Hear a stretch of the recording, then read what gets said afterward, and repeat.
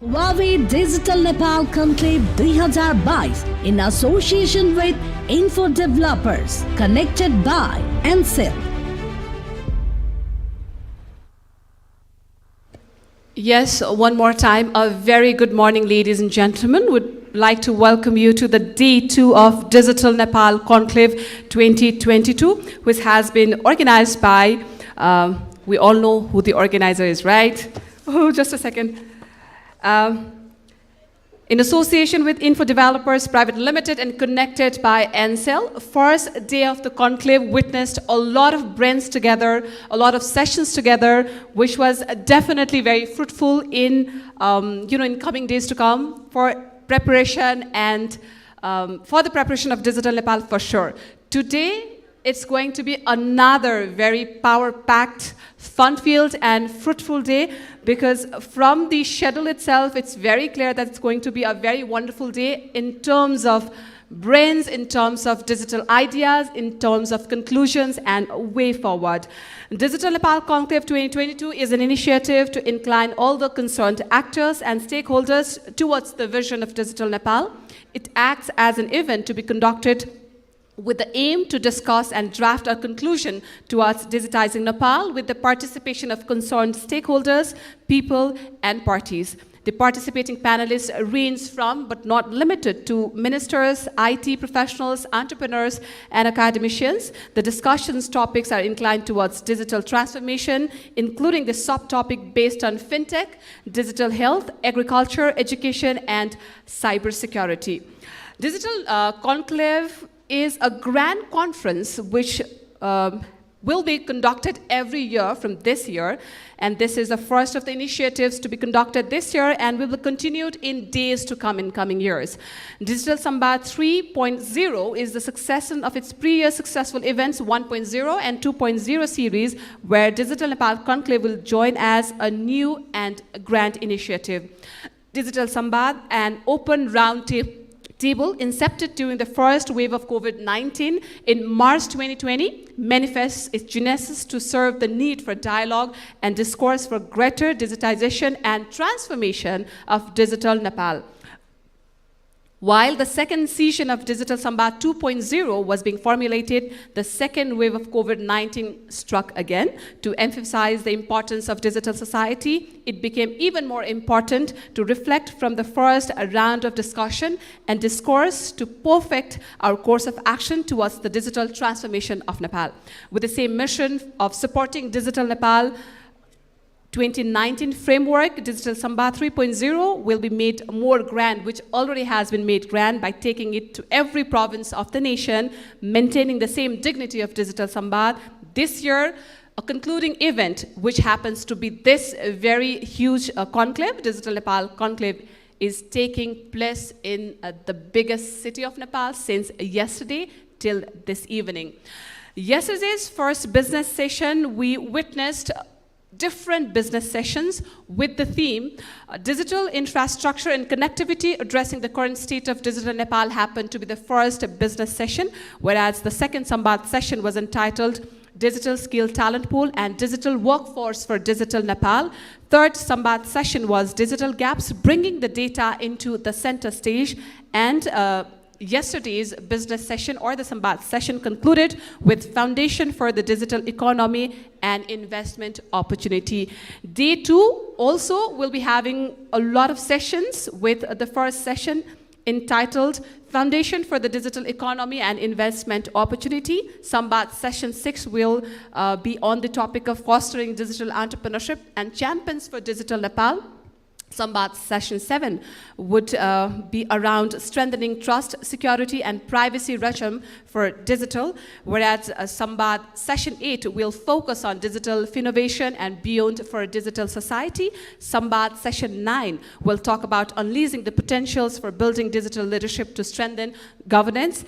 And finally, we will be also sharing the Digital Nepal Conclave 2022 reporters report. This is how today it's going to look like.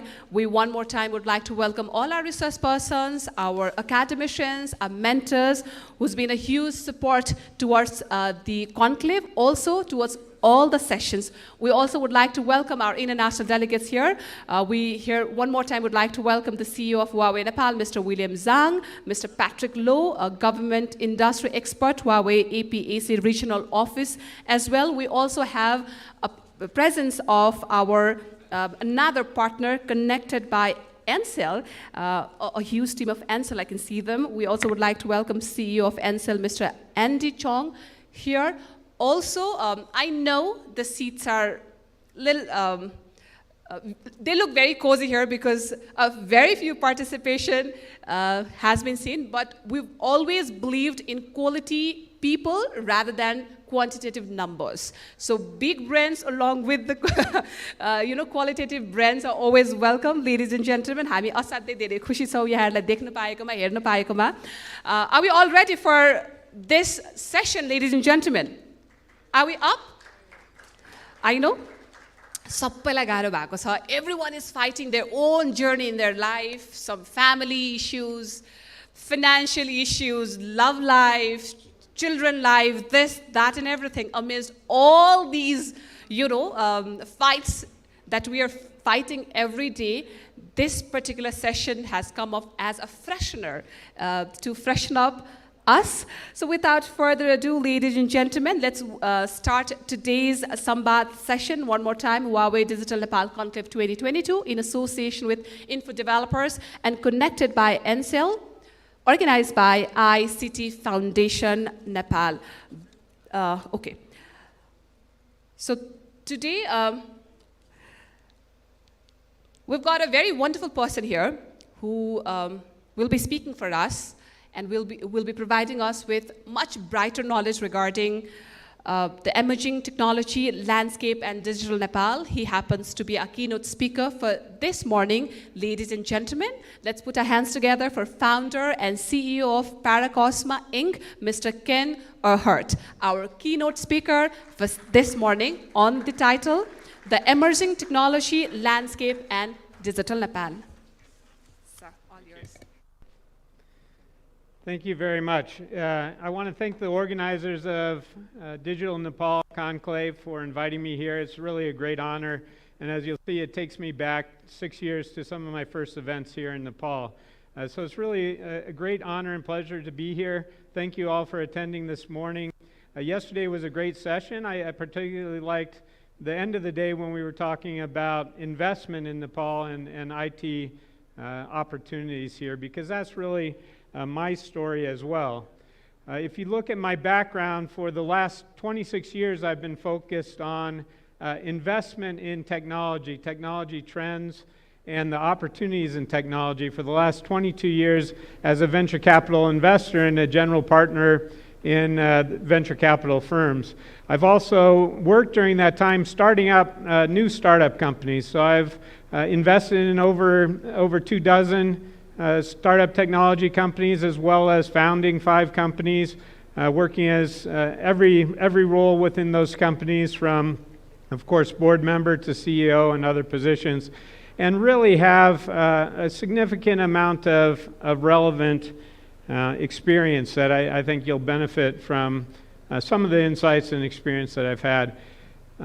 My main business as a venture capital investor is focused on taking the world's largest and most successful enterprise software companies, SaaS companies, and bringing them to Japan by establishing their subsidiary in Japan as a joint venture company. So Sunbridge, my firm, co-founded Salesforce.com Japan, Concur Japan, Marketo Japan, Kariba Japan, Demandware Japan.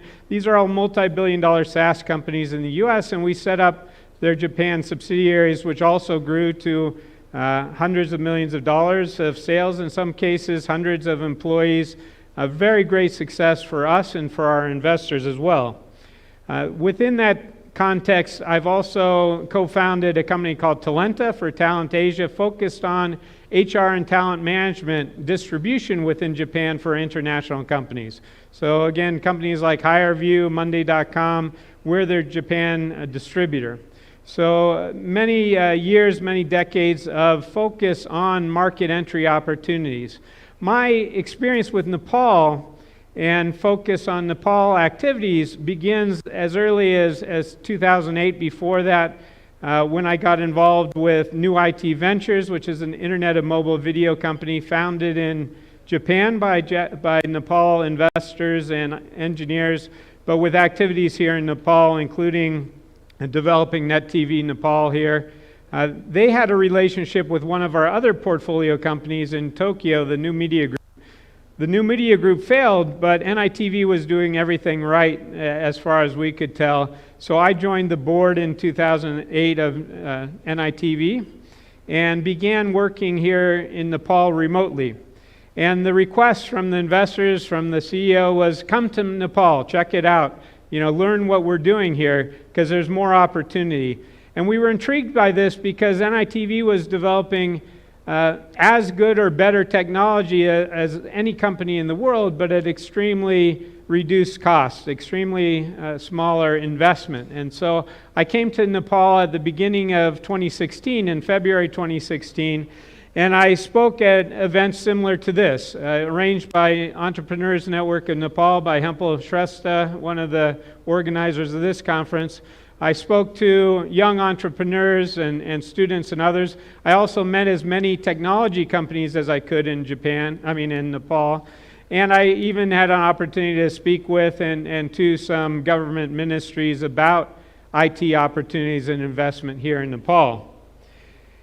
And during that trip, we've really focused on what my experience of investing in IT and what the opportunities were here in Nepal.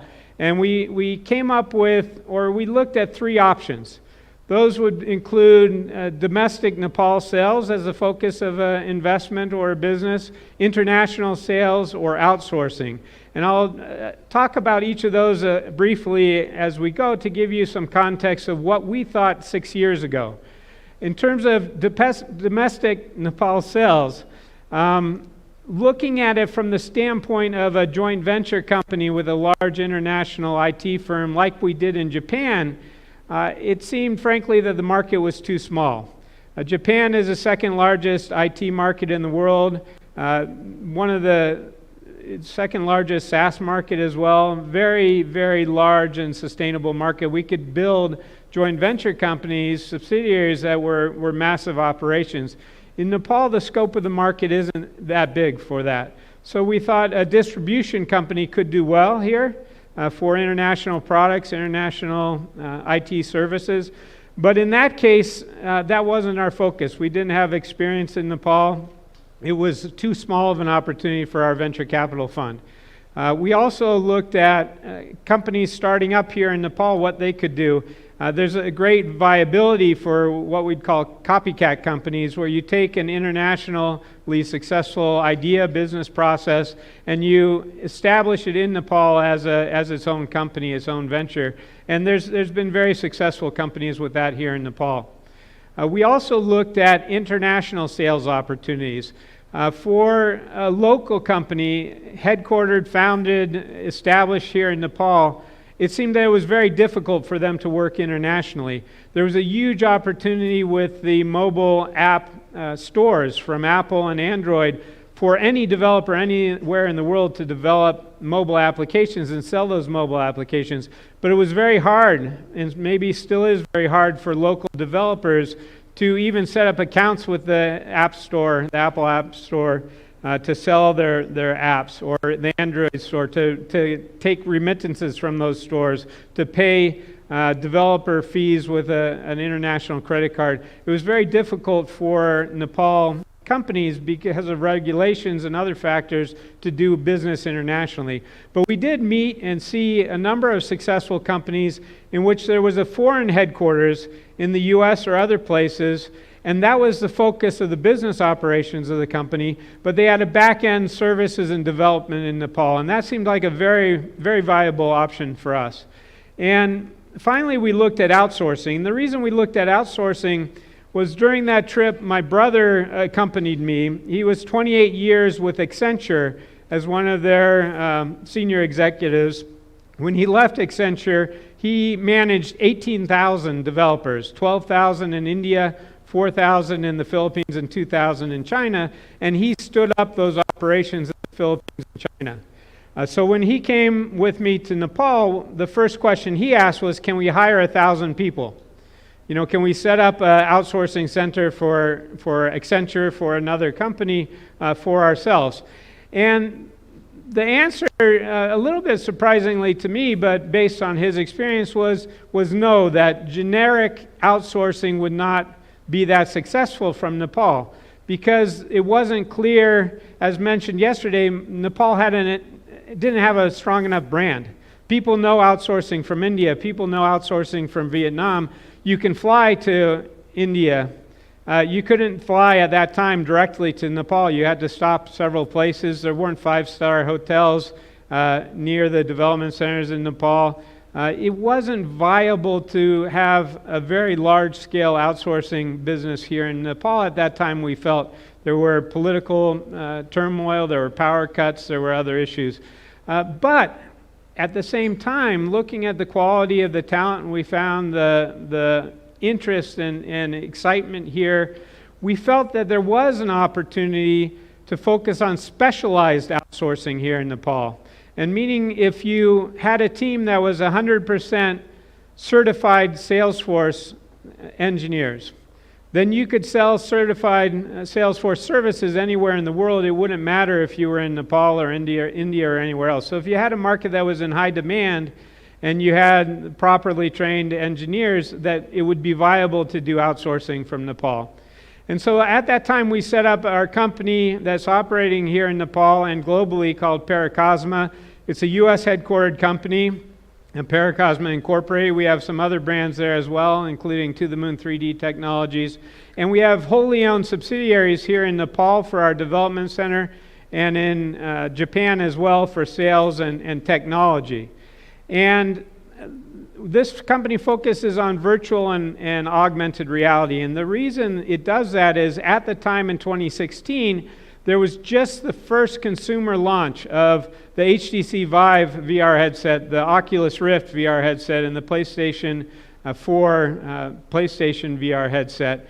And yet, it was a new technology. There weren't a lot of incumbents in the space. And so a survey at the time of US companies and product developers, project managers, said that 88% of companies wanted to do AR and VR development, but 55%, more than 55% of those companies were likely or very likely to outsource that development because they didn't have the budget for it, they didn't have the skills on their team for it, or they didn't have enough developers. And these were all problems that could be solved by an outsourcing company like Paracosma. And so we decided to focus on virtual reality, but virtual reality itself had many decades-long history. Our name Paracosma comes from a 1935 short story about VR. And so we decided we needed longevity for the company, so low costs here in Nepal would also be an advantage. And people say, why Nepal? And what I tell them consistently is there's 30,000 people in Nepal. So there's as many brilliant people here in Nepal as there are in California or in Tokyo. They just don't have the same opportunity. And so what we did is we went out to the leading colleges and universities, and we recruited the best students. And we said, we can train them in VR.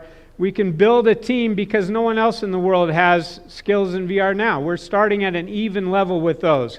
And so we began in 2016. We were doubling every year in terms of our head count. During the pandemic, we froze hiring, but we also froze firing or layoffs and maintained our team, and then began growing again at the end of 2021. We're now 111 people globally, almost 100 here in Nepal. So it's very much a Nepal-focused company. In terms of the manpower, the labor, the resources, but we're a global company in every other respect. We're members of all the leading global VR and AR associations, founding members of the International VR for Healthcare Association, focus principally on the US market, but also Japan. We have very little marketing here in Nepal because, again, we're focused and intended to be a global company. And we've received recognition for that as one of the 5 best AR/VR solution providers by 3 publications this year, a couple last year, most innovative AR/VR company, most trusted AR/VR company. We've really done a great job in establishing our presence globally. And with that as kind of an introduction, you understand my investment experience, why Nepal, why VR development. These are things I wanted to talk about because of the sessions yesterday, but in terms of digital transformation, I want to touch briefly on two very, very key developments that are transforming technology globally and will transform technology in Nepal. One of those is the impact on remote development from the pandemic. And we look at Paracosma and what we've done as three phases and types of development. Initially, we did in-house projects. And those were great because our team was new. We didn't have experience. We didn't have a lot of customers initially. And so you had no fixed plan. You could learn as you go. You could do R&D. The deadlines were self-imposed. And if the product wasn't so great, it became a demo instead of a product. And so that was very compatible with us. If we developed great products, then we would fall into that category of an international headquarter and Nepal back end. But we also focused on outsourced projects. And in this case, the entire project was outsourced. So there was usually one point of communications between the US and Nepal, usually myself. So communication was clear. And the team had expertise. That's what was part of our pitch to the company. But we could also do R&D behind the scenes if we didn't quite know how to do it. The customer didn't see that. They saw the end product. So we could have 100 developers or one developer on the project. It didn't really matter. They couldn't judge our performance, our efficiency, our productivity. They saw the end result. And sometimes quality was an issue, not in the visuals, not in how the product looked, but in whether we had properly made our code, written our code. We were using the best practices in certain ways because we didn't necessarily learn those working in-house because no one was looking at it. And deadlines matter. And the theme that I kept telling my my employees is this is not a student project.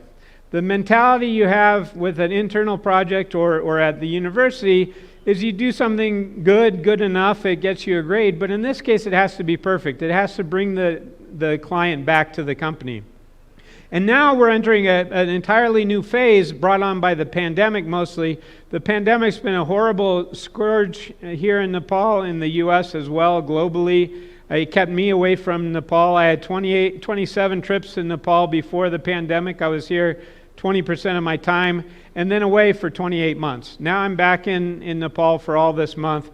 But there's been a huge transformation. In the US, especially for technology companies, remote work has become the norm, not the exception. There's some companies trying to force employees back to the office, but this is statistics on office access, and it went from nearly 100%, 95% before the pandemic, down to as low as 5%, and now in some cities is only as high as 25% back in the office in terms of the prior numbers as well. And we've seen a great migration in the U.S. from big cities, from urban centers where the headquarters of these companies were, to remote locations, better quality of life, better quality of living, and the engineers have gone that way as well. And so in advertisements for engineers in the U.S., now it's over 77% remote jobs versus 25% on-site jobs. And this was earlier in the pandemic, but this trend is holding true, is now every company is operating with remote workers. So the impact for us as an outsourcing company is now, instead of outsourcing projects, those companies are insourcing developers. Now there's no distinction between a Nepal developer and a US developer, or a Kenyan developer, or a Ukrainian developer. Any developer can work in a company anywhere in the world because of this trend. Before, there was a great bias into you need to be in the office, you have an employee badge, you're part of the employee team. Now, our engineers interact directly with the client companies. They're in the daily stand-up meetings, they're in the check-in meetings. The client is watching our hours, they're watching our code, they're watching our performance, and the bar of expectation has elevated dramatically. Just as it increased from in-house projects to outsourced projects. Now we have to perform near the level of a US engineer. near the level of a full-time employee. And they're seeing who's working, how long they're working, and communication skills are paramount. The developers have to speak up on the Zoom calls. They have to have their camera on. They have to be asking the questions. They can't just passively say, yeah, it's going all right, or the project will fail. They'll fail within that project. So now we're at a level of expectation beyond what we had before. And this is critical for Nepal because it's going to be hard to go back to blind outsourcing where people don't really watch what's going on. Because at the same time, they can hire now engineers anywhere. So the competition is global, not just locality based. And finally, I know I'm at my time limit here, but there's one other trend that I think is important if you're starting a company here in Nepal or globally that's really important to talk about. You know, normally I come from a background of a technology trends and technology investment, and I talk about the evolution of computers and chips and so forth. I talk about the adoption of the internet and mobile phones and these types of trends. But what's more important right now are the kind of the soft trends that transform the digital landscape and transform how people do business and create market-leading companies. And so these transitions included going from text-based bulletin board systems to HTML-based World Wide Web pages, from bricks and mortar retail to Amazon online e-commerce. And so you had Netscape from the first wave, then Amazon, then going from print advertising and billboards to SEO, search engine optimization, and Google Ads. For Salesforce, the change from on-premise enterprise software to software as a service, from desktop to mobile with the huge advance of Apple and the iPhone and their iPads, from individual to social with Facebook, and audio to data, and then data to video, where you have companies like today, Zoom and Netflix are dominating a lot of the technology discussion. Over 80% of internet traffic is video. But what I want to mention today and highlight is we founded originally a VR company, and then we added AR and 3D modeling. But what we discovered quickly is that there's a massive trend going on to transform all of IT from 2D to 3D. And it's not about VR. It's about this transition from 2D to 3D. And this impacts everything in technology, from 3D printing to self-driving cars, deepfake video, studio photography replacement with 3D renders, virtual movie making, the norm in Hollywood and globally now, and on and on and on. These categories are impacted by this transition. So if you're looking for an opportunity, you're looking for a chance, then this is one of the key trends you need to focus on. And finally, I'll just comment a couple comments that come from my experience working here in Nepal and the challenges we've had with employees in our business here. One is a general culture that immigration outside Nepal is a path to opportunity, that our employees sometimes leave the company or want to leave the company to go overseas to get a master's to work for a foreign company rather than build their career and their opportunity in Nepal. We need to show them with companies like Paracosma there's a great opportunity here in Nepal. Secondly, there's a globalization of new opportunities. If it's a new business, there's no advantage anywhere in the world. It can be advantage here in Nepal, whether it's AI or robotics or VR or any number of areas. If there's no incumbents, then we can compete and win with our quality of our brains and our capability.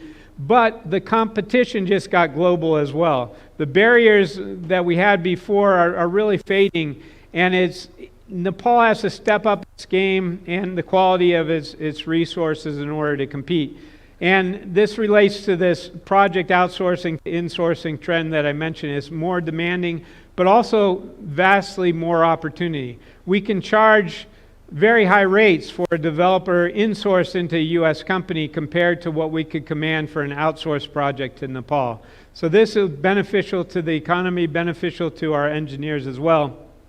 And finally, there needs to be a perception of the new technologies as being viable. Our business is made on simulations, 3D simulations, that are done in what's called a game engine. But the colleges and universities maybe don't believe that they should train their engineers in game making here in Nepal. But it's not about game making, it's about simulation and training. It's about other opportunities where these technologies play out.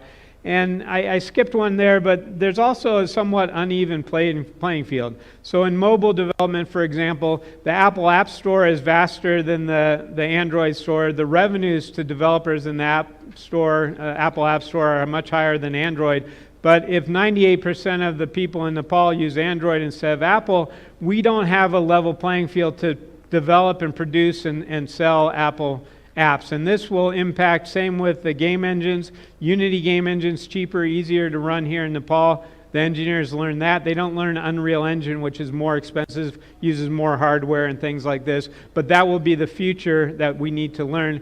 And when the Apple VR headset comes out at $2,000, $3,000, that will be beyond our college students here in Nepal. And so we need the support of companies like Paracosma to equalize that playing field, for us to give the most brilliant people their opportunities. And if we do that, we can have a great success here in Nepal. So thank you very much.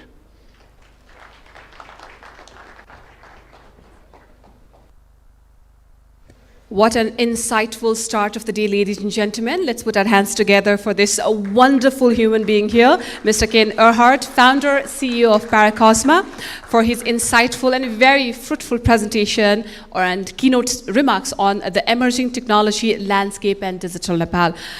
To give away the token of love to our keynote speaker, Mr. Ken Earhart, founder and CEO of Paracosma, may I request the chairperson of ICT Foundation, Mr. Rajan Lamshal, on the stage, please. Thank you very much one more time for his time, presence, and remarks. Thank you very much. So with that, we are about to start our fifth Sambad session, ladies and gentlemen, entitled Emerging Tech and Innovation for Digital Transformation. To chair this particular session, we'd like to request Professor Dr. Manish Pokhrel, Dean of School of Engineering, Kathmandu University. We've arranged a very special chair for our session chair. Absolutely, sir. Please feel very comfortable because we've got a very important role to play in this session. We've got a wonderful list of panelists for this particular session, Emerging Tech and Innovation for Digital Transformation. Our first panelist, we'd like to welcome Dr. Suresh Manandhar, Honorary Chair in AI, Madan Bhandari University of Science and Technology Development Board. Let's welcome Dr. Suresh Manandhar on the stage, please. Our second panelist is the Chief Technology and Enterprise Business Officer of Ansell, Mr. Adil Israr. Connected by Ansell happens to be one of our huge partner for this conclave. Our third panelist, Dr. Dobhan Rai, researcher. We'd like to welcome Dr. Rai on the stage, please. Also, our final panelist for this particular session happens to be Mr. Binay Raut, CEO of Pila Technology. He has not yet arrived here.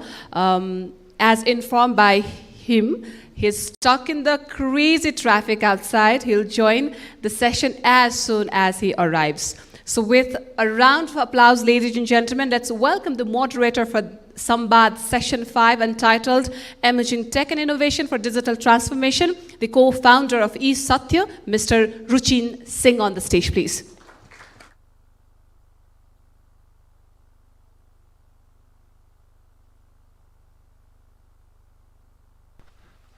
Namaste, namaste, namaste. Sabajana namaste. So in this session, I'll take this session in English, okay? So to make it comfortable for our panelists as well. So if there's anything, or this is especially you, so I'll try to make it more like easy. If there's any question, we'll get to it in a session, in a while. Okay. So.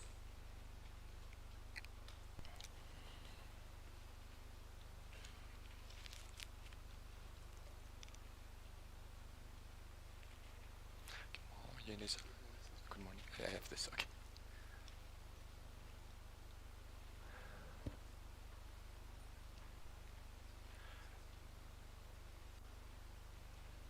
So namaste, good morning everyone. Namaste panelist, nice to have you here. I'm really excited to hear your insights on emerging technology. And as a citizen of Nepal, I would usually I'm very curious about what's gonna happen in the near future, what technology has to offer to us, like how it will change our life. So just to start this session, so I just want to have your thought, like your own experience or your own idea on like what would happen in maybe next couple of years or 5 years that we might experience in Nepal that we might need to keep an eye out for. So that is something I'm very curious, and I think people are very curious on what would happen. So I'd like to ask, start with you, sir.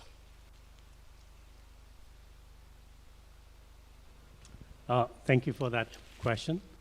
So I think everybody is going to be really interested to figure out, what is the change in the landscape? Yes. What is change in our academic culture, our work culture that's going to take place in the next 5 years? So one thing, myself, I'm an AI academic. So I started out here in Nepal in computing in the early 80s.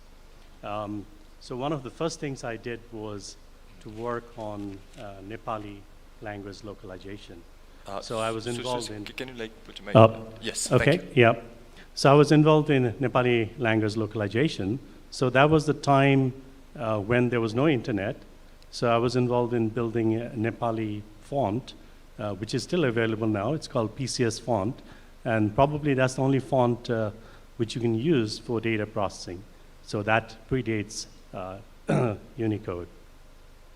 And then after I moved to the UK, so I've been in the UK for well over 34 years.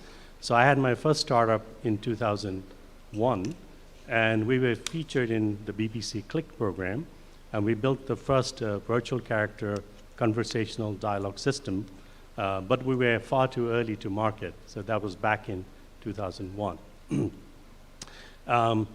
That was a interesting natural language processing AI company that we started out in the UK.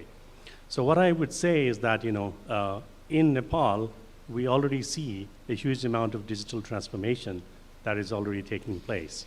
So we can see mobile banking happening, even though I would say the amount of digitalization that is happening in the banking sector is not good enough. But we would see acceleration in the digitization taking place. We would also see the use of AI in all kinds of our office operations, whether it is document management, workflow management, RPA, use of computer vision, etc. But the key question is going to be whether we as a country are prepared, we have the right kind of skill set, we have the right kind of education to drive that kind of change. So yeah, I would stop. Okay, thanks. Just to add to that, what do you see in maybe in a couple of years in your field as AI in Nepal? What do you see the changes that might happen so our industry can prepare, or students can maybe scope out their career? So what are the things we should keep an eye out in next couple of years in AI specifically? Yeah, I think, so some of the things I'm working on is, for example, Nepali voice recognition, things like Nepali handwriting recognition, handwriting generation, so that kind of stuff. So, so a lot of people, for example, have tried chatbots in Nepal. But I think the important point is that none of us are very good in typing in Nepali. So we're not really good in, entering Nepali sentences through a keyboard. So hence, chatbots are not successful at this point in time. But on the other hand, if we are able to provide voice-enabled chatbots and dialogue systems, then that is going to be very successful, right? So I think it is going to be important for us, if we're going to address the need of the masses in Nepal.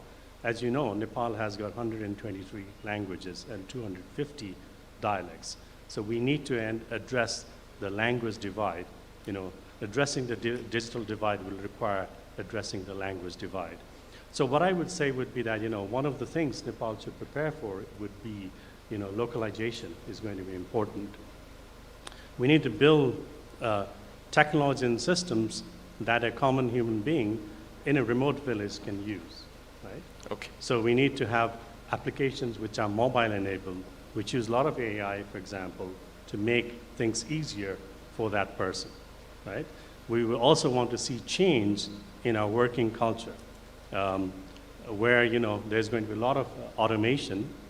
So we can think about we've been talking about paperless office for a very long time, but it hasn't happened. So I think we need to take definite steps in that direction. Okay, so it's mostly towards like localizing and reducing the digital divide, Yeah. and automating those things are a few things that you see. Absolutely. Okay, thank you. So Adilji, like moving towards you, so like the same question, but I would also like to add, being one of the biggest tech leaders in Nepal, so what is Ansel also doing, like in researching in these emerging technologies, if it's possible from your side to tell in like near future? I think, thank you very much. First of all, I mean, the question about where exactly we will see Nepal going in 3 to 5 years. Okay. I would say Nepal is going in right direction. Okay. Because for digital adoptions, there are 3 main pillars. First is basically we talk about digital infrastructure. So just giving you all examples that 2017, when the country really started doing the first layer of 4G transformation, from zero, today standing at more than 85% of population covered with 4G by us or by anybody else, this is the first step. Okay. That in order to get to the digital transformation or to get away from the digital divide, you need to build your infrastructure first. So I think I would congratulate the authorities, telecom authorities, the users, the adopters, industry players, and everybody who just help us in transforming this first part of the second thing. Now the second most important thing for Nepal is digital adoption. I mean, when we looked around, if you go even to a small tea pasal, these guys are now using electronic payment. Right. So basically people have started evolving, people have started adopting the digital technologies. The only problem itself is that there's no single governance framework that should bring all these things under an umbrella. I think the keynote speaker was talking about a lot of challenges when it comes to regulations, and obviously this is the right time. If we really need to bring Nepal forward, there needs to be a proper adoption, because right now if we talk about it, there are different regulatory bodies cutting it across, and unfortunately or fortunately, telecommunication as well as digital technologies, they all are converging to a single point. So we can't have telecom authority, we can't have banking authority, we can't have regulatory authority for certain other things. You need to come up with a digital authority that needs to bring all these things together. Now the third and most important part is that once you have built the infrastructure and you got the adoption, people are ready for that, that's where the digital governance and onboarding needs to take place. Nepal in a way is very, in my opinion, very lucky, because the new wave of transformation that is happening around the world does not require physical infrastructures. Now, if I look around in Nepal, outside Kathmandu, we have issues with mass infrastructures. We do not have people who have access to quality education, quality health, quality sanitizations, and all of those things, so on and so forth, that we can talk about. Now, in order to build that, for any country, it needs 50 years. But thanks to the digital transformation around the world, you can actually leapfrog. Right. So in my personal opinion, 3 to 5 years are pretty important. Nepal can leapfrog. Nepal can go adopt digital very broadly. And then what it can happen is, it will actually help in transforming the lives of the people. Be it health, be it education, be it sanitization, be it other aspects that we need to talk about. But it is very, very important that the society, people, industry players, think tanks like professors on the other side, on this side, we all have to actually talk, debate about these, and actually come up with a converge point that what we want to do for this entire journey together. I actually personally noticed that people are working on a lot of things, but not people know, and I think these kind of sessions when happen, then we realize, oh God, somebody is doing VR in Nepal. Right. And I was searching for VR applications somewhere in the world. So I think that's what we need to work together. But future is very bright, provided we all work together and converge to the point that what we want to do for Nepal. Thank you. Okay, so just to add to my question on that, so what do you see specifically few things on emerging technology? Like I got like where you said the infrastructure is right, the adoption is right, the governance is right, we are going in the right way. So what can we expect as a citizen or as a Nepali people, what can we expect in like telecom sector going in like next 2 or 3 years? And what is ANSEL researching on or emerging technologies that you guys are doing? So I think 3 main aspects that we are looking at it. Right. First is obviously when we talk about likes of AR, VR, we talk about remote hospitalizations or remote surgeries, and we talked about digital hospitalization or digital governance, that all requires the information highway to be very, very mature. Okay. So one of the things that we are working on the earlier aspect is that we are now researching on 5G and 5G related applications. Unfortunately, we have not been yet awarded to trial that service. That's a different topic that is happening. Okay. But this is what we all are trying. And definitely I would welcome industry players to come collaborate with us, because this is what exactly are the lines that we wanted to develop. Because if there's no information highway to support all these digital applications like AR, VR, or whatever you need to talk about, remote surgeries or remote schoolings and everything, nothing gonna work. So Okay. I think we all have to make sure that it's not about conserving resources. It's really about bringing those resources for the development of the people.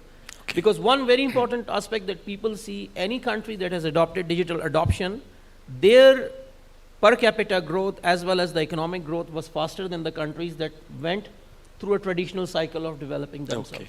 So Nepal has an opportunity. You don't have to waste, you don't have to duplicate Right. investments, because infrastructure is really not present. Right. So that's what we need to do. So 5G is the main key that we are driving, Okay. because seeing what is happening around, unless and until you are not providing that information highway, you won't be able to convert or converge or connect all these applications that are happening. So connectivity will remain the key, and that's our key focus for next 2 years. Okay. Thank you. Okay. That's good to know. So thank you, Adilji. So Tovinji, so I want to hear your experience and all. Like you as a researcher, you have been like following, especially in AI, emerging technologies and all. So what would you think we should expect in next couple of years or 3 years? So regarding emerging technologies and digital transformation of Nepal, like my observation about what is happening and what is going to happen in next 2 to 5 years.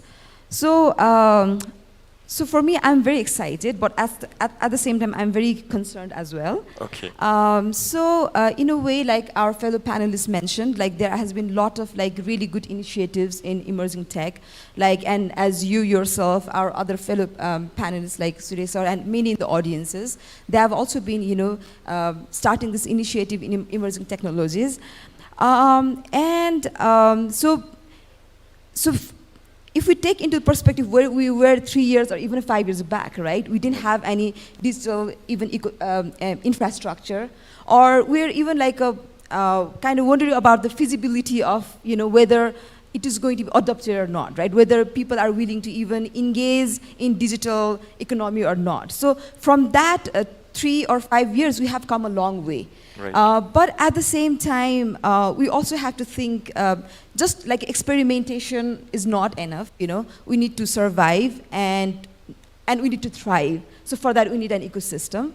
And Right. the way I see is like, we need a very sustainable, robust ecosystem.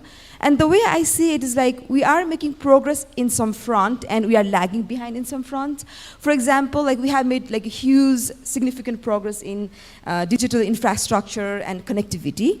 But again, we are lagging behind governmental support and policies. At the same time, if you look at the youth enthusiasm and initiative and startup culture, it's very exciting. But I don't think that we have been able to create a support system and guidance in institutional way, right? Our educational institution, our financial and economic institutions. So we are lagging there. Besides the ecosystem, like looking at the trajectory itself, Like we talk about this exponential growth and inflection point, how, this emerging technologies like AI, robotics and everything is like having this exponential growth. But along with that, we are also seeing this exponential changes and inflection in other sectors. For example, our innovation ecosystem has changed, right? Now it's more platform-based. It's like a winner-takes-all kind of ecosystem, so innovation ecosystem, where because of especially big data and AI, it's going to be increasingly difficult for small players, especially who don't have access to data or ownership to data, to really compete. So, so this is where I'm kind of a little like concerned, because now we have finally joined this emerging tech and digital ecosystem, like economy. But are we only going to be customers, or are we also going to be creators, right? Okay. Are we only going to be market, or are we also going to be innovators? I think we have to be really, really careful and be really creative and observant about it. Okay. Especially because, like, coming from the big data and AI standpoint. But I'm not like pessimistic, right? Because of course this innovation is not like a linear or one layer, right? It's very dynamic. Even we see, like, of course we are using Facebook and Instagram. Right. We don't have our own local social media platform. But even if we are using this like a big tech platform, a lot of young people, entrepreneurs are starting their business on that platform, right? So we are having another layer of innovation on top of that big tech. Right. But at the same time, we also need to be careful how long it is going to be like, right? How long before a big company like Amazon or another, multinational will come, and they will take maybe the big chunk of profit, and we'll just left with crumbs, right? In a way, we saw what happened with our other, our local emerging tech ecosystem. Okay. So to conclude it, but I think we have to be really creative and clever and observant. Like, for example, like OpenAI has developed DALL-E, which is very fascinating. Of course, in Nepal, we cannot develop something like DALL-E or GPT, like that kind of thing. But because I come from education technology and AI in education, so I'm trying to be like a little opportunistic, right? Can we use DALL-E for educational tech, right? Can we have our own innovation on top of that, right? Okay. So I think we really need that very observant and optimistic, but also very cautious and very creative problem-solving mindset. I would say that. Okay, so like you're saying, we can piggyback on already existing innovation and create our own innovation on top of that. Right. So, okay, that also makes sense for countries like Nepal, or can also mention like using pre-existing things. So one thing that came, I think one theme that came across is, Dovan also said, is support system. And this is where we have someone from education and from private sector. So how can we see that support system coming between these private and academia coming together?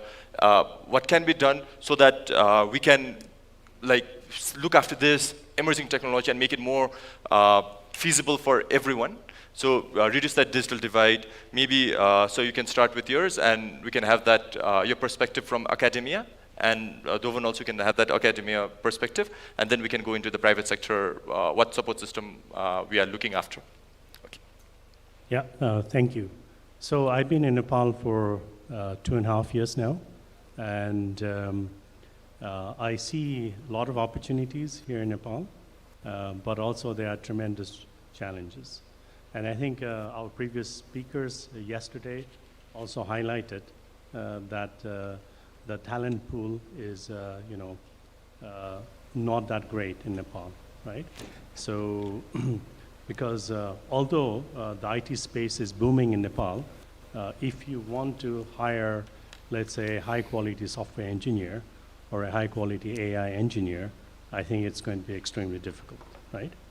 So, we are still not very competitive if you want to go beyond the outsourcing model. There are some exceptions, but those are, very few in Nepal. There aren't any homegrown software companies that are designing and building, doing the R&D in Nepal, and selling that software overseas, right? There isn't a Nepali IT unicorn company at this point in time. No Nepali software company has done an IPO in the US or anywhere else, as far as I know, right? So the question is, are we going to remain in this state in the foreseeable future, right? So it's very important that I think our previous keynote speaker also highlighted this point, that if we think that the future is rosy because we've been, so far had an easy ride in this space, that may not necessarily be true, because everybody knows this game, right? So there's countries already mentioned, like Vietnam, China, India, etc., Thailand. So a lot of emerging countries which are also going to be competing in the same space.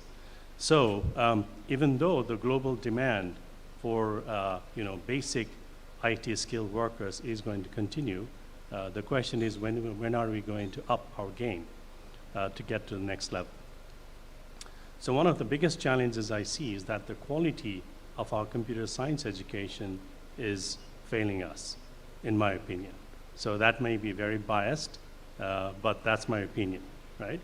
So the question is, the quality of our computer science graduates is not the same as the quality of a computer science graduate in the UK or the US.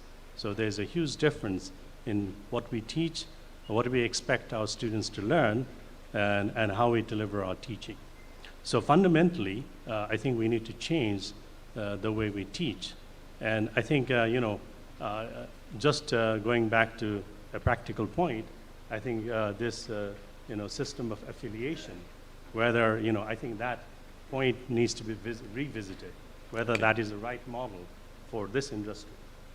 So one of the things, radical things I'm thinking about is that, whether really we need that computer science degree. So can we, go with a, CTVT kind of model where if you want a basic IT engineer with the basic IT skills, maybe, we can hire somebody, we can train somebody who's got very good maths and physics skills, after they've done their +2, and then train them for 1 year, right? And then they will be able to do the 90% of the IT work that most Nepali engineers are doing at this point in time, right? So I think there is going to be huge demand for that. What we need is specialist knowledge, right, for the different types of jobs that are there. And then for the data scientist, for the statistical machine learning, for the deep learning market, we need to, train our engineers with those kinds of skills, with very strong theoretical mathematical skills, right? So I see that, education, the quality of our engineers is going to play a very big role, Right. In achieving this transformation. And one other thing I want to say, and sorry to take a Right. little bit of time, is that if you look at the UK government at this point in time, the UK government has now introduced computational thinking as a compulsory education, right from primary or, at a very early age. So computational thinking is not about computers in the same way as that astronomy is not about telescopes, right? So computational thinking is about rational, logical decision-making and problem-solving skills. So I think that I see is extremely lacking in Nepal. And, if we are going to get away from the culture of downloading software from GitHub and, making some basic tweaks and trying to, address the current outsourcing market and go beyond that, I think we need to upskill ourselves. And we need some radical approaches to, train the next generation of Nepali engineers in this space. Thank you. So just to add to that, what Ken had mentioned, like they need, like Accenture needed 1,000 skilled developers, but like they thought like it wasn't like Nepal was kind of not ready towards it. So do you think we as a like education industry or education system, academia, are we ready to produce 1,000 skilled or certified users necessary for, just a thought, necessary for like global companies? Are we ready for that? I would say absolutely yes. Okay. That's because one of the good things about Nepal, the education in Nepal, at least from what I know, and this may or may not be true at this point in time, is that our traditional subjects like maths, physics, chemistry, biology, we always had very good teachers in that space, right? So we've had a big tradition of teaching those subjects. So if we are able to, the 1,000 engineers you're talking about obviously will not be just coders, right? Right. So they'll be in all kinds of space, Right. right?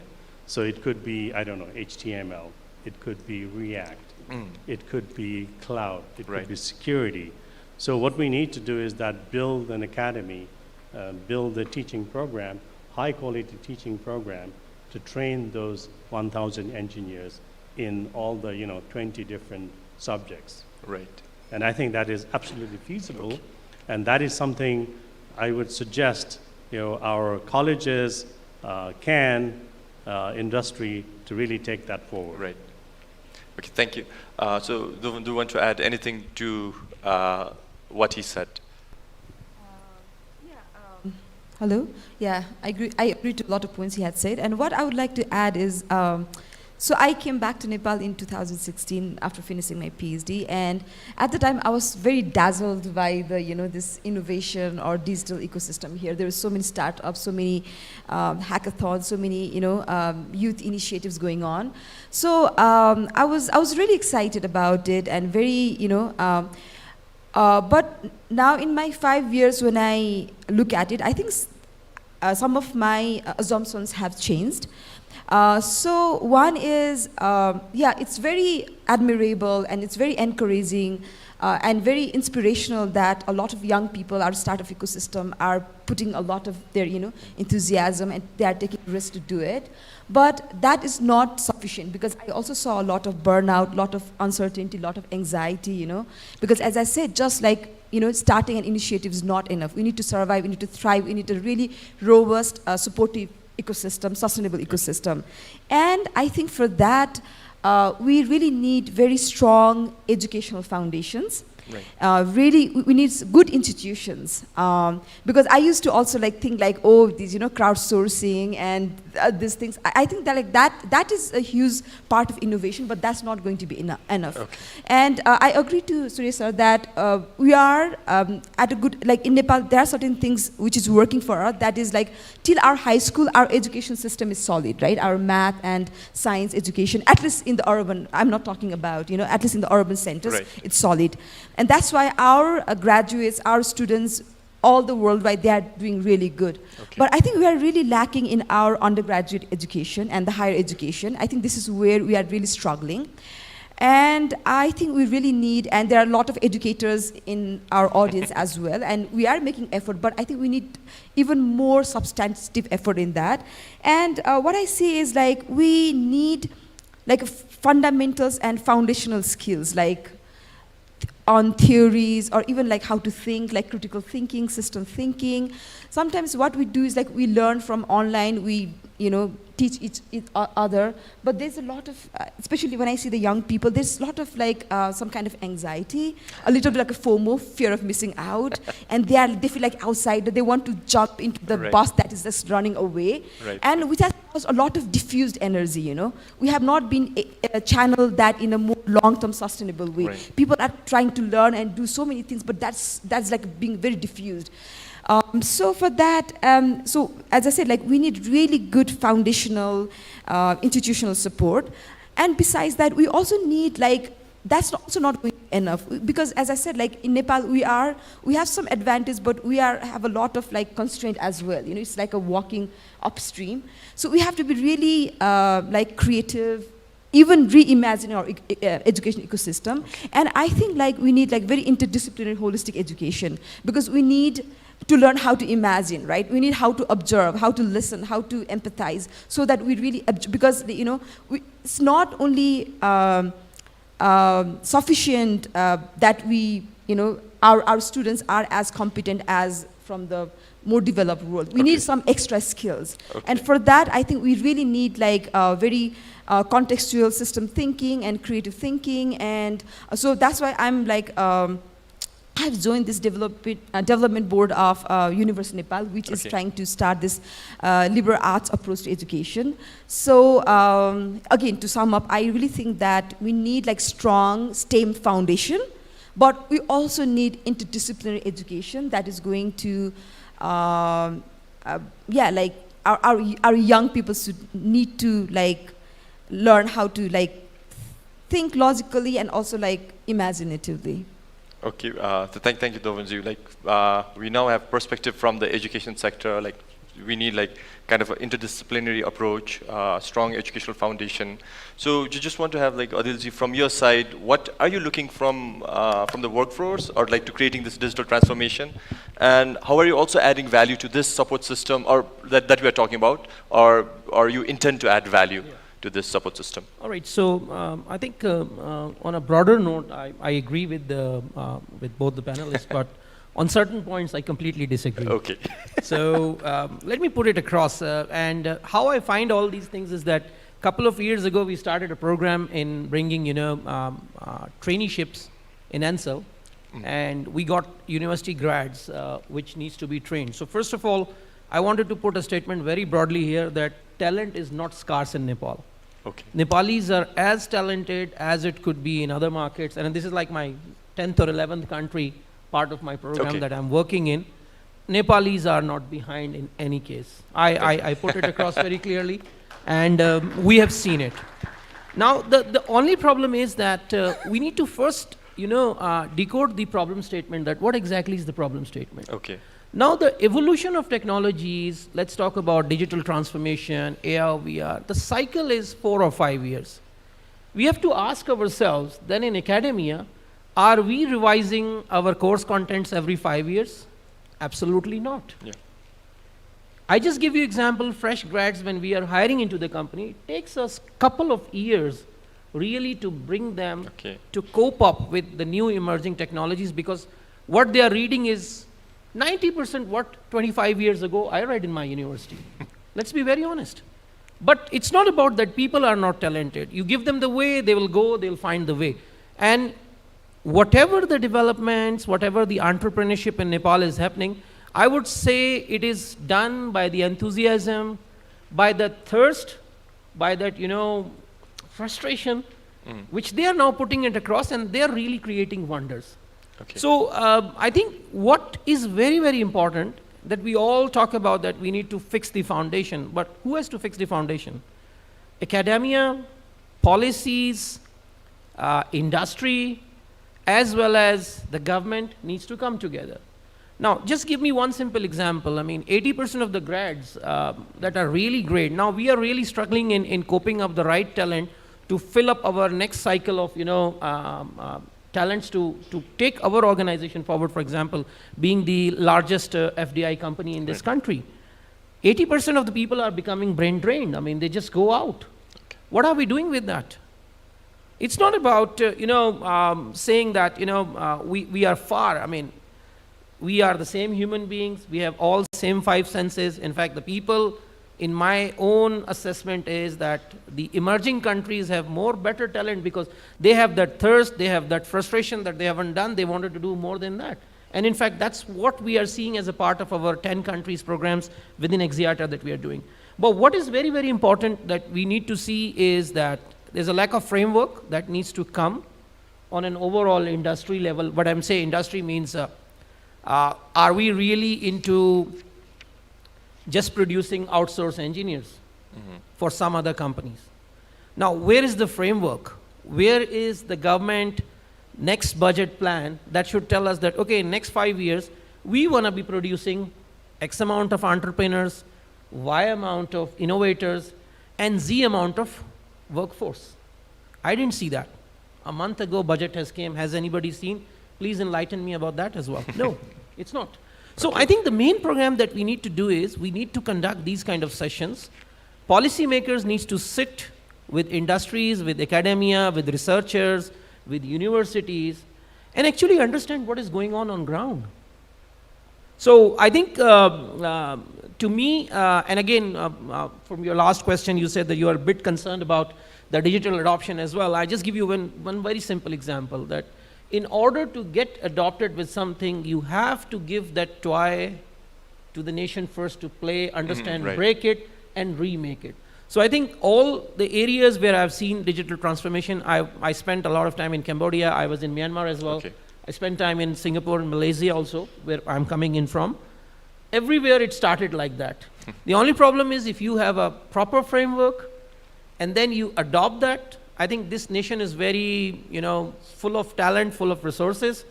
And I actually see a very brighter future, provided all academia, government, policymakers, industries, as well as researchers, if they come together and converge to a same point. That's how I just want to summarize. I hope the Digital Conclave is a good starting point for this to happen. Yeah. So, as they're planning, planning to do this every year. So we're going to have this conversation and hope the action items comes ahead, after this. So I think one point I would also Right. add, and I think I offer this to the academies and universities, that we are investing a lot in infrastructure. We are investing a lot in AI. Right. Obviously, which we are marketing also as a part of our business transformation programs, Okay. that we are selling it to enterprises. But we welcome and we would love to participate with academia, that how exactly the future courses or the traineeship programs needs to be designed, which is not happening at this Right. juncture. And some of the countries that have adopted about that digital journey, they exactly did the same thing. Okay. So I think that's one of the key, where probably we don't need policymakers, but we need to start about thinking about it. Right. There are big names, the big universities. We talk about it, and I see there are a lot of institutions, people are learning online themselves, and a lot of anxiety and I would say that exhaustion happen in that Right. case.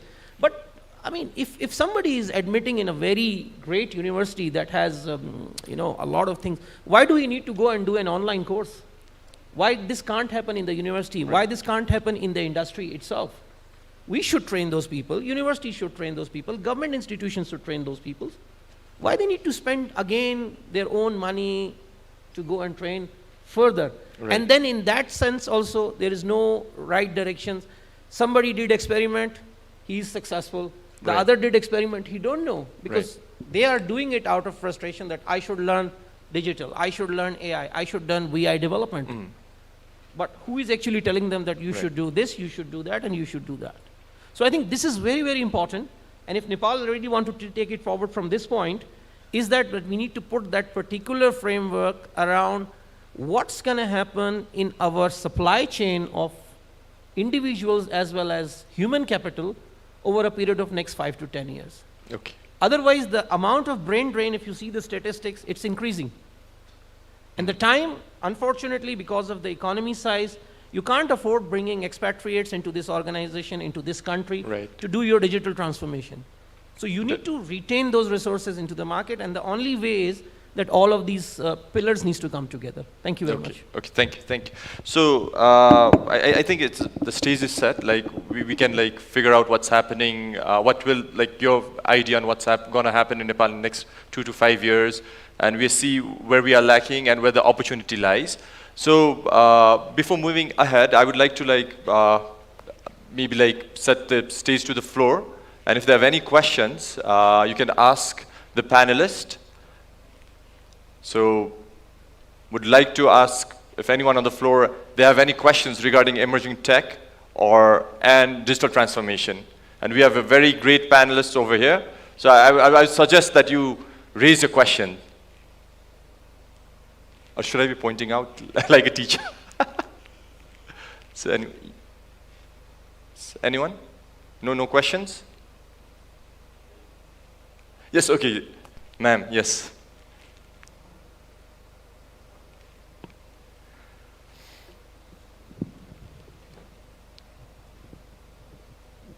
Hello.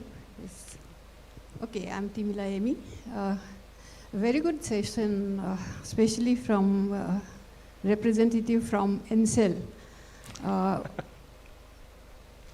Adding on to his, whatever he has said, I felt that, like some time ago in India, it was a similar situation. And they had a group in Bangalore who were working as a bridge between private sector and engaging, and having extensive sessions, who were responsible for conducting extensive sessions to bring policymakers, industrialists, academia, researchers like Madam, bringing them together and have extensive sessions, and then working out a lot of documentation to feed it to the government. And I have, like some of them are my friends also.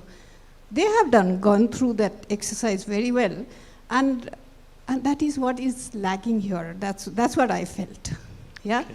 So basically, engaging think tanks, okay, which is not easy here, and having such extensive sessions also requires a lot of sponsorships.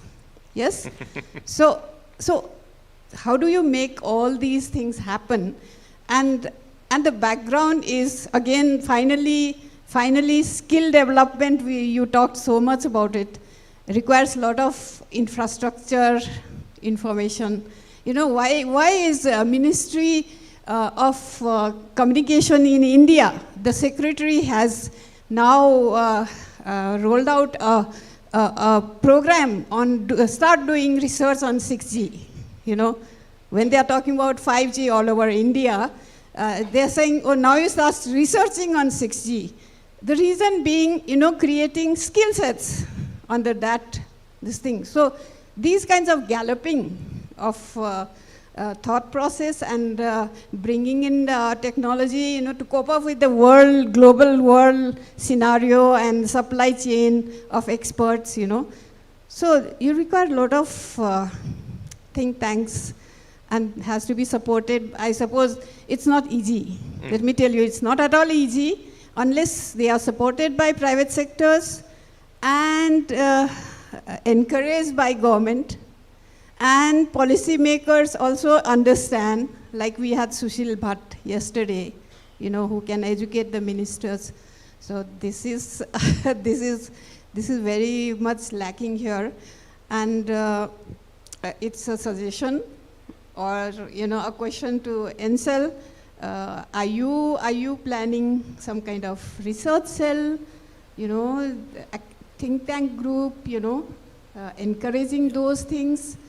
It has to be in your planning also from private sector. This is also important. Yeah. Thank you. I think, ma'am, thank you very much. First of all, I think you kind of nailed it, exactly the problem statement, and also with the solution. So just giving a little bit perspective to people here, despite the pandemic last year, in fact, and not last year, in 2020 mid, we felt that probably we need to step up. So the first step that we took was that we went for a traineeship program over a period of 5 months each session, and I think some of these professors, I know I've contacted them for that. The response was overwhelming, so we trained around 100 resources over a period of last 1.5 years, even during pandemic, even during the lockdown situation.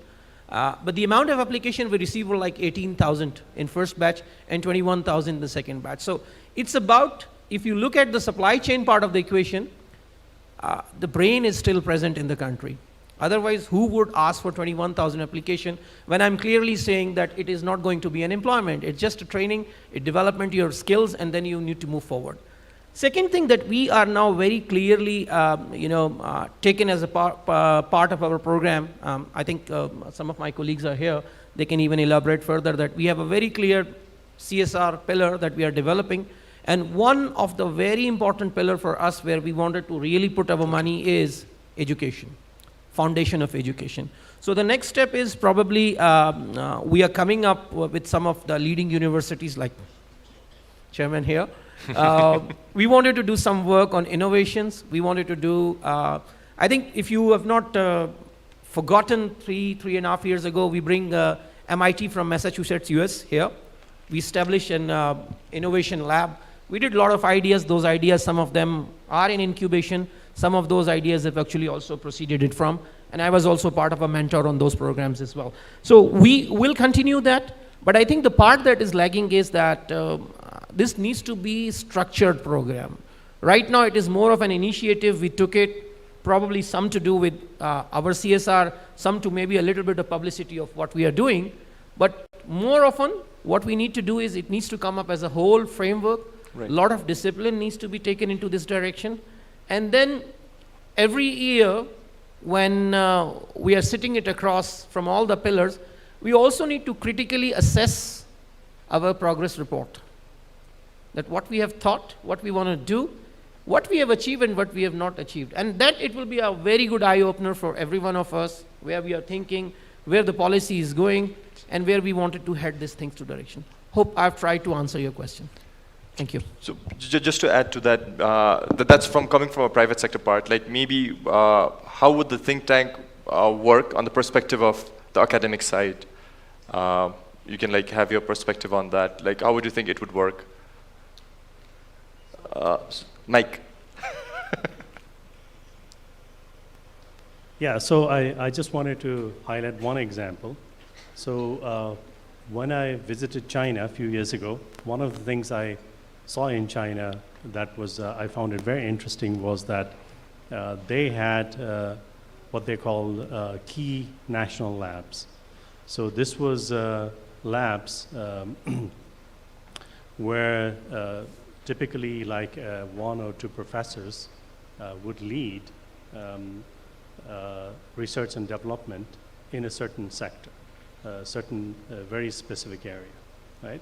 So we've been talking about research centers, development of research skills in Nepal, but what is a structured way for achieving that, right? So obviously one would be, we can always fund universities, but another model would be that, you can have very specific research labs which have very specific KPIs, right? So they could be targeted in developing something, right? Which is very relevant for the development of Nepal. And I think, we've been talking about things like IITs in Nepal. So I think we really need to invest in R&D in Nepal. And we need to have, dialogue in how we should invest. And we should build up the research skills in Nepal. Because I think, innovation will require investment in R&D. So this is something, a lot of speakers have already spoken in the past. But we need to initiate some mechanisms for making this happen. So that's my opinion. Thank you. Dhawan, you want to add something to that? So. Again, so I think what other countries did in 50 to 100 years, we are trying to squeeze that in 10 to 20 years. So that's, and of course that we need to have intervention from multiple front. And of course, research and development and think tanks is one of the major interventions we need to do, both from academic and industry side. So the research institute I'm working right now, Global Institute for Interdisciplinary Studies, besides doing academic research, we also put a lot of emphasis on, bringing out such like policy papers and like that. And even from my own experience working with some government project and effort with government and industry and academia, I think with only that integrated effort, we can really make substantial changes. Okay, thank you, Dhawan. So, Vinayji is here. So, if you could Vinayji, yes, please. Vinayji is CEO of Pilot Technologies. You got delayed by traffic jam. I think that needs to be transformed. Okay, Vinayji, thanks for coming in. So just to wrap it up, just wanted to have your thought on I've asked the panelists over here the same question. What do you imagine, like in next 2 to 3 years, tech in Nepal, what we should be ready on? Because I'm very curious to understand from the experts. So they have given their thoughts. They have said chatbots, and then good workforce, remote surgery that Ansel is working on, remote education, good educational foundation, something that might be happening in next couple of years to support all these things. And then what is your thought on that? Like maybe what would happen next couple of years, like where we should be as a Nepali looking into? Hello. About smart concepts, so I think in today's time, government is adapting to all these things as well. So I think my panel teammates, they have been talking about all these things as well. So I think my panel teammates, they have been talking about chatbots and different technologies. So in Nepal, in coming 2-3 years, we are going to be adapting to a lot of these changes, and it's going to add in a lot of depth and diversity. Right. Yes. Okay. Thank you, Binayji, for that. So before we wrap it up, like I would like to take like few questions if there is from the. So पहिला हजुरको नाम अनि just introduce yourself and then ask questions. Okay. Thank you. Hello everyone, I am Navina Shrestha and I am MBA student from Kusum. So we have seen many businesses with digital at core that have been evolving in Nepal. So my question is, in your view, how is the business environment, mostly technological environment of Nepal, integrating the technological transformation to make those digital businesses sustainable? What are your suggestions on this front for emerging tech businesses? It would be better if we get view from each of the panelists. Thank you. So you need to be like slowly repeated. To start a business, obviously you need servers, you need database, Right. you need AI on top of it. And if a small entrepreneur coming out and he has taken this money from mom or pop, Right. he has to do all of those things as well. So before his business flies, everything is gone. It's gone. Yes. So what we are doing at Ansel now is that very soon, barring some of the regular, trying to bring this in a way where the AI engine as a service, or infrastructure as a service at the same time, all those digital back-end infrastructure should be available for everyone or any entrepreneur who wanted to do that. Because I think all the environments or the countries that have really leapfrogged from where they were, the first thing is they leverage what is the common infrastructure. So what we have understood from this session as a message is we are in need of digital transformation is the key enabler for the national development. So technology for transformation for our national development. What I have heard from these sessions. At the end, whatever we talk, there was common terminology called artificial intelligence. So what I want to like to urge, artificial intelligence should be the mandatory course from the high school. Also would like to request Dr. Suresh Manandar, Honorary Chair in AI, Madan Bhandari University of Science and Technology Development Board, to accept token of love. Our next panelist, Mr. Adil Israr, Chief Technology and Enterprise Business Officer, Ansel. Our next panelist, Dr. Dovan Rai, Researcher.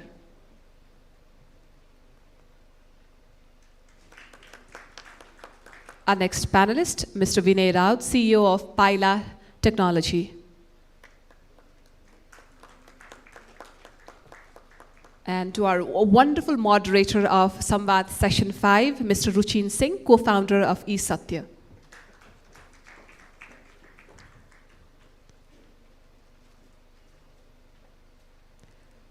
Thank you very much, everybody. Can we take a group picture with all the panelists, our session chair, along with a moderator and chairperson of the organizing committee? Let's give our best shot here, because this picture is definitely going to be used in press, I guess, so that you should. Now we're moving towards the second Samvad session for D2 and sixth Samvad session of the conclave, entitled Fostering Digital Entrepreneurship and Champions for Digital Nepal.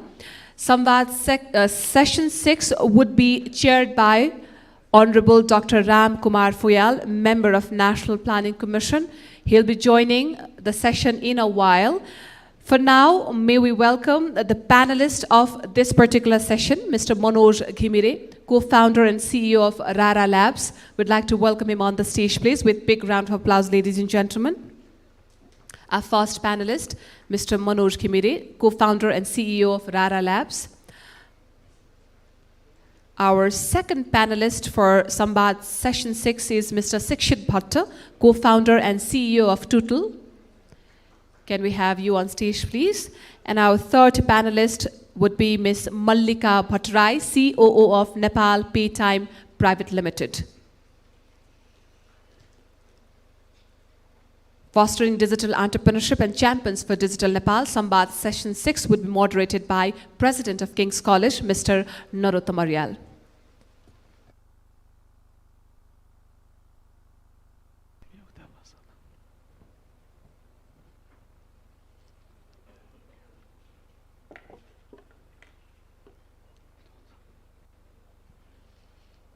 Good morning and namaste. Thank you so much for this wonderful opportunity to moderate such a great panel. ICT Foundation लाई धेरै धेरै धन्यवाद. हिजोदेखि digital Nepal र digital ट्रान्सफर्मेसनमा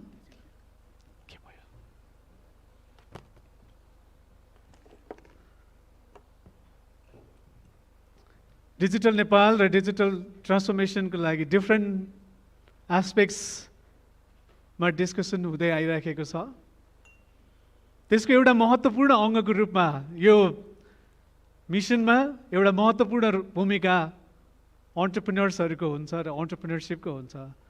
त्यसैले आज यस सेसनमा we will be discussing on what kind of roles entrepreneurs would play in transforming Nepal digitally. So for the next exactly 44 minutes and 10 seconds, we'll be discussing on the various aspects of digital entrepreneurship. So for that, we have like wonderful pool of panel. So without like much ado, I would like to go straight onto the questions. Ma सुरुवातमा हाम्रो मनोजलाई तिम्रो एक्सपिरियन्सको आधारमा फर the last 20 years हाम्रो digital एन्टरप्रेन्योरशिपको ल्यान्डस्केपमा कस्तो खालको परिदृश्य देखिएको छ ब्रिफली हाइलाइट गर्न अनुरोध गर्दछु.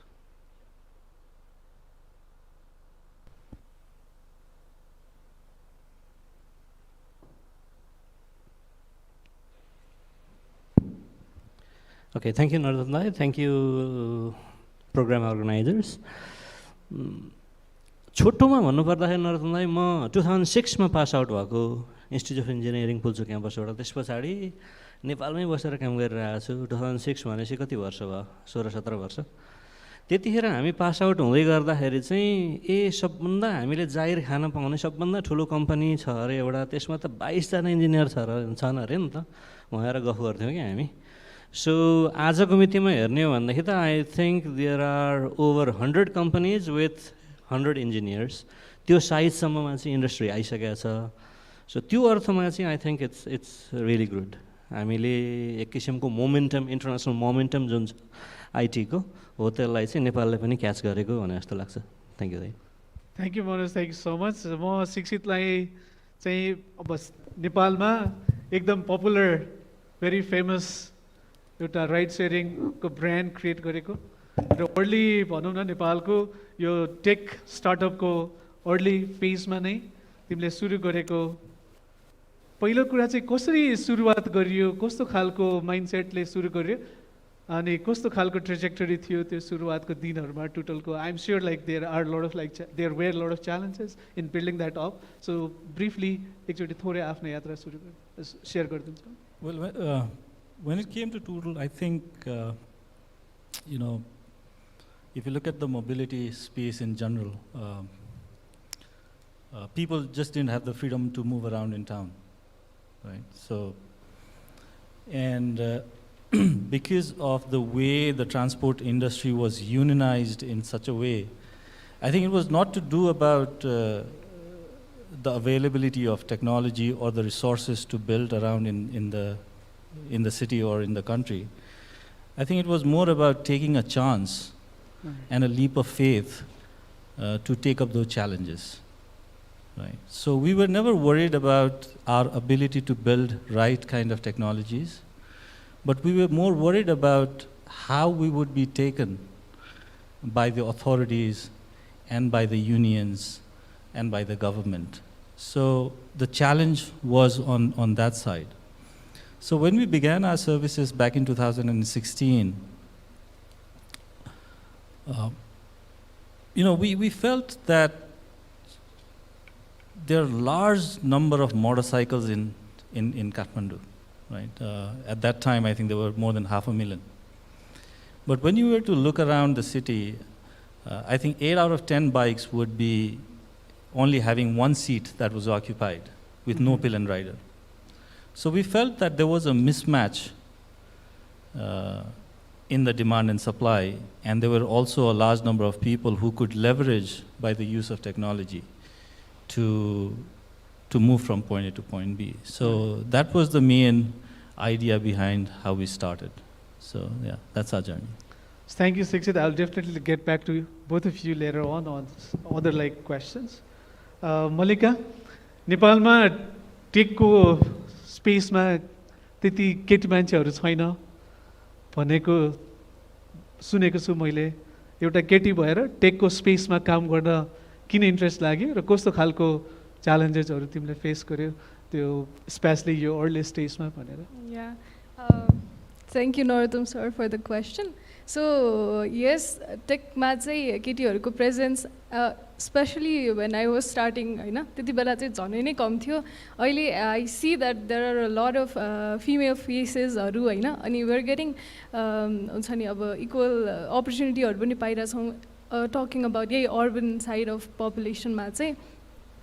अनि the reason I chose this sector was because मैले चाहिँ धेरै मेल फिगर्सहरू मात्र देखिरहेको थिएँ के, अनि I felt like why is that किन चाहिँ यहाँ फिमेलहरू कम भइरहेछ, so let's go and let's find out, and if there is something that we can do or if there is a voice that needs to be raised, let's raise it भन्ने हिसाबले नै म चाहिँ यो सेक्टरमा आएको हो। Plus obviously the interest also aligned हैन। त्यसमा पनि अब अहिले चाहिँ च्यालेन्जेसहरू भन्नुपर्दाखेरि चाहिँ I don't see discrimination नै भनेर चाहिँ I don't see it के, because if I have something valuable to add Hahn, there are people willing to listen हैन। अनि if yes, अब ठुलो ठुलो अर्गनाइजेसनमा चाहिँ when I go त्यहाँ अझै पनि लिडिङ पोजिसनमा चाहिँ केटीहरू कमै देखिन्छ के proportion, but that's not because त्यहाँ चाहिँ केटीहरूलाई कम चान्सेस दिएको भन्दाखेरि पनि we need to be, if we are willing to हुन्छ नि drag the chair and sit there भन्ने चाहिँ there's no one there's stopping us, but at the same time representation matters हैन। सो मैले चाहिँ अब दोभान म्यामलाई योभन्दा अगाडि त्यहाँ सेसनमा देखेँ भने I feel more confident भनौँ न to voice my opinion हैन। सो सुनिदिने मान्छेको पनि सिमिलर टाइपको इन्ट्रेस्ट छ, सिमिलर फेस गरेर आउनु भएको छ भने चाहिँ I'll be like more हुन्छ नि म चाहिँ बुझिएको जस्तो फिल हुन्छु।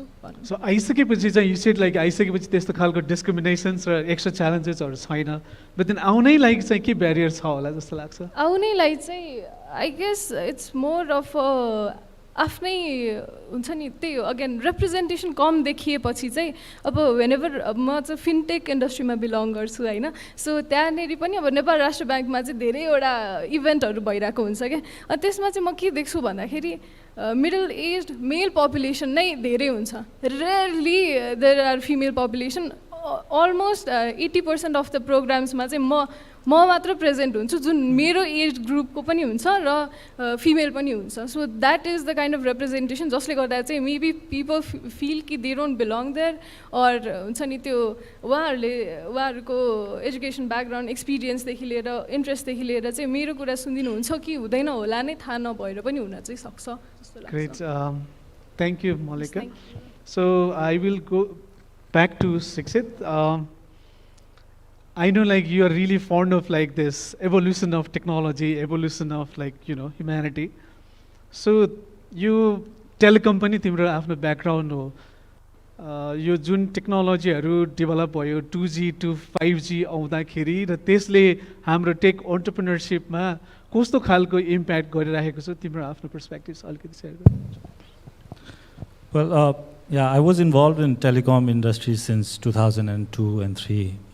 Back in those days, we didn't even have 2G. We used to have, SMS was very new. But if you look at the way telecom industry has evolved and how entrepreneurship has evolved on top of it, I think there are 2 or 3 trends that we need to be very mindful about. When we were on 2G, we were sharing data and information, right? So I would text you, say, okay, I'm here, come here, around 160 characters. Then we evolved into 3G and 4G. So when we evolved into 2.5, 3, and 4G, we started sharing knowledge. We started writing blogs. Internet was becoming more ubiquitous. There was a larger penetration of mobile phones, so we were making vlogs and blogs where we could share audio-visual knowledge. Now, when it comes to 5G, I think we will start sharing experiences, right? Which also means how, as a country like Nepal, we should thrive into this newer ecosystem. Now, if you look at companies like Facebook with Metaverse and Meta, they're trying to create a virtual reality where now you would find all the gadgets and uniforms where if you're running an Olympic somewhere in China, you might also feel the same adrenaline when you're wearing those jackets and all. But when it comes to Nepal, I think we need to be very mindful about the fact as to how we can use and leverage these technologies into solving our own problems and challenges. When it comes to 5G, we're also talking about a large amount of data with very less latency in data. It's not about speed, it's more to do about latency of data. So think about how can we solve problems around climate change, right? How can we solve problems around food security? Because by 2030, I think 65% of the global population will be urbanized, which means we are more pressured to create more food produced in a lesser amount of land. But we should also be wary of the situation where producing 1 kg of rice consumes 1,600 kgs of water, right? But with these evolving technologies and real-time data flow and imaging technologies, I think we can develop sensors, we can have data communication in such a way that we could start thinking and solving these problems. But at the same time, there's also a major challenge when it comes to how we've been globalized in technology, right? In the session just ahead of this, we spoke about the use of data and data colonies, and AI, things like AI where big data companies would have your data, your knowledge that are captured in their databases and how they can use that. But when it comes to now, the way we've transitioned from sharing data to knowledge to experience, I think we also run a risk of how the big companies around the world, like Meta, can have access not only to our data, but our experiences as such. And they would also have the power to modify our experiences. So I think, in a nutshell, if you look at the evolution of technology, we should be mindful of the fact that how we can leverage these technologies and not be fascinated by what's happening around Silicon Valley and sending people to Mars, but how we can think about our own problems around the Gangetic Plains to India, to the climate change, and how we can start using these solutions to tackle these problems. I think the next round of entrepreneurship in Nepal should breed these technologies. Okay, thank you, Sikshit. Thank you so much for putting it really nicely. Maybe like त्यसैसँग अलिकति follow-up question, शिक्षितलाई नै we've been discussing about this actually, like नेपालमा अलिकति हामीलाई whenever like there is a global trend about some like latest technology or latest like things, we're really fond of talking about that. But then हामी साँच्चीकै त्योलाई apply गरेर हाम्रो real प्रब्लमहरू address गर्न सक्छौँ कि सकिरहेछौँ, or we are only like following the trends only in the talks? Yeah, look, I think what does digital business do? I think it only does three things for me. It provides the flow of information from the producer to the consumer. That's the first thing that a digital business does, or digital technology does. Now, if there were no digital technology, and I don't know what is the price of a product on Amazon or Daraz or Sasto Deal, I'll have to go to the store. And before I go to the store, there were a lot of middlemen between me and the store that can manipulate that information of pricing or any other information about that, or warranty or guarantee about that product. So the first thing digital technology does is it provides you with the flow of information. It facilitates that. And in doing that, it cuts down the middlemen, right? The second thing digital technology should do is the flow of payment. That happens from the consumer to the producer, right? And in last 10 years, what you've seen is payment has become an infrastructure. So we can still make online payments. So you have the flow of information, you have the flow of payment. These two things are easy part because it does not yet involve the flow of products. The third thing that needs to do is the flow of products from the producer to the consumer. Now, if you look at all these three layers of ecosystem, where we have problems is we have a lack of efficiency. So if there is a farmer in Chitwan who is growing cucumber at 5 rupees, I have to pay 100 rupees per kg for that, because there's a lack of flow of information from both ends, there's a lack of flow of payment, and there's a lack of flow of products. And when there is a lack of this digital infrastructure that enables us to do this, there are a lot of middlemen that can play. So I think if you look at how we should be engineering our solutions, should not be based on how we cut down on these middlemen, okay? How we cut down on these value chain players.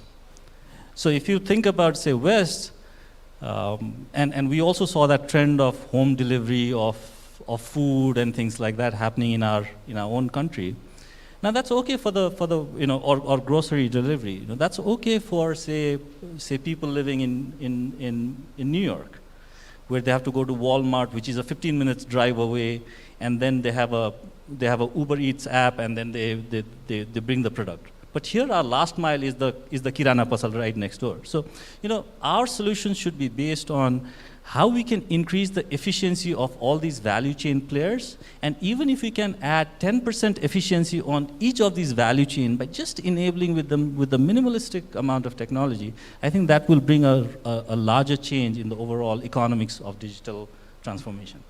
Great. So are you trying to say that हामीले एकदम latest technology develop गर्न लाग्नु भन्दा पनि available टेक्नोलोजीलाई हाम्रो efficiency enhance गर्नको लागि use गर्न सकिन्छ भन्ने? Peter Thiel, I think, has written a book called 0 to 1, where he talks about innovations and investments go into groundbreaking technologies that lead people from 0 to 1 and not from 1 to n.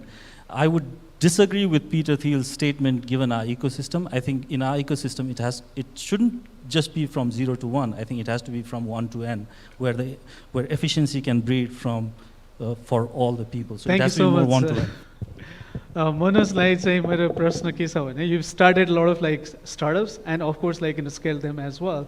So एकदम हामीले नेपालमा अहिले देखिरहेको for the last 10 years or so धेरै स्टार्टअपहरू आइराखेको छ. But then तिम्रो विचारमा स्टार्ट गर्न बढी गाह्रो कि स्केल गर्न गाह्रो? यो त नो ब्रेनर भइहाल्यो नरतन दाइ, you know the answer. Scale गर्नै गाह्रो of course. So you want me to tell the reasons why? यहाँ अलिकति इलाबोरेट गरेर. राइट. स्टार्ट गर्ने भन्ने पार्टमा पनि इफ यु मिन स्टार्ट गर्ने भनेको चाहिँ केही साथीहरूले भेला भएर ल एउटा केही कम्पनी खोलिदिउँ अथवा चाहिँ यो कुरा बनाऊँ भनेर मात्रै भन्ने एस्पेक्टबाट गर्ने हो भनेदेखि चाहिँ इट्स मच इजियर होइन.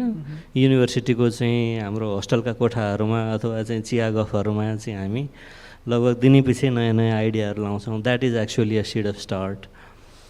तर त्यो स्टार्टको पार्टमा चाहिँ ग्याप के हुन्छ भनेदेखि there is much larger probability that you are away from the needs. अलिकति आफू एउटा एक किसिमको एउटा कुकुन, आफ्नो नजिकका मान्छेहरू, नजिकका साथीभाइ, कुरा मिल्ने मान्छेहरूले होइन चाहिँ गफ गरेर जहाँनिर चाहिँ एकअर्काको आइडियालाई अर्कोले सपोर्ट गरिरहेको हुन्छ क्या. अनि त्यो भयो भन्दाखेरि चाहिँ रियल निडभन्दा त्यो अलिकति टाढा हुनसक्ने प्रोबेबिलिटी एकदमै बेसी हुन्छ. त्यो कारणले गर्दाखेरि चाहिँ when you face the reality, when you go out and talk to people, when you saw things, त्यो भनेको चाहिँ उनीहरूको निडभन्दा पनि तपाईँको आफ्नो इमेजिनेसनको चाहिँ आउटपुट हुनसक्ने भन्ने खालको चाहिँ चान्स हुनसक्छ. Scaling actually is much different thing. Scaling भन्दा मच एकदमै अगाडि what needs to come is product market fit, where you at least have a couple of customers who actually like your product, are using your product, getting the value out of it and all that. Once you have the product market fit, the whole, this pasadi चाहिँ you are no more in the startup zone. Startup zone is only when you are looking for a business model, when you are looking for what value can I create to my customers, and then how much payment and what modality I can get from them. त्यो मोडसम्म चाहिँ हामी business model नै खोजिरहेका हुन्छौँ होइन. त्यस्तो केसहरूमा चाहिँ अलिकति critical thinking, rationality, experimental approach in doing things, that is very important. But whenever you are scaling, you are in a completely different zone. You want repeatable processes now. You don't want to experiment too much. Whatever is there is already established. MVP is there. There are customers who are willing to pay. Now you want to reach out to a lot of others. त्यो केसमा चाहिँ your mindset, the mindset that you think needs to be completely different. जहाँनिर चाहिँ you are talking about funnels, you are talking about conversion rates.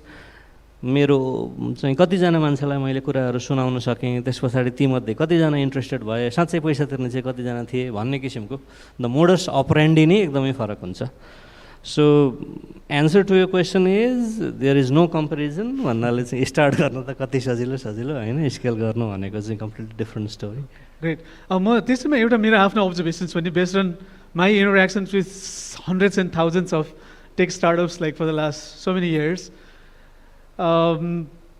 टेकको ब्याकग्राउन्डबाट आउनेहरू अहिले धेरै छ स्टार्टअप सुरु गर्ने होइन, टेक स्टार्टअप सुरु गर्ने. अनि उनीहरू धेरै जस्तो as you rightly said like क्लासमेट्सहरू नै बस्यो, अनि त्यस पछाडि एउटा टेक्नोलोजीमा काम गर्न थाल्यो, प्रडक्टमा काम गर्न थाल्छ. They are really engrossed and very fascinated by their own technology without much like an understanding what customers would need, what kind of needs they have. So त्यो टेकको अब्सेसन र प्रडक्टलाई नै एन्टरप्राइज भन्ठान्ने एउटा जुन रोग छ नि, त्यसलाई हामीले तिमीले कसरी हेरिरहेछ र त्यसमा maybe like what kind of suggestions do you have? I'm sure like अघि पनि तिमीले अलिकति हिन्ट त गरेको थियो.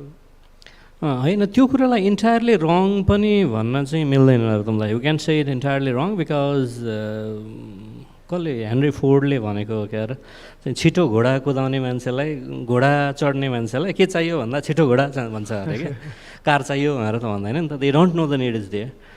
सो एकदमै हाइपर लेभलमा गएर if you want to be experimental and then if you want to test something on the market, त्यो चाहिँ सिधै युजरसँग कुरा गरेर मात्रै आउँछ भन्ने कुरा पनि होइन. तर it's a much riskier path where the probability of failure is much higher. So नेपालको माटो सुहाउँदो कुरा गर्दाखेरि चाहिँ being born in Nepal, being almost अब यहाँ शिक्षित दाई हुनुहुन्छ अथवा चाहिँ हाम्रो शङ्कर दाई म्याम, हामी सबै अलमोस्ट फर्स्ट जेनेरेसन अन्टरप्रेनर्सहरू हो नि त. भन्नाले हामीले लर्न गर्ने अथवा टेकको पार्टमा चाहिँ कुरा गरेँ है मैले. लर्न गर्ने भनेको चाहिँ हामीले बाहिरतिरबाट हो, टेकरन्सका आर्टिकल्सबाट हो, केबाट हो, त्यो पढिन्छ अनि त्यस्ता कुराबाट इन्सपायर्ड होइन्छ होइन. तर यहाँको माटो भनेको चाहिँ एकदमै फरक छ क्या. मलाई एकदमै इन्ट्रेस्टिङ लाग्ने कुरा भनेको चाहिँ इन नेपाल वी टक अबाउट बाहिरको जस्तो भेन्चर क्यापिटल, प्राइभेट इक्विटीदेखि लिएर यावत कुराहरू त एभाइलेबल छैन नि त. So it's much difficult for entrepreneurs to scale and stuff. तर सँगै if we see what India has done 5 वर्षभन्दा अगाडि क्या, त्यहाँनिर हेरौँ भन्दाखेरि चाहिँ उनीहरूको फाइनेन्सिङ मोडलै एकदमै फरक थियो. हेर्नुहोस्, सुरुमै जस्तो 2010 तिर ठुल्ठुलो भिसीहरू चाहिँ सफ्ट ब्याङ्कले आएर बिलियन्स अफ डलर इन्भेस्ट गरेको थियो त भन्दा थिएन। उहाँहरूले खास आफ्नो एक्सपर्टिज पहिला सेल गर्नुभयो, त्यसबाट क्यापिटल गेन गर्नुभयो, and there invested the capital into production services which got the industry to this हो नि त होइन।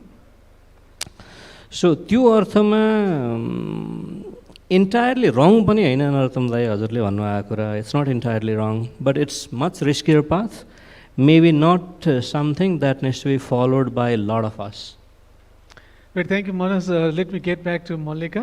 Mallika, I know like you've started it and of course like struggling to scale. There are tech companies or financing pani alikati challenging नै छ, त्यसको आफ्नो experience alikati starting, scaling and maybe like financing. Yeah, so अब since fintech हो म चाहिँ यतैतिर लागेँ होइन। सो फिनटेकमा चाहिँ कस्तो छ भन्दाखेरि we have giants, so we have tech giants was already walk the walk भनौँ होइन, एउटा सर्टन पाथ चाहिँ क्रिएट गरिसक्नु भइरहेछ जसको बेसिसमा चाहिँ बल्ल रुल्सहरू गाइडलाइन्सहरू उहाँहरूलाई नै हेरेर क्रिएट भएको छ क्या। त्यो भएपछि के हुँदो रहेछ भन्दाखेरि the ones that follow they are only limited on following के हुन्छ नि, नयाँ डिरेक्सनमा जाने त्यो आफ्नै डिफ्रेन्ट फाइट हुँदो रहेछ होइन। So that is why I C a lot of digital wallets नै आफूमा हेर्नु पर्दाखेरि चाहिँ they are kind of stuck in a same rut, र जुन चाहिँ जायन्टहरूले जे गरिरहेछन् त्यतैतिर मात्र फलो भइरहेछ होइन। सो अहिले के भन्छ that is what we have realize भनौँ न। अनि त्यसले गर्दाखेरि चाहिँ we were struggling to find our identity कि यति धेरै डिजिटल वालेट किन चाहिँ चाहिन्छ होइन, because we ourselves don't believe यति धेरै चाहिएला। सबैलाई डिफ्रेन्ट डिरेक्सनमा अभियसली लग्न सकिन्छ since fintech is a very big industry अनि यसमा चाहिँ लाइक फ्युचरमा धेरै पोसिबिलिटीहरू छ। देयर आर स्टिल अनटच्ड एरियाजहरू होइन जसमा चाहिँ there needs a lot of work. So yeah so basically it's a process. हामीले चाहिँ एउटा journey like we figured out कि हो the things that has already been done, let's not do that. सो त्यसलाई चाहिँ एउटा वान स्टेप अहेड त्यहाँसम्म उहाँहरूले गरिसकेको कामलाई चाहिँ हामीले अब यसबाट चाहिँ हाउ क्यान वी एड भ्याल्यु, यसबाट चाहिँ वाट नेक्स्ट, त्यतातिर चाहिँ if we get clear yes there are a lot of investment that are coming in actually होइन। सो हामीले कुरा गर्दाखेरि पनि यति धेरै इन्ट्रेस्टेड पार्टिजहरू हुनुहुन्छ। So because they see fintech is a possibility भोलिको दिनमा चाहिँ धेरै के भन्छ एक्सपान्ड हुन सक्ने एरिया छ भनेर इन्भेस्टमेन्टमा कमी छैन because we met a lot of people. But yet at the same time कतिजना चाहिँ कस्तो हुँदो रहेछ भन्दाखेरि देयर इज अ डिस्टिङसन के। सो हजुरले मनोज सरलाई सोध्नु भएकै प्रश्नमा चाहिँ म एउटा के एड गर्न चाहन्छु भन्दाखेरि एन्टरप्रेन्योर र टेकमा चाहिँ there is a lot of gap है। अनि त्यही ग्याप नै रियलाइज गरेर खासमा मैले चाहिँ बिएससी सिएसआइटी पछि एमबिए गर्नुको कारण नै त्यही हो कि टेक पिपलहरूले कसरी हेर्छ भन्दाखेरि we are taught to solve problems which is good, तर एट द सेम टाइम यो त हामीलाई हतियार बनाउन मात्र सिकाएको does not mean we are ready to go and fight the war नि त। सो त्यो टेक पिपल र एन्टरप्रेन्योरसिपमा जुन ग्याप छ त्यसलाई चाहिँ लेट्स रिड्युस इट होइन। सो what we can do is take पिपलहरूलाई पनि अब मार्केट ग्याप के भन्छ मार्केट फिट, प्रडक्ट मार्केट फिटदेखि लिएर लिन स्टार्टअपको मोडलदेखि लिएर अब कस्टमरलाई कसरी फोकस गर्ने त्यतातिर सिकाउन सकिन्छ भने एन्टरप्रेन्योरसिपको एन्टरप्रेन्योर्सहरूलाई चाहिँ वी क्यान टिच हुन्छ नि प्रब्लम सल्भिङ कसरी गरिन्छदेखि लिएर यो अब कानवानदेखि लिएर यस्तो अजाइल स्टार्टअपहरू कसरी हुन्छ त्यतातिरको जुन ग्याप चाहिँ हामीले रिड्युस गर्न सक्यौँ भने एक्चुअली डिजिटल एन्टरप्रेन्योरसिपमा चाहिँ ट्रान्सफर्मेसन चाहिँ ल्याउन सकिन्छ जस्तो लाग्छ। सो यसो मलाई एउटा पोइन्ट पिक गर्नु मन लाग्यो चाहिँ, so can we collaborate with people from different background or you need to have the understanding of everything on your own?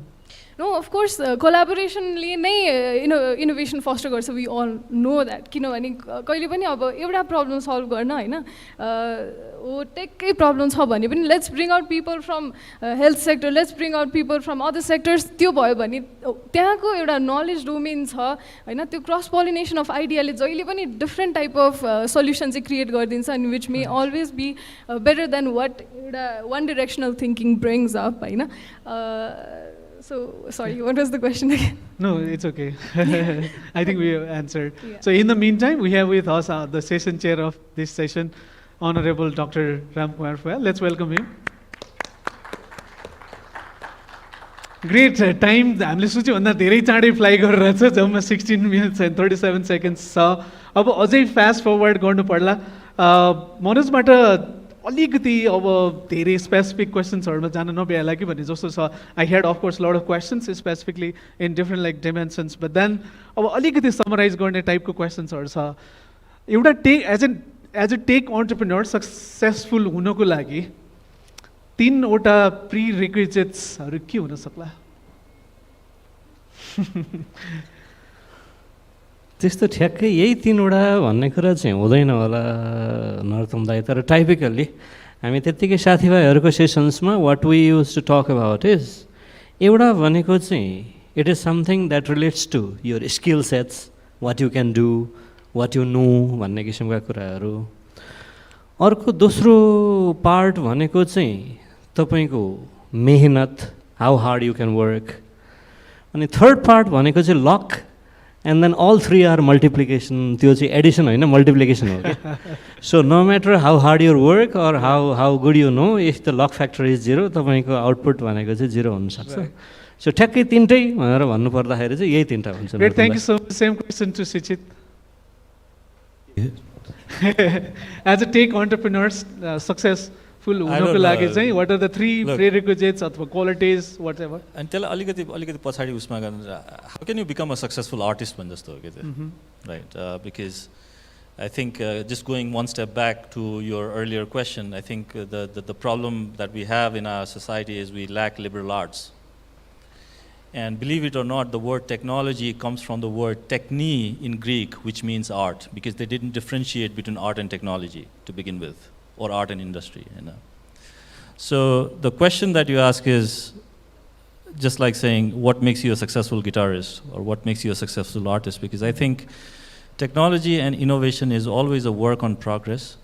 Agiko timro question, I think I just wanted to add, give me a couple of minutes around scaling and all. Couple of seconds. Yeah, not minutes. A couple of seconds. Is that, look, if you look at the history of innovation, it's a continuous process. Wright brothers didn't build the first plane. They improved into Curtiss Flyer. James Watt didn't build the first steam engine. They improved upon a very less efficient New Commons steam engine. And James Watt actually went on to kill the steam engine business because he patented his engine in a way that no one would innovate further into their innovation, right? So if you look at our scaling, our innovation, I think as entrepreneurs, what we need to do is we need to pass on the baton to other people. So whatever you've innovated to begin with, that chain of innovation needs to continue with other entrepreneurs. Now what happens in the West is that you have a large VC capital. Otherwise it's unimaginable that Elon Musk runs 3 companies and 3 groundbreaking technologies to scale these 3 ventures. Now that's not going to happen in our country. And that scale happens because of the large venture capitalist fund. Right. I think in the context like ours, we need to pass on the baton to other entrepreneurs and treat innovation as a continuous process more than a big scaling venture. So that is something that we need to aim at in countries like ours, and that would require a lot of change in policies and the way the government looks at entrepreneurship. It's not just about scaling. Thanks so much, Mallika. Same question. Okay, so can you repeat the question? 3 वटा चीज जसले चाहिँ tech startup चाहिँ आई मिन take founder भनौँ, take स्टार्टअपको founder successful हुन सक्छ अथवा टेक स्टार्टअप सक्सेसफुल हुन सक्छ भन्दाखेरि पनि बरु I'd like to give 3 suggestions that they should it would be good if they keep in mind. So first मा चाहिँ I would say that entrepreneurship भन्ने अहिले टर्म नै यस्तो ग्ल्यामराइज गरिरहेछ नि त, बट त्यो एक्चुअल फलो गर्नको लागि इट्स भेरी टिडियस जब, अनि त्यसपछि गएर इमिडिएट रिजल्ट नआउने टाइपको जब हो नि त यो, होइन? So there will be an opportunity cost and you should be willing to take that, होइन? So know understand that you actually want to do that and you are ready to pay up त्यसको लागि, होइन? So that is one. The next I would say is if you are trying to get in a particular business, भनौँ अब edtech-तिर जानु छ तपाईलाई, health tech-तिर जानु छ भने, go get involved with those kind of people. हुन्छन् त्यहाँ conversationहरुमा चाहिँ be involved, त्यहाँ be a part of the conversation, get to know what other people are doing. So I'm not saying कि त्यही उहाँहरुकै footstep follow गर्नु हैन कि, but they have already faced some kind of problems हैन, कतै न कतै direction मा move गरेपछि you can move ahead त्यो point बाट के, so you don't have to face the same problem हैन. अनि गएर third कुरा चाहिँ I'd say get a mentor. So mentor भनेको I would not limit the definition of a mentor in someone you follow, सबै जे भन्नुहुन्छ उहाँ सबै कुरा follow गर्नुपर्छ भन्ने नि म भन्दिनँ हैन, but maybe कसैको working style मन पर्ला, कसैको research methodologyहरुको तरिका मन पर्ला, कसैको चाहिँ certain way of approaching a problem मात्र मन पर्ला, so they can be a mentor Hahn. So dead or alive पहिलाकै मान्छेहरुको पनि follow गरेर चाहिँ certain principles use गर्न सकिन्छ. So yeah, get a mentor, learn and keep learning. Thank you. Thank you so much. अब मनोजलाई मेरो एउटा प्रश्न चाहिँ Nepal, we've been saying Nepal is sandwiched between India and China, and त्यसपछि अहिले यो टेकले गर्दाखेरि the entire globe can be our market, and we can, so in this context, how can we really capitalize on these kind of sort of like developments happening all over the world, and we can also sort of like, aim of what do you call, serving the global market? Narottam, thank you. The things you said, a lot of that has also been covered in our keynote speech by Ken. Few things that we need to think about is, since we are between India and China, one of the problems that were faced by West, especially in terms of outsourcing the IT works, the problem of scale. Imagine a company which started today, and then within 6 months they need, let's say, 10,000 people.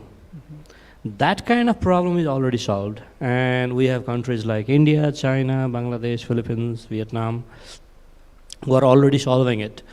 So being sandwiched between India and China and thinking about what could be the USP for countries like Nepal, again, something suggested by Kent. I completely agree with that, and then have been talking about it with my friends in different forums, is we need to bring in specialization. And then it's not going to come in day one. And we four sitting here together, we are not in a position where we can decide this needs to be the specialization.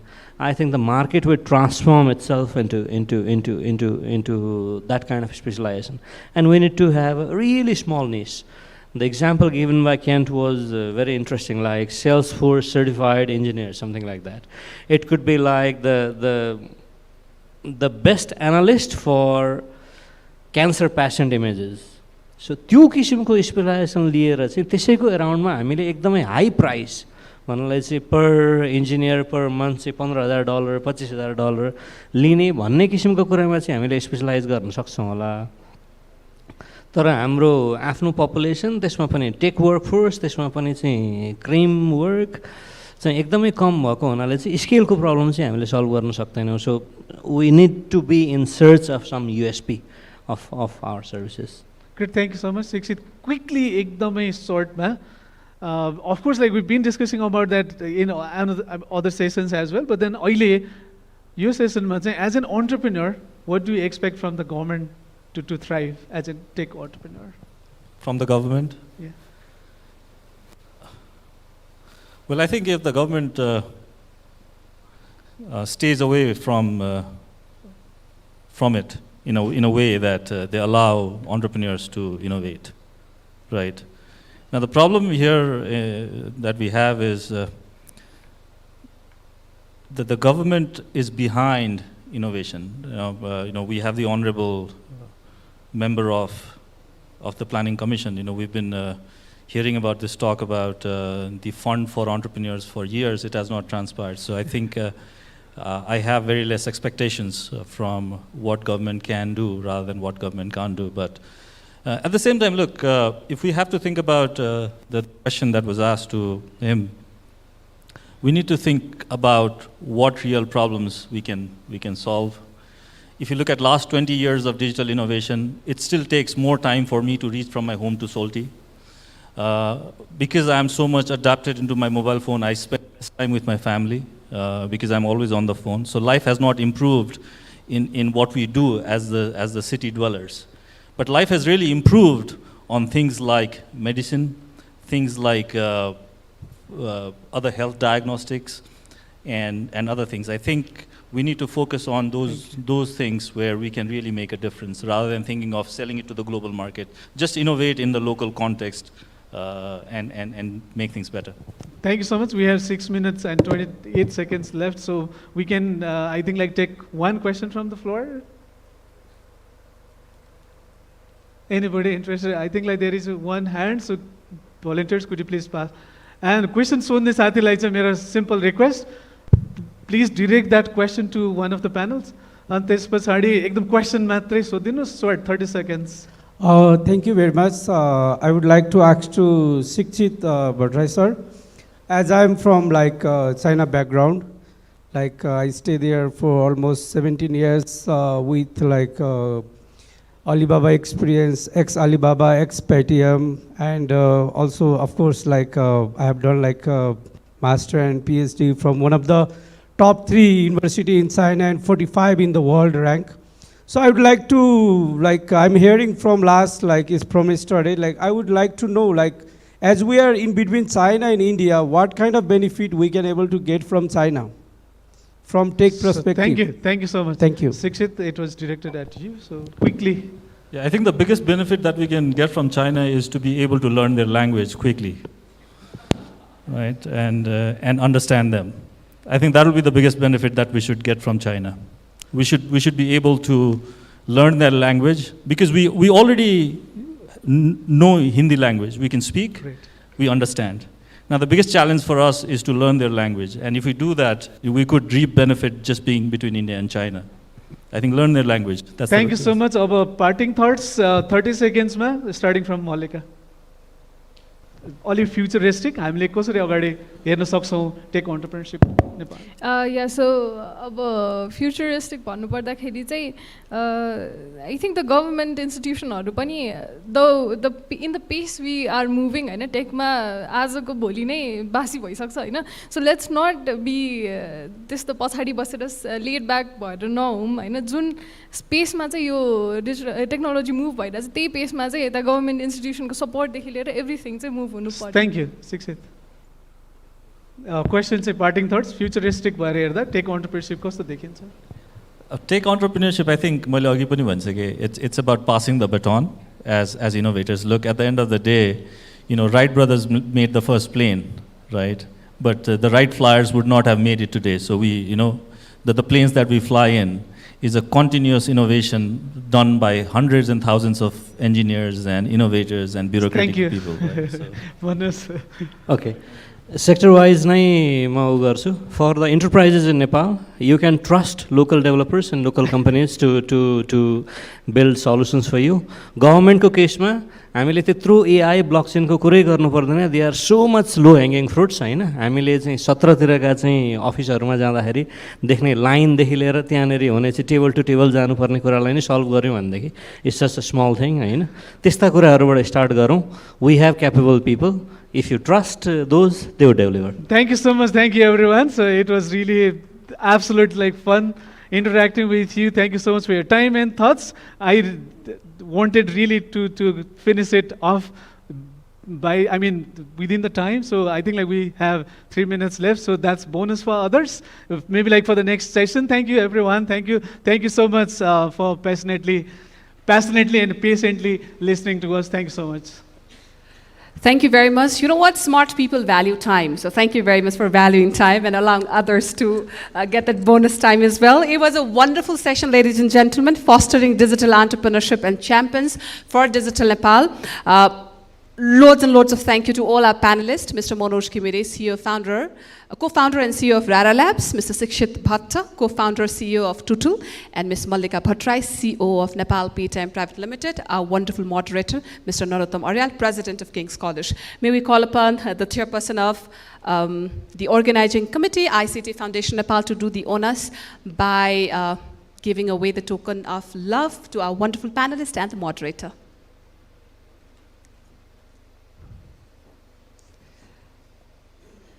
Meanwhile, our session was chaired by Honorable Dr. Ram Kumar Fuyal, Member of National Planning Commission. For now, may we request Mr. Manoj Khimire, co-founder and CEO of Rara Labs, to accept token of love from Mr. Lamsal, Chairperson of ICT Foundation Nepal, the organizer of Huawei Digital Nepal Conclave 2022, in association with Info Developers and connected by Ansel. Similarly, Mr. Sikshit Bhatta, co-founder and CEO of Tutel, our wonderful panelist, young entrepreneur, very visionary entrepreneur. Ms. Mallika Bhattarai, COO of Nepal Paytime Private Limited. It's so wonderful to see gender representation on each panel here, session here. So good to see her representing all women here. Thank you very much. Finally, Mr. Narottam Aryal, President of King's College, for his wonderful moderation on Samvad session 6 of Digital Conclave and second session for D2. Thank you very much. It was wonderful having you. Let's take a group picture here.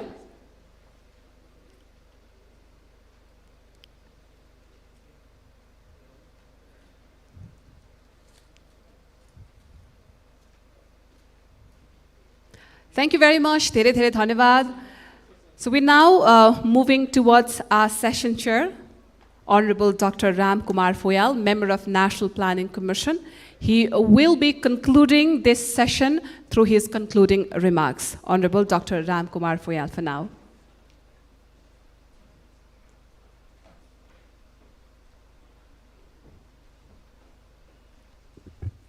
धन्यवाद। यो महत्त्वपूर्ण कार्यक्रमका मोडरेटरज्यू, panellist साथीहरू र विभिन्न सेक्टरबाट यहाँ पाल्नुभएका विज्ञ, प्रतिष्ठित र यो विषयसँग सम्बन्धित ज्ञान राख्नुहुने र यसलाई माया गर्नुहुने सम्पूर्ण महत्त्वपूर्ण व्यक्तित्वहरू र पत्रकार मित्रहरूमा मेरो हार्दिक अभिवादन। यो वास्तवमा धेरै महत्त्वपूर्ण सेसन थियो र हाम्रा विज्ञ, च्याम्पियन, एक्सपर्ट साथीहरूबाट अत्यन्त राम्रो ओपिनियनहरू आए, सुन्ने मौका पाइयो। अनफर्चुनेटली यो टाइमको अलिकति मिसकम्युनिकेसन भएको कारणले मैले जतिखेर इमेल खोलेँ त्यतिखेर चाहिँ 10:30 11:30 भइसक्यो रहेछ। म फुत्तै चाहिँ फेरि निस्किहालेँ। त्यसले गर्दा म ढिलो आइपुगेँ, जसले गर्दा मैले धेरै कुरा सुन्न पाइनँ। तर चुरो कुरो चाहिँ मलाई थाहा भयो। साथीहरूले ठ्याक्क के कुरामा ध्यान दिनुभयो भन्ने कुरा चाहिँ मलाई थाहा भयो र त्यही विषयमा एक दुईवटा कुरा राखेर मेरो यो आफ्नो भनाइलाई टुङ्ग्याउने अनुमति चाहन्छु। पहिलो कुरा, हाम्रो मोडरेटर साथीले सोधेको प्रश्नअनुसार हाम्रा एक्सपर्ट साथीहरूले दुईवटा कुरा मात्र ठोस रूपमा राख्नुभयो। जस्तो अन्टरप्रेन्योरसिप डेभलपमेन्टको लागि नेपालमा के छ त, नेपाल फर्टाइल ल्यान्ड हो। साँच्चै नै नेपालको कानुन, नेपालको अहिलेको चाहिँ सुशासन, नेपालका काम गर्ने तौर तरिका, प्रोसिडिङहरू ठिक छन् छैनन् भन्ने विषयमा एउटा, र नेपालका मान्छेहरू अन्टरप्रेन्योरसिपलाई माया गर्ने गरी त्यतातिर इन्भल्भ हुन्छन् कि हुँदैनन् भन्ने कुरा दोस्रो, र यसमा प्रब्लम के छ भन्ने कुरा एउटा, र सल्युसन कसरी दिन सकिन्छ भन्ने कुरा दुईटा। र यी दुईटै विषयमा उहाँहरूले केन्द्रित गर्नुभएको छ। र मेरो विचारमा के लाग्छ भने यो प्रब्लमको आइडेन्टिफिकेसन उहाँहरूले त गर्नुहुन्छ, तर आइडेन्टिफिकेसन गरिसकेपछि प्रब्लम सल्भ पनि गरिन्छ।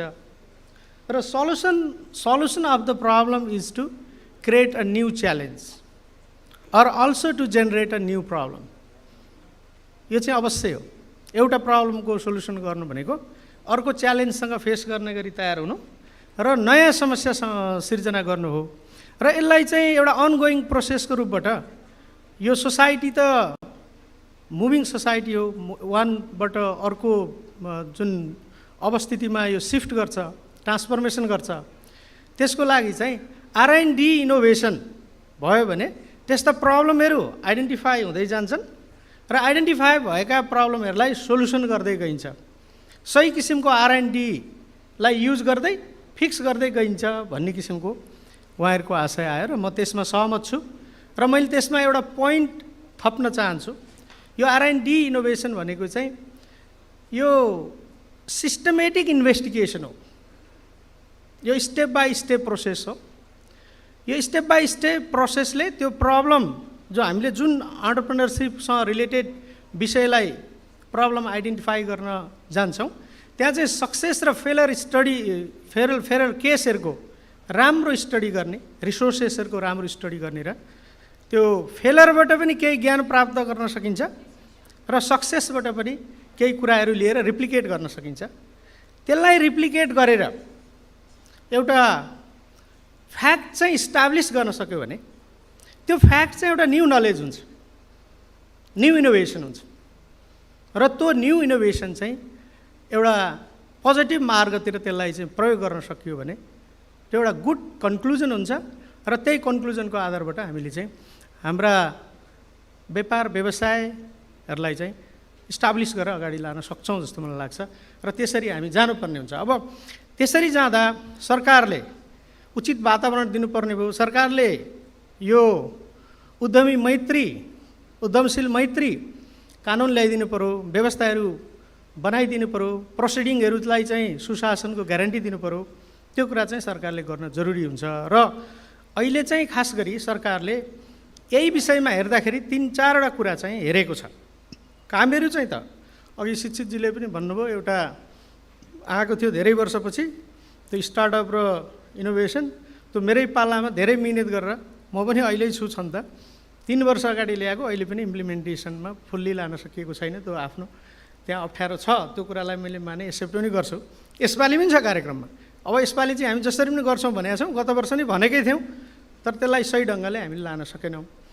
तर पनि हामीले यसमा काम गर्दा हाम्रो कुन सेक्टरलाई हामीले राम्रोसँग आइडेन्टिफाई गरेर इन्भेस्ट गर्न लायक बनाउने किसिमको कार्यविधि निर्देशिका बनाउने भन्ने विषयमा हामी अलिकति हाम्रो विनियोजन दक्षता चाहिँ राख्नै पर्ने हुन्छ विषयवस्तु छान्दाखेरि। र त्यो इन्स्टिट्युसनहरू कस्ताले पाउने, कस्ताले गर्न सक्ने, स्टार्टअप अथवा इनोभेसन भनौँ भने को इन्भल्भ हुने भन्ने विषयमा हाम्रो संस्थाहरूको, अर्गनाइजेसनहरूको स्ट्रक्चर, वर्किङ स्टाइल, कपासिटी, कामलाई कार्यान्वयन गर्न सक्ने किसिमको दक्षता के छ भन्ने कुरा पनि हेर्नुपर्ने हुन्छ। र अर्को चाहिँ त्यहाँ पूर्ण रूपले गएको इन्भेस्टमेन्ट अथवा त्यहाँ लगाएको इन्भेस्टमेन्टले उसले वेलफेयर म्याक्सिमाइज गर्ने हो कि प्रफिट म्याक्सिमाइज गर्ने हो भन्ने कुरा क्ल्यारिटी भइसकेपछि यदि प्रफिट म्याक्सिमाइज गर्ने हिसाबले गएको छ भने ऊ फेरि पुँजी निर्माणकै लागि त्यो प्रफिट म्याक्सिमाइजेसन भइसकेपछि रिइन्भेस्टमेन्ट गर्छ कि त्यसलाई अर्को सेक्टरमा लान्छ भन्ने कुराको चाहिँ राम्रो अध्ययन, अनुसन्धान र मूल्याङ्कन गरेर विनियोजन गर्नुपर्छ भन्ने हिसाबबाट अहिलेको कार्यविधि अलिकति छुट्टै हिसाबले आएको छ। मैले यो सोधेको प्रश्नसँग रिलेटेड कुरा चाहिँ यति मात्र राख्न चाहेँ। अर्को चाहिँ अब इन्टायर सरकारको तर्फबाट चाहिँ अब डिजिटल नेपाल भनेर अलि ठुलै फ्रेमवर्कमा सरकारले काम गरेकै छ। अब त्यो कामको सुरुवाती भएको पनि 3 वर्ष भयो र 5 वर्षमा यसलाई कम्प्लिट गर्ने र देशभरि यसको सञ्जाल पुर्याउने र अप्टिकल फाइबरदेखि लिएर आइटीसँग रिलेटेड सम्पूर्ण सुविधाहरू चाहिँ देशभरिको स्थानीय तहहरूमा पूर्ण रूपले पुर्याउने भन्ने नै छ। र लगभग 55वटा भन्दा बढी सेवाहरूलाई सरकारले दैनिक रूपमा सञ्चालन गर्नुपर्ने प्रशासकीय कामहरू, न्याय निरूपणका कामहरू र अरू सेवाका कामहरूलाई चाहिँ ठुल्ठुलो विषयहरू मध्येका 55वटा भन्दा बढीमा चाहिँ हामी आइटीको माध्यमबाट सेवा प्रवाह दिने र त्यसलाई पूर्ण रूपले अद्यावधि गरिरहने भन्ने नै छ। र यसले फोकस गरेका सेक्टरहरू हामीले खालि अहिले उद्योग मात्र भन्ने हिसाबले आएका छौँ।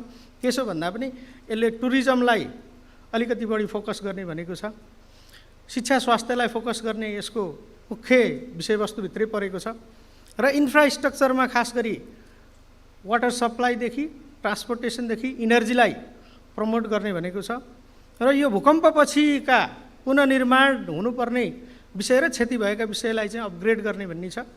र नेपालको युथहरू जो विदेशमा गइरहनु भएको छ उहाँहरूलाई नेपालमै रोक्न सक्ने गरी के कार्यक्रम ल्याउँदाखेरि उहाँहरू सेल्फ इम्प्लोइड भएर यो एन्टरप्रेन्योरशिपलाई विकास गर्न सक्नुहुन्छ भन्ने हिसाबले पनि त्यहाँ यसलाई चाहिँ अनबोर्ड गरिएको छ। र स्वास्थ्य र शिक्षालाई समय अनुकूल बनाउने र राज्यको नैसर्गिक एउटा प्रमुख, नैसर्गिक भन्दा नि राज्यको एउटा प्रमुख दायित्वभित्रका क्षेत्रहरू भएको हुनाले यसलाई पूर्ण रूपले हरेक व्यक्तिको जुन एउटा अधिकार छ, मौलिक अधिकार, त्यो मौलिक अधिकारलाई आइटीको माध्यमबाट पनि सुरक्षा गर्न सक्ने गरी लाने, फ्री एजुकेसन, फ्री हेल्थपट्टि पनि हामी चाहिँ हेर्ने र कृषिलाई पनि उत्पादन र उत्पादकत्व बढाउने गरी यो क्षेत्रलाई आइटीलाई एडजस्ट गराउने, अनबोर्ड गर्ने र गरिबीलाई चाहिँ घटाउने, खास गरी पूर्ण रूपले हाम्रो अहिले भएको एब्सोल्युट पोभर्टीको लाइनलाई चाहिँ तल झार्ने र यसरी हामी सबै सेक्टर हाम्रो आर्थिक र सामाजिक रूपान्तरणका 10वटा राष्ट्रिय लक्ष्यहरूमा जुनसुकै ठाउँमा पनि यसलाई अनबोर्ड गरेर यसलाई इन्कर्पोरेट गरेर लाने भन्ने सरकारको नीति छ र त्यही अन्तर्गत यो गेम चेन्जर प्रोजेक्टमा 5 वर्षको लागि 1 खरब 7 अरब 50 करोड रुपियाँ विनियोजन भएको छ र त्यसमा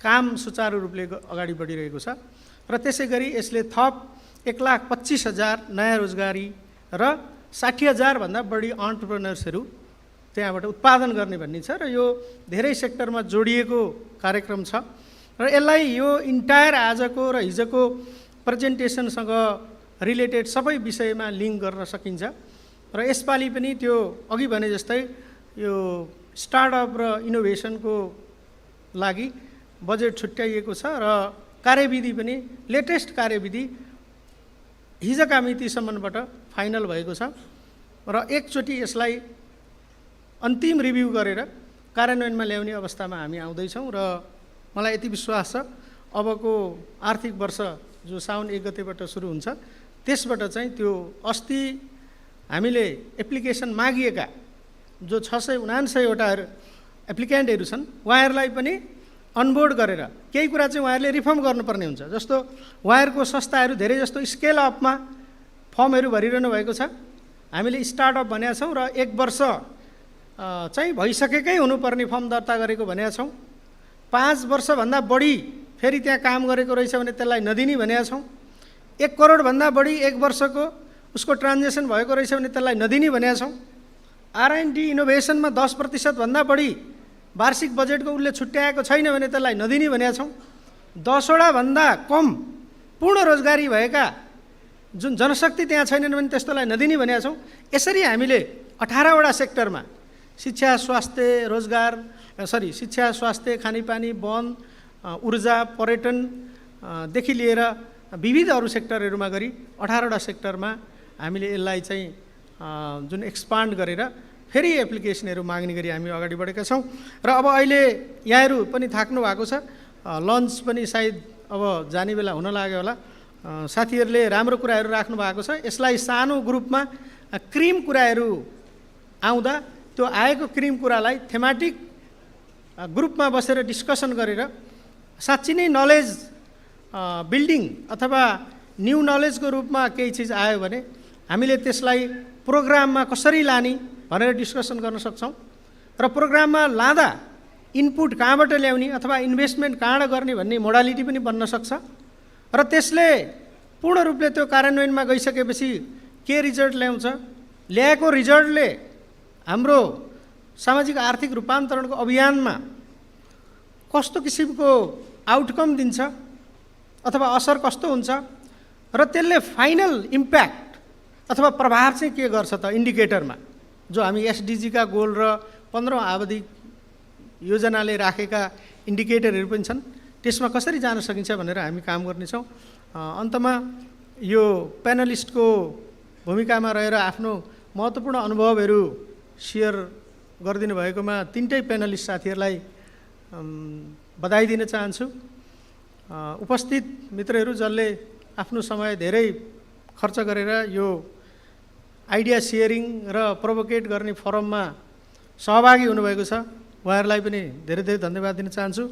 हाम्रो मोडरेटर साथीले धेरै राम्रोसँग मोडरेट गर्नुभएको छ, उहाँप्रति पनि हार्दिक आभार व्यक्त गर्न चाहन्छु। र यो फोरम मलाई उपलब्ध गराइदिनु भएकोमा अर्गनाइज गर्ने साथीहरू राजनजी सबैप्रति हार्दिक आभार व्यक्त गर्दै यो कार्यक्रमको पूर्ण सफलताको कामना गर्दै मेरो छोटो भनाइ यहीँ टुङ्ग्याउने अनुमति चाहन्छु र यो सेसन पनि समापन भएको जानकारी दिन चाहन्छु। धन्यवाद।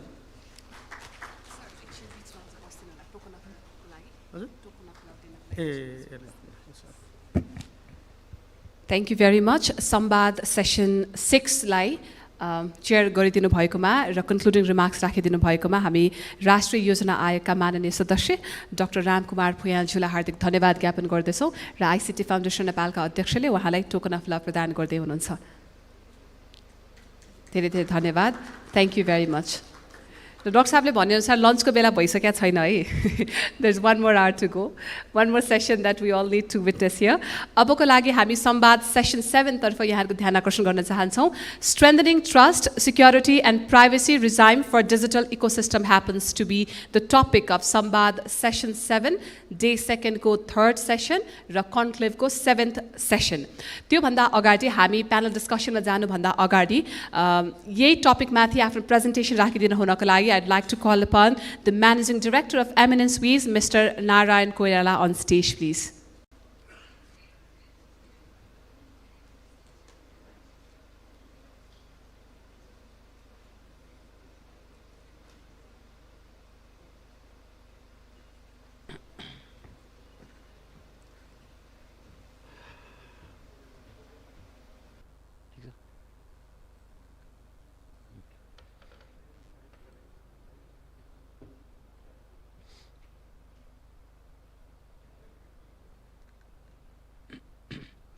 नमस्ते, म नारायण कोइराला।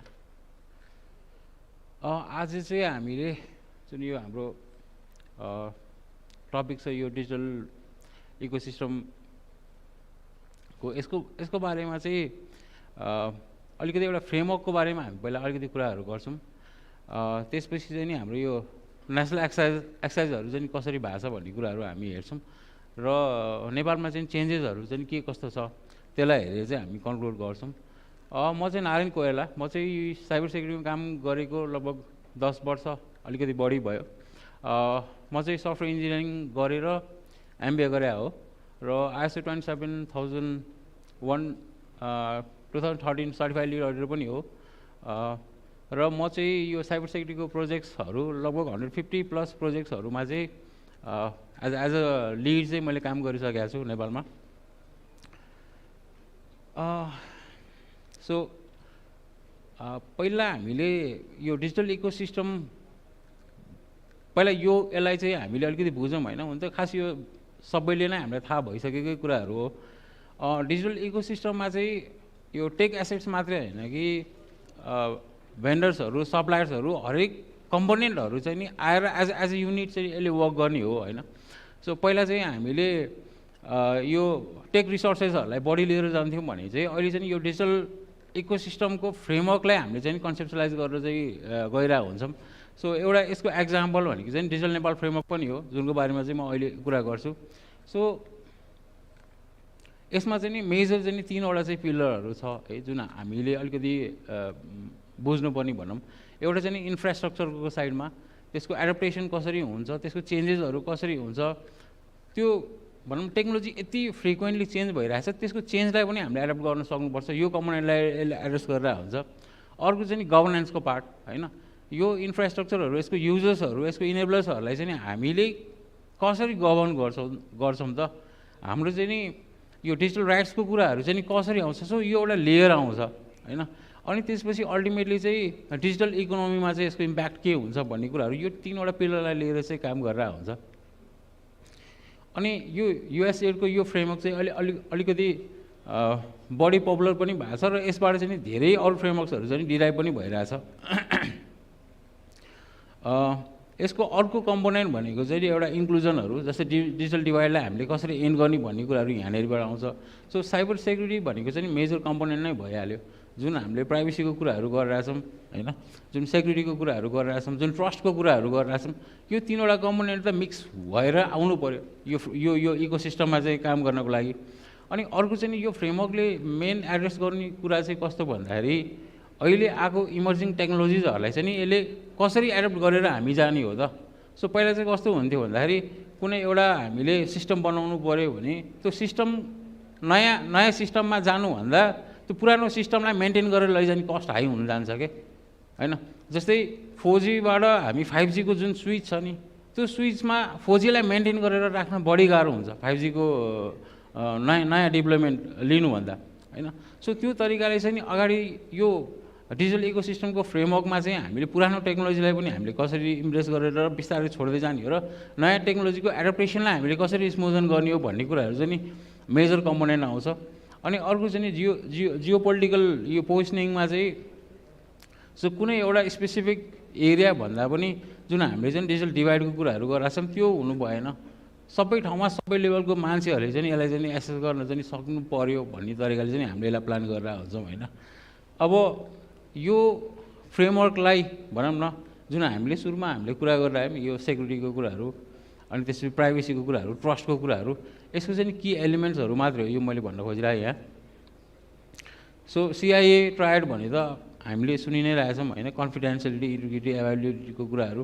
होइन त्यसमाथि चाहिँ नि अथेन्टिसिटी र नन रेपुटेसन यो जेनरल टर्म नै भयो अब यसमा चाहिँ नि मैले यो भल्नरेबिलिटी डिस्क्लोजरको कुराहरू एप्लिकेसन सेक्युरिटीको कुराहरू होइन हाम्रो चाहिँ नेटवर्कको फ्लजको कुराहरू गरिनँ तर यो सबै कुराहरू चाहिँ नि एड्रेस हुँदै हुँदै चाहिँ प्राइभेसी र सेक्युरिटीलाई नै यसले हिट गर्ने हो होइन सो अब प्राइभेसीमा चाहिँ कस्तो भयो भन्दाखेरि के कुराहरू कस्तो खाले डेटाहरू चाहिँ हामीले एक्ज्याक्टली कलेक्ट गरिरहेछौँ होइन त्यसलाई चाहिँ नि कसरी प्रोसेस हुन्छ अनि त्यसपछि कसरी स्टोर हुन्छ र कति लामो समयसम्म स्टोर हुन्छ मेन चाहिँ नि युजेजको कुराहरूलाई लिएर चाहिँ अहिले यो आइरहेको हुन्छ सो बाहिर हामीले हेऱ्यो भने प्राइभेसीको कन्सर्न्सहरू एकदमै हाई छ कि नेपालमा चाहिँ डेटा कसरी युज गरिरहेछ कहाँ बेचिरहेछ के गरिरहेछ भन्ने कुराहरूको कन्सर्न हामीलाई छैन त्यति धेरै तर अबको हाम्रो जुन यो नेसनल यो फ्रेमवर्क आउँछ यो फ्रेमवर्कमा चाहिँ यो कुराहरू चाहिँ कन्सिडर हुनुपर्छ फर एक्जाम्पल अब हामीले चाहिँ नेसनल लेभलको यति ठुलो सिस्टम्सहरू हामीले बनाइरहेछौँ अहिले सो नागरिक एपै भनौँ होइन अलि बिचमा अलिकति इस्युजहरू पनि आएको थियो यति धेरै डेटाहरू चाहिँ नि अब त्योसँग चाहिँ कनेक्टेड छ कि होइन मल्टिपल गभर्मेन्टको एन्टिटिजहरू चाहिँ त्यहाँ कनेक्टेड छ युजरले सबै कुराहरू चाहिँ एउटा फोनमा बसेर हेर्न पाउने भएको छ भनेपछि त्यहाँ सेक्युरिटीको कुराहरू पनि आउँछ प्राइभेसीको कुराहरू पनि आउँछ र ट्रस्टको कुराहरू आउँछ कि होइन सो नेपालमा चाहिँ यो अब फ्रेमवर्कको कुरा गरिरहँदा चाहिँ नेपालमा हामीले एक्ज्याक्टली के फलो गरिरहेछौँ त अहिले भन्दाखेरि लगभग यो 2019को हाम्रो यो डिजिटल नेपाल फ्रेमवर्कको फ्रेमवर्क छ होइन यो पनि भर्जन 8 point something हो यो भर्जनमा बसेर चाहिँ धेरै कामहरू चाहिँ भइरहेछ अहिले होइन मेन चाहिँ यो 8वटा पिलर्समा भनौँ डिजिटल फाउन्डेसनको कुराहरू अनि त्यसपछि एग्रिकल्चरको कुराहरू हेल्थको एजुकेसनको एनर्जी टुरिज्म यसलाई चाहिँ कन्सिडर गरेको छ अब यसमा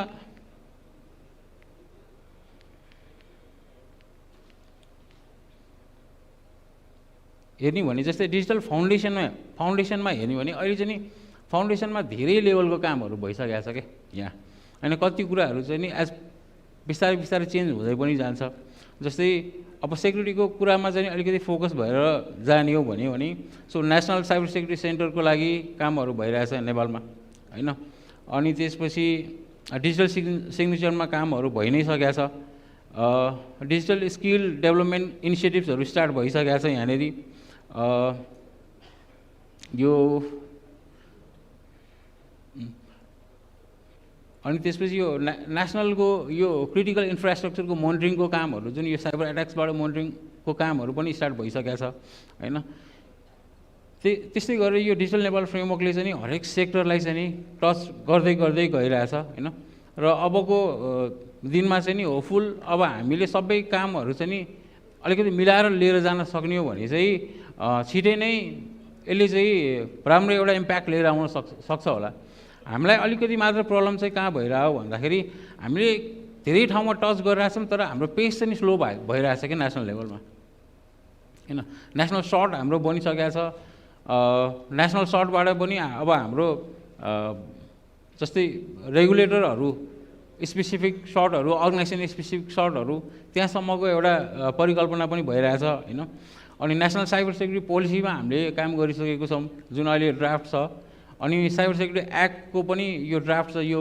प्रोसेसमै हुँदैछ आइटी बिल पनि छ सबै कुराहरू गरिरहेछौँ तर कन्क्लुड भइसकेको अवस्थामा चाहिँ धेरै कुराहरू छैन कि यो चाहिँ नि अब कति कुराहरू अब भनौँ न अब माथि क्याबिनेटमा गएर अड्किएको अवस्था चाहिँ नि हामीले देखिरहेछौँ होइन। यो कुराहरू चाहिँ नि अलिकति स्मुदन हुनु पऱ्यो, अलिकति छिटो हुनु पऱ्यो कि होइन भने हामीले अहिले तपाईँहरूले जति एफोर्ड गरेर बनाउनु भएको छ यो पोलिसिजहरू यो 2 वर्षपछि आउने हो भन्ने त यसको केही पनि अर्थ पनि हुँदैन होइन।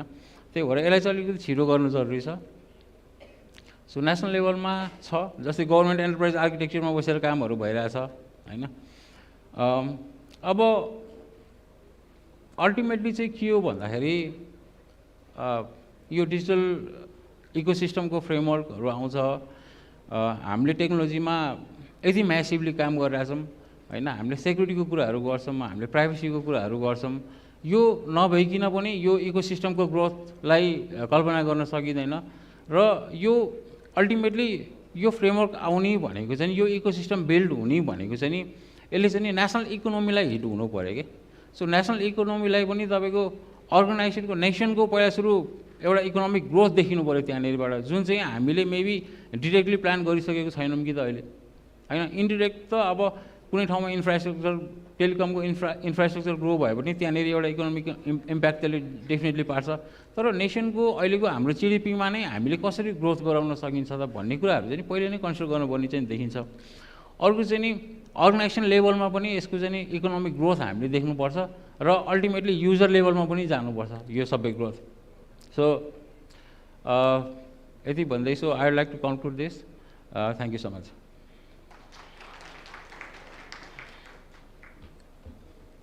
सक्यो।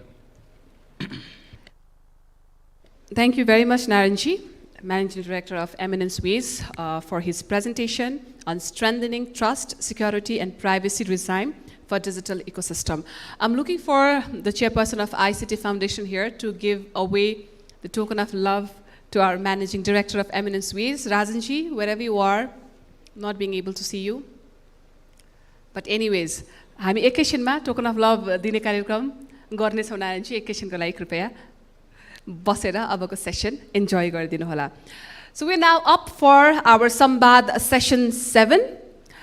May I take this pleasure in requesting Professor Dr. Subarna Shakya, Director of IT Innovation Center, TU, and President of CSRI, to chair this particular session as the session chair. Can we have a big round of applause to Professor Dr. Subarna Shakya, please?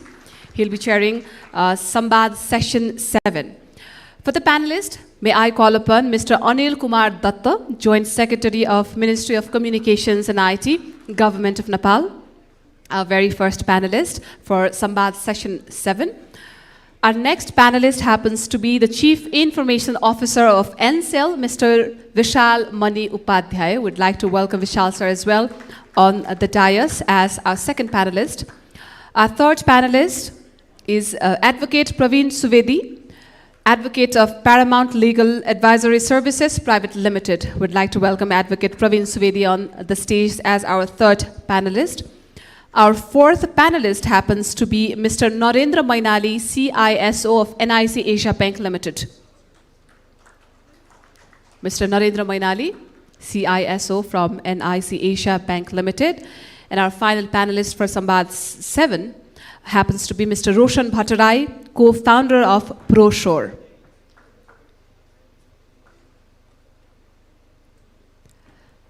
Five very strong panelists here, ladies and gentlemen, for Sambad session 7. I'd like to call upon Miss Mona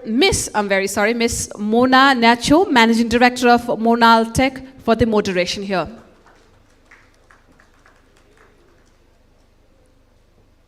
Ms. Mona Nacho, Managing Director of Monal Tech.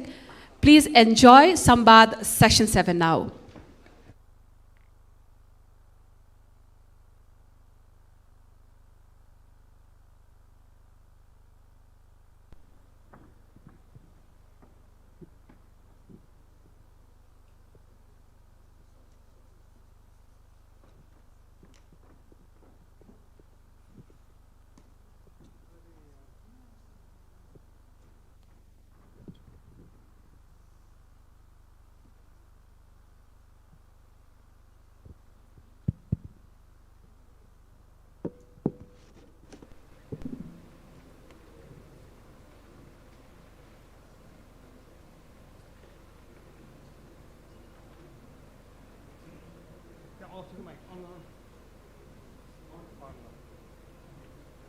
Thank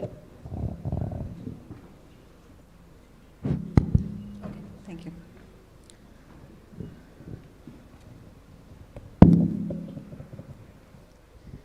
नमस्ते सबैजनालाई हजुर अब लन्चको time पनि भइसकेको रहेछ र time हामीसँग पनि थोरै थोरै नै छ र म मोनलटेक एमडी मोना न्यास्यो सबैलाई नमस्ते गर्न जाँदैछु। त्यही भन्दै चाहिँ म सानो हजुरहरूलाई चाहिँ आफ्नो नाम र एउटा सानो परिचय चाहिँ पाउन सक्छु कि भनेर है।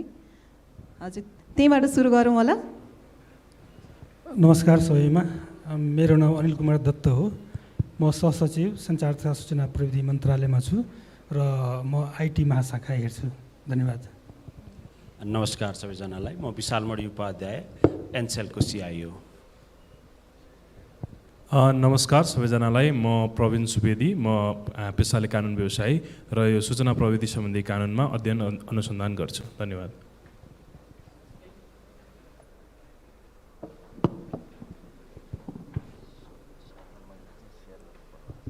हजुर यही समयमा हाम्रो माइकहरू पनि। नमस्ते, हजुर म Narendra Mainali, currently working as an Chief Information Security Officer in NICSI Bank, Nepal. नमस्ते, म रोशन भट्टराई, को-फाउन्डर अफ प्रोसोर।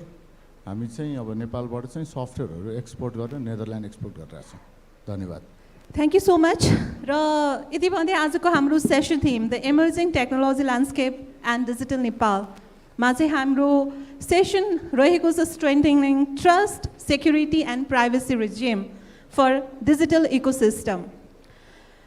यो कुरामा आउँदाखेरि मेरो विचारमा यो जब हामीले ट्रस्टको कुरा गर्छौँ होइन, ट्रस्टको कुरा गर्छौँ र अब हामीले डिजिटल नेपाल फ्रेमवर्कको कुरा गरिरहेछौँ, जुन डिजिटल नेपाल फ्रेमवर्कमा हामीले 1 नेसन 8 सेक्टर एन्ड 80 डिजिटल इनिसिएटिभ्सको बारेमा हामीले कुरा गरिराख्दाखेरि हाम्रो फर्स्ट कुरा नै हामी ट्रस्टतिर जाउँ होइन। अब विश्वास, ट्रस्ट भनेको विश्वास र यो ट्रस्ट एन्ड विश्वास यो जुन कुरा भनिन्छ यो कुनै पनि एउटा एकतर्फी हुँदैन, यो भनेको दुईतर्फी हुन्छ। एकतर्फी भनेको युजर्स लेभलको ट्रस्ट, अर्को भनेको पोलिसी मेकर अर द प्रोभाइडरहरूको ट्रस्ट। र यो ट्रस्ट बिना चाहिँ हामीले कुनै पनि ठुलो कुरा उपलब्धि गर्नको लागि चाहिँ धेरै गाह्रो छ भन्ने कुरा मान्यता पाइन्छ। यही सन्दर्भमा म चाहिँ हजुर सरलाई राख्न चाहेँ अनि हजुरको यसमा विचार के छ र जुन हाम्रो यो डिजिटल नेपालको जुन हाम्रो सोचाइ छ होइन, त्यसमा चाहिँ हाम्रो पोलिसी लेभलमा होइन हामीले चाहिँ यो ट्रस्ट जनमानसमा पुर्याउनको लागि चाहिँ हामीले के कस्तो कामहरू गरिरहेका छौँ होला भन्ने सरबाट 2 शब्द पाऊँ होला सर। धन्यवाद। अब आजको सेसन जुन छ ट्रस्ट इकोसिस्टम, यस कसरी चाहिँ बढाउन सकिन्छ, यो पर्टिकुलरली यो आइटी सेक्युरिटीमा कुरा गर्दाखेरि सबभन्दा पहिला त अब पोलिसी चाहिँ इन्ट्याक्ट हुनुपर्छ।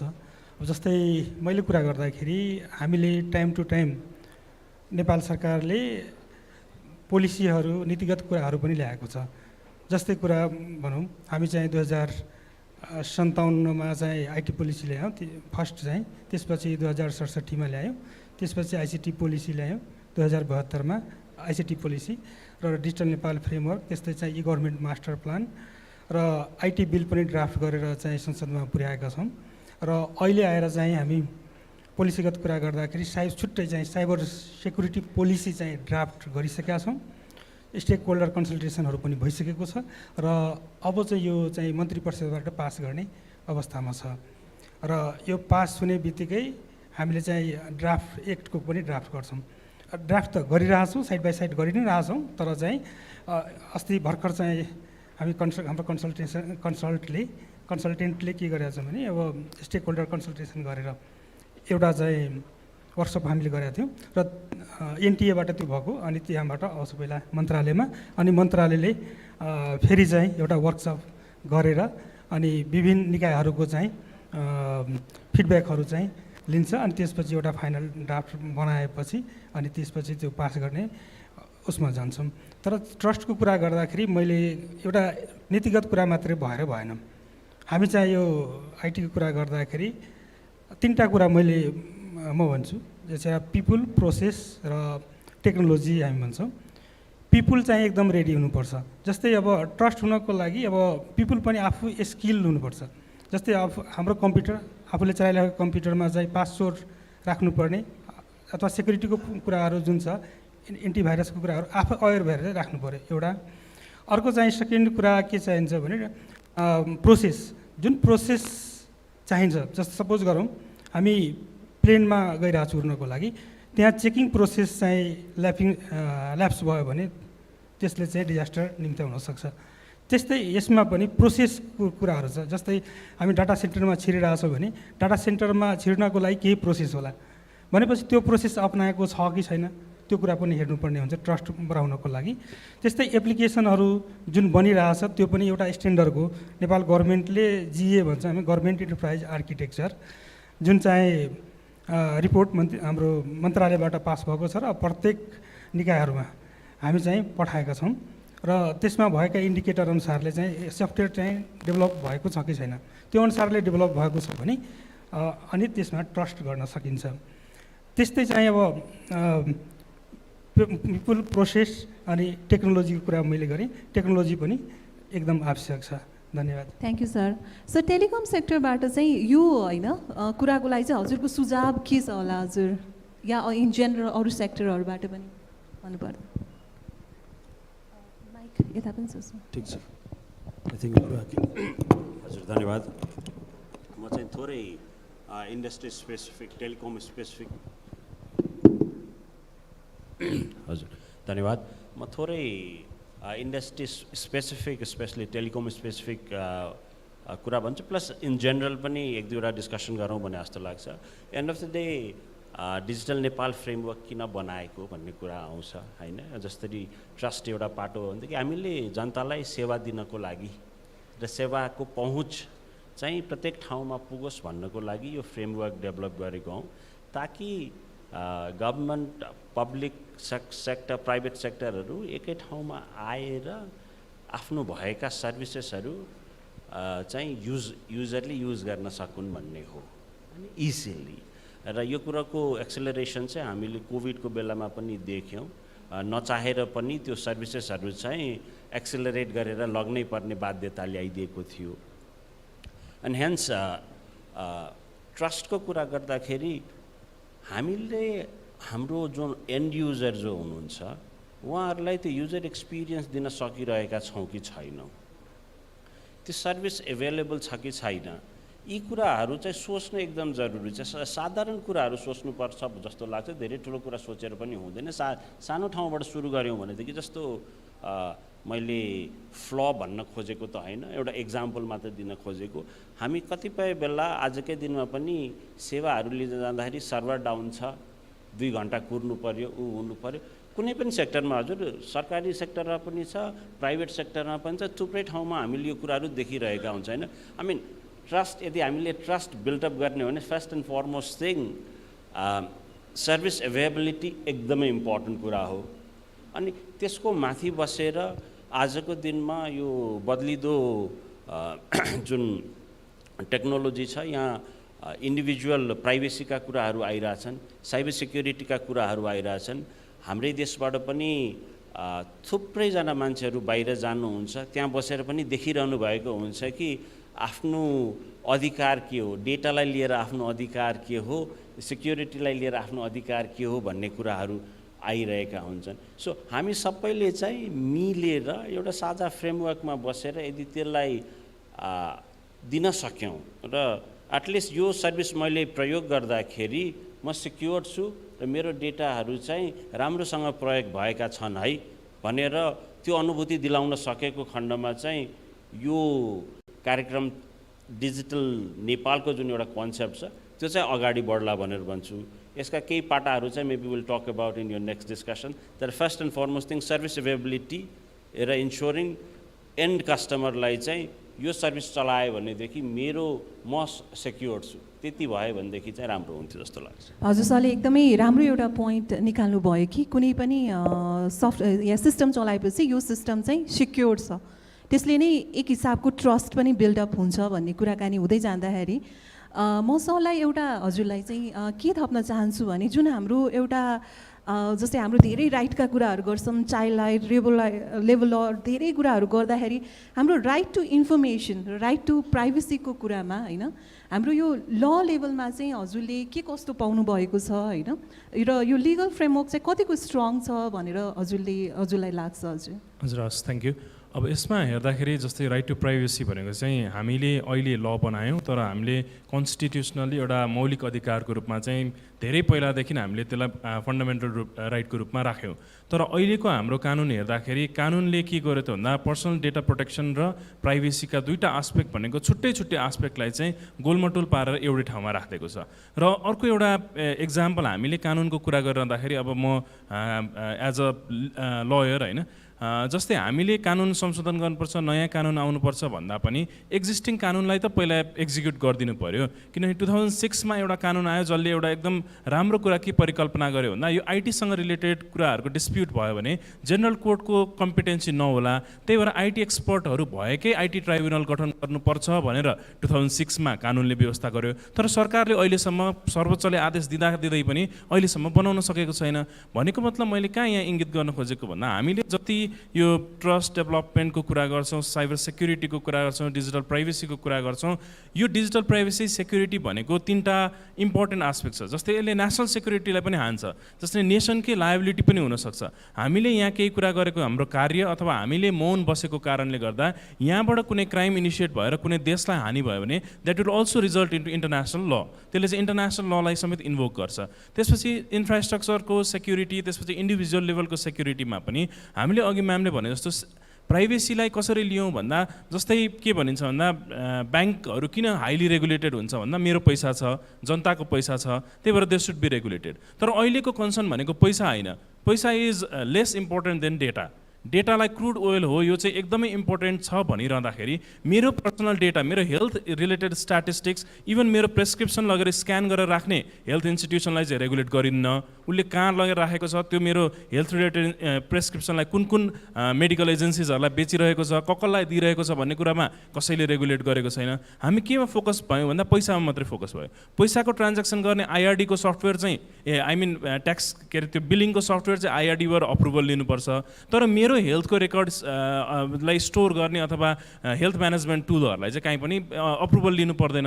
भनेको मतलब हाम्रो एउटा हेर्ने दृष्टिकोण, प्राइभेसीलाई हेर्ने दृष्टिकोण, हामीसँग कानुन छ, कानुन अलिकति त्यसमा भएका लुप होल्सहरू धेरै छन्। जस्तै एउटा कुनै मेरो प्राइभेसी हनन भयो, लास्ट इयरै मेरो पर्सनल डेटा नै बाहिर आयो, त्यसपछि म एज अ लयर मैले रेमेडी लिन पाइनँ। किनकि राइट टु प्राइभेसी जुन पर्सनल प्राइभेसी एक्टले के भन्छ त भन्दा प्राइभेसी स्ट्रङ गरेर अथवा त्यसलाई एकदम सेक्योर तरिकाले राख्नुपर्छ भनेर दायित्व चाहिँ तर राखेन भने के हुने भन्ने कुरा कहीँ पनि छैन। जस्तै कुनै एजेन्सीले चाहिँ उहाँहरूले राख्नुपर्ने थियो, उहाँहरूको रेकलेसनेसले गर्दा अथवा उहाँहरूले चाहिँ राम्रोसँग सेक्योरली राख्न नसक्दाखेरि मेरो पर्सनल इन्फर्मेसनहरू बाहिर गयो। त्यो सिचुएसनमा चाहिँ मलाई लले किन सहयोग गरेन भन्दा इन्डिभिजुअलले कुनै प्राइभेट एन्टिटीले उसको डेटा स्ट्रङली अथवा सेक्योरली हेल्ड गरेन भने, राखेन भने त्यसमा रेमेडीको उपचार छैन।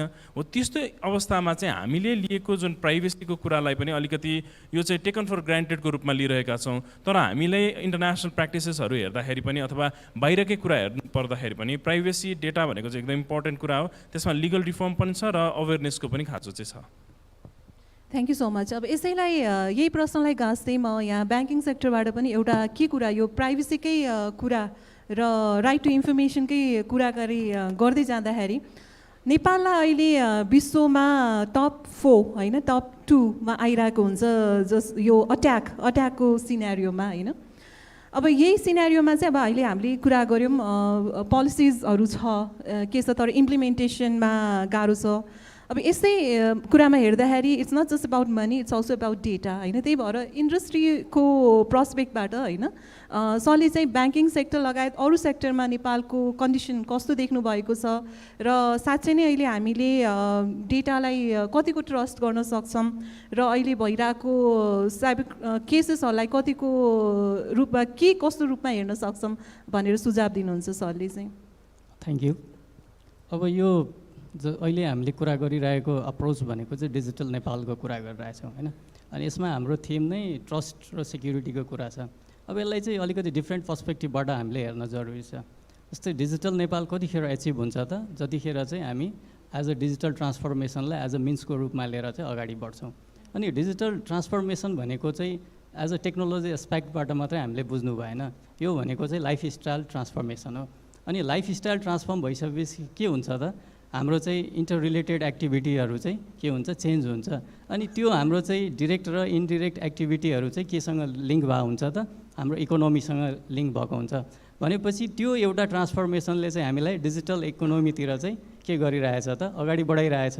भनेपछि अब डिजिटल इकोनोमी आइसकेपछि हामीले ट्रस्टलाई हेऱ्यौँ भने अहिले ग्लोबल्ली चाहिँ के कन्सिडर गरिरहेछ भने डिजिटल ट्रस्ट भनेको चाहिँ डिजिटल इकोनोमीको डिजिटल करेन्सी हो। जसरी हामी कुनै पनि इकोनोमीमा चाहिँ करेन्सीलाई चाहिँ बाइपास गरेर चाहिँ त्यो इकोनोमी जसरी हामी चाहिँ पर्सिभ गर्न सक्दैनौँ, त्यसको रिलेभेन्स इस्टाब्लिस गर्न सक्दैनौँ, त्यसरी नै डिजिटल नेपालमा यदि हामी चाहिँ फुल फ्लेज तरिकाले इम्प्लिमेन्टेसनमा जाने हो भने ट्रस्ट भनेको सबैभन्दा essential component, one of the most vital thing नै हो। त्यही भएर डिजिटल ट्रस्टलाई चाहिँ हामीले एन्हान्स गर्न सकेन भने हामीले जे डिजिटल नेपालको परिकल्पना गरिरहेछौँ त्यो चाहिँ एचिभ हुन सक्दैन। अब यो डिजिटल ट्रस्टको पनि दुईवटा मेजर कम्पोनेन्ट छ। एउटा भनेको सेक्युरिटी, जसलाई चाहिँ हामी साइबर सेक्युरिटी भन्छौँ, अर्को भनेको चाहिँ प्राइभेसी। अब यो डिजिटल ट्रस्ट चाहिँ प्राइभेसी र सेक्युरिटीको चाहिँ के हो त बाई प्रडक्ट हो। भनेपछि यो दुईटाको चाहिँ क्वालिटी जति इन्हान्स हुँदै जान्छ डिजिटल ट्रस्ट त्यति बढ्दै जान्छ र डिजिटल इकोनोमी त्यति नै बढ्दै जान्छ। भनेपछि यो तिनटै कुराहरू चाहिँ डिरेक्टली प्रोपोर्सनल छ। अब नेपालको कन्टेक्स्टमा हेर्ने हो भने साइबर सेक्युरिटीको स्ट्याटस के छ त, प्राइभेसीको स्ट्याटस के छ त। अघि एडभोकेट सरले भनिहाल्नुभयो प्राइभेसीको हिसाबले त हामी धेरै नै पछाडि छौँ होइन। जस्तै यहाँ चाहिँ भनौँ न मेरो डेटाको चाहिँ रिलायबिलिटी अथवा डेटा सेयरिङ हुँदैन भन्ने कुराको एस्युरेन्स कसले दिने त। फर इक्जाम्पल अहिले चाहिँ हाम्रो चाहिँ कन्ट्रीमा चाहिँ मल्टिपल ठाउँमा चाहिँ सर्भिलेन्स सिस्टमहरू छ होइन, लोकेसन ट्र्याकिङको कुराहरू छ। अब त्यो डेटा चाहिँ प्रपरली मात्रै युज हुन्छ भन्ने एस्युरेन्स कसले दिने त, मेजर च्यालेन्ज होइन। अनि अर्को साइबर सेक्युरिटीको एस्पेक्टबाट हेर्दाखेरि पनि म चाहिँ के भन्छु भने हामी चाहिँ फार बिहाइन्ड छौँ as compare to other nations, जसले चाहिँ डिजिटल ट्रस्टलाई एज अ इकोनोमीको रूपमा चाहिँ इम्पोर्टेन्ट कम्पोनेन्टको रूपमा लिएर गएको छ। हामी धेरै कमजोर छौँ। किन कमजोर छौँ त, अब त्यतिकै भन्ने त कुरा भएन। फेरि यहाँ अर्को कन्ट्राडिक्टरी कुरा के छ भने हामीले त्यो दुईवटा सेगमेन्टमा हामी कमजोर चाहिँ छ भनिरहेछौँ, तर डिजिटल एडप्सन अथवा डिजिटल इकोनोमी ग्रो भइरहेछ, यो त कन्ट्राडिक्टरी कुरा भयो नि त। त्यो किन हुन्छ भने चाहिँ जुनसुकै इकोनोमी डिजिटल इकोनोमीलाई पनि हामीले हेऱ्यौँ भने चाहिँ इनिसियल फेजमा चाहिँ त्यो स्पाइक नै हुन्छ। जस्तै हामीले चाहिँ युरोपको कुरा गर्ने हो भने युरोपमा पनि त्यही भएको थियो। इनिसियल्ली चाहिँ डिजिटल इकोनोमी ग्रो हुँदाखेरि चाहिँ तपाईँको चाहिँ के भएको थियो भने डिजिटल ट्रस्टको कुराहरू त्यति धेरै फोकसमा आइसकेको थिएन। अहिले डिजिटल ट्रस्टको कुराहरू चाहिँ म्यासिभली आयो, त्यस पछाडि उनीहरूले के गर्यो त जिडिपिआर लिएर आयो नि त। जिडिपिआर त्यतिकै लिएर आएको होइन नि त। अब त्यो डिजिटल इकोनोमीलाई हामीले सस्टेन गराउनको लागि चाहिँ डेटा प्रोटेक्सनको कुराहरूमा साइबरको कुराहरूमा चाहिँ इन्हान्स गर्ने रुल्सहरू लिएर आउन सकेन भने चाहिँ डिजिटल इकोनोमी चाहिँ अब स्ट्याग्नेन्टतिर जान्छ है भन्ने कुरा उनीहरूले चाहिँ आइडेन्टिफाई गर्यो। त्यस पछाडि उनीहरूले त्यो किसिमको चाहिँ पोलिसी चेन्जेसहरू गर्यो होइन। भनेपछि हामीले पनि जे सोचिरहेछौँ त्यो गर्नको लागि डिजिटल ट्रस्ट चाहिँ एकदम मेजर इम्पोर्टेन्ट कम्पोनेन्ट हो। म्यामले अघि जुन कुरा रेज गर्नुभयो it's not only about the banking sector होइन। यो भनेको त अघि मैले भने नि त डिजिटल ट्रान्सफर्मेसन भनेको त मेरो लाइफस्टाइल ट्रान्सफर्मेसन हो। लाइफस्टाइल भनेको मेरो हेल्थ होला, मेरो एजुकेसन होला, मेरो टुरिज्म होला, मेरो चाहिँ ब्याङ्किङ रिलेटेड ट्रान्जेक्सन होला, इच एन्ड एभ्री सेगमेन्ट हो नि त। भनेपछि it's not only about the payment. अघि सरले रेज गरेको पोइन्ट एकदम भ्यालिड छ। डेटाको प्राइभेसी अथवा हामीले चाहिँ प्रोस्पेरियस नेपालको कुरा गर्ने हो भने चाहिँ एउटा ब्याङ्किङ सिस्टम मात्रै इम्पोर्टेन्ट हो अथवा एक सिस्टम मात्रै इम्पोर्टेन्ट हो भन्ने कुरा जुन हाम्रो चाहिँ एउटा चाहिँ ओरिएन्टेसन अथवा पर्सेप्सन अथवा आइडिएसनको कमी छ नि, त्यसलाई पनि अब हामीले चाहिँ रिमिडिएट गरेर जानुपर्ने हुन्छ। स्पेसिफिक टु द ब्याङ्किङको हामीले कुरा गर्ने हो भने अब त्यहाँ पनि दुई तिनवटा च्यालेन्जेसहरू म देख्छु। जस्तै त्यो च्यालेन्जेसलाई पनि म चाहिँ ब्रिफली हाइलाइट गर्छु। एउटा त इन्स्टिट्युसनल इस्टाब्लिसमेन्टको च्यालेन्जेस छ। फर इक्जाम्पल कुनै पनि फाइनेन्सियल इन्स्टिट्युसनमा एउटा कुनै इभेन्ट भयो भने अब त्यो चाहिँ एकदम केओसको सिचुएसन हुन्छ। Nobody is there to react you, के गर्ने कसो गर्ने। अब ल इन्फोर्समेन्ट एजेन्सीलाई भन्ने हो कि रेगुलेटरलाई भन्ने हो कि आफै के गर्ने हो, आफै त्यसको रेमिडिएसनमा लागौँ, भोलि लिगल इन्टिटीबाट क्वेसन आउला होइन। अब तिमी यसो गर भन्ने पनि छैन। भनेपछि this is one of the most serious issues that we all have in country like Nepal in terms of institutional establishment. अनि अर्को कुरा भनेको चाहिँ इन्डिभिजुअल अवेरनेसको कुरा। हामी सबै युजर चाहिँ अघि मैले भनिहालेँ ग्लोबल हाम्रो पपुलेसन चाहिँ 7 बिलियन अराउन्ड 8 बिलियन पुगिरहेछ भने अहिले 5 बिलियन पपुलेसन चाहिँ all are connected with the internet. भनेपछि we all are prone to the cyber crime अथवा फ्रड्स त्यो छौँ नि त भनेपछि इन्डिभिजुअल अवेरनेसलाई पनि हामी चाहिँ प्यारालेली लिएर जानु पऱ्यो। अनि अर्को भनेको चाहिँ एज अ च्यालेन्जकै रूपमा हेर्दाखेरि मैले चाहिँ आइडिएसन र इनोभेसनको कुरा गर्छु हैन। आइडिएसन र इनोभेसन भनेको चाहिँ मैले यहाँ कुरा गरिरहेको कुनै नयाँ टेक्नोलोजी बनाउनुपर्छ भन्न खोजेको होइन। हामीले हाम्रो चाहिँ पर्सेप्सनलाई चेन्ज गर्नु पऱ्यो। यसमा पनि म एउटा इक्जाम्पल के दिन चाहन्छु भने हामी सबै इन्स्टिट्युसनहरूलाई के छ भने मल्टिफ्याक्टर अथेन्टिकेसन राखेपछि म 99% सेफ हुन्छु। तर अहिलेको लेटेस्ट रिसर्चहरूले के भन्छ भने मल्टिफ्याक्टर अथेन्टिकेसन तपाईँको सिस्टममा छ भने द्याट सिस्टम इज 99% ब्रेकेबल। अब त्यो नहुनको लागि हामी चाहिँ एन्टी फिसिङ नहुने टाइपको चाहिँ मल्टिफ्याक्टर अथेन्टिकेसन जानु पऱ्यो। भनेपछि यहाँ चाहिँ आइडिएसन र इनोभेसनको पनि कमी हो नि त। आखिर कुरा त त्यही मल्टिफ्याक्टर अथेन्टिकेसन हो। तर तपाईँ फिसिङ रेसिस्टेन्ट हुनुहुन्छ कि हुनुहुन्न? लास्ट टाइम यो क्वार्टर मात्रै चाहिँ हाम्रो चाहिँ एपिडब्ल्युजीको चाहिँ रिपोर्ट हेर्ने हो भने यो क्वार्टरमा मात्रै चाहिँ 1 बिलियन फिसिङ एट्याकहरू चाहिँ ग्लोबल्ली भएको छ होइन। भनेपछि त्यो रेसियो चाहिँ यति एक्सपोनेन्सियली बढाएको छ नि त। अब त्यो कुराहरूलाई पनि हाम्रो इन्फ्रास्ट्रक्चर कस्तो छ, हाम्रो प्रोसेस कस्तो छ, हाम्रो टेक्नोलोजी स्ट्याकहरू के छ, त्यो लेभलमा पनि हामीले चाहिँ अब आइडिएसन र इनोभेसनलाई चाहिँ के गर्नुपर्ने हुन्छ त, एनहान्स गर्नुपर्ने हुन्छ। यो सबै कुरा गऱ्यो भने चाहिँ मेबी फाइनेन्सियल सेक्टर होला, अरू कुनै सेक्टर होला, हेल्थ इन्डस्ट्री होला, सबै कुराबाट चाहिँ मर्जअप गरेर चाहिँ बेस्ट र रिलायबल हामीले चाहिँ एउटा चाहिँ इन्फ्रास्ट्रक्चर बनाउन सक्छौँ इन टर्म्स अफ टेक्नोलोजी, जसले चाहिँ डिजिटल नेपालले जे परिकल्पना गरिरहेछ त्यो कुरा चाहिँ एचिभेबल हुन्छ जस्तो लाग्छ। थ्याङ्क यू सो मच है। अब उहाँले भन्नुभयो जस्तो हामीले जहिले पनि जान्छौँ अब ट्रस्टको कुरा आउँदाखेरि गभर्मेन्ट अर्गनाइजेसनतिर जान्छौँ, अरू हामी ब्याङ्किङ सेक्टरतिर जान्छौँ भन्ने कुरा छँदैछ।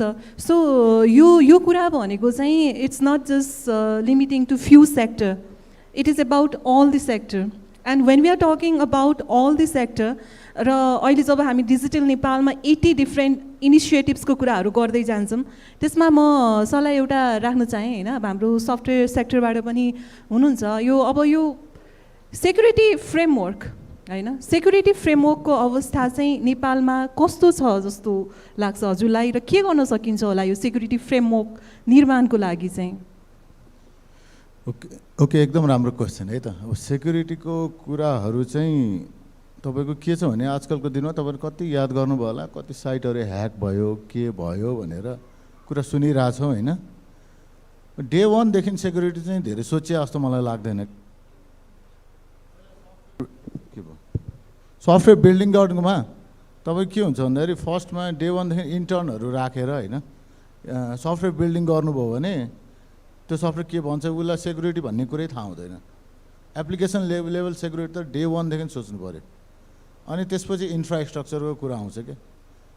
सो तर धेरै ठाउँमा चाहिँ न एप्लिकेसन लेभलमा सोचिन्छ होइन, इभन विदिन एप्लिकेसन तपाईँ गएर अर्कोको डाटाहरू हेर्न सक्नुहुन्छ क्या कति कुराहरू। अनि अर्को चाहिँ तपाईँको नेक्स्ट कुरा आउँछ इन्फ्रास्ट्रक्चर लेभल, त्यसपछि आउँछ ओपन सोर्स युज गरेर लाइब्रेरीहरू युज गरे हुन्छ, अनि लाइब्रेरीमा भल्नरेबिलिटी हुन्छ, प्याच गर्ने कोही पनि हुँदैन, अनि त्यो साइट चाहिँ त्यहाँ अथवा साइट अथवा एप्लिकेसन त पुरै भल्नरेबल भयो। सो डिफ्रेन्ट एस्पेक्टहरू चाहिँ टाइम टु टाइमली हेर्नुपर्ने हुन्छ कि सेक्युरिटी कुरामा ट्रस्टको लागि, र धेरै कुरा चाहिँ मिसिङ छ र धेरै कुरा काम गर्नुपर्ने छ स्टार्टिङ फ्रम एप्लिकेसन लेभल भन्छु म चाहिँ। Thank you so much. र उहाँले एउटा पोइन्ट भन्नुभएको के छ भने security or trust is something that doesn't happen at the end, it happens back to back and from the initiation. यस्तै बात म विशाल सरलाई पनि होइन हजुरको एक्सपिरियन्सबाट चाहिँ हामीले यो साइबर सेक्युरिटी फ्रेमवर्कको जब निर्माण गर्दैछ कस्तो कस्तो टेक्नोलोजिकल कुराहरूमा चाहिँ हामीले ध्यान दिनुपर्छ र के कुरा गर्दाखेरि चाहिँ हामीले यस्तो कुराले सबैलाई चाहिँ समेट्न सक्छौँ जस्तो लाग्छ? हजुर धन्यवाद। म साइबर सिक्युरिटी स्पेसिफिक गफ गर्दाखेरि चाहिँ 5वटा की पिलर भन्छु है। एकदम साधारण हामीले यसलाई डिभाइड गर्न सक्छौँ।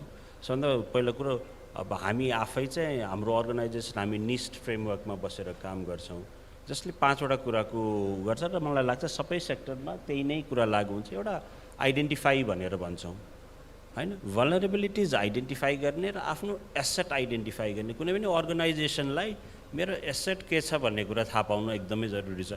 वेन वी से एसेट, एसेट भनिसकेपछि के हुन्छ भन्दा एउटा सफ्टवेयर एसेट हुन्छ हजुरको होइन, मल्टिपल सफ्टवेयर्स हुन्छ, सफ्टवेयरको कुन भर्सन कहाँ युज भइरहेछ भन्ने एन्ड टु एन्ड त्यसको त्यो एसेटको ट्र्याकिङ हुनु पऱ्यो। तपाईँको आइपी कुन युजरले कहाँ के कसले के आइपी पाइरहेछ, आइपी एसेटको ट्र्याकिङ हुनु पऱ्यो। हजुरको मल्टिपल डेटा सेन्टर्सहरू हुन्छन्, थाउजन्ड्स अफ सर्भर्सहरू रनिङ हुन्छन्, कुन सिस्टममा कुन लेभलको हार्डवेयर छ, त्यो के छ, कहिले अब्सोलिट हुन्छ, यी एन्ड टु एन्ड हजुरले चाहिँ आफ्नो एसेट इन्भेन्टरी हुन एकदम जरुरी छ, ताकि the day some breaches happen you immediately able to identify where it happen. होइन भने हामीले धेरै समय चाहिँ यो आइडेन्टिफाईमै बिताइरहेका हुन्छौँ। अर्को प्रोटेक्ट, हामी सबभन्दा बढी चाहिँ प्रोटेक्टलाई इम्फोसिस गरिरहेका हुन्छौँ। यसलाई चाहिँ हाम्रो इन्फ्रास्ट्रक्चरलाई प्रोटेक्ट गर्नु पर्यो भन्ने कुरा होइन। र मलाई लाग्छ हाम्रो जति पनि डिस्कसन हुन्छ हामीले प्रोटेक्सनमै बढी गरेर हुन्छ, यो फायरवाल राख्ने, यो सिस्टम राख्ने, यो टेक्नोलोजी राख्ने भनेर, त्यो तर त्यो भनेको एउटा सानो पिलर हो भनेर भन्छु, प्रोटेक्ट। Third, detect. हजुर ब्रिच हुनुभयो भन्ने कुरो आइडेन्टिफाई त हुनु पर्यो नि त।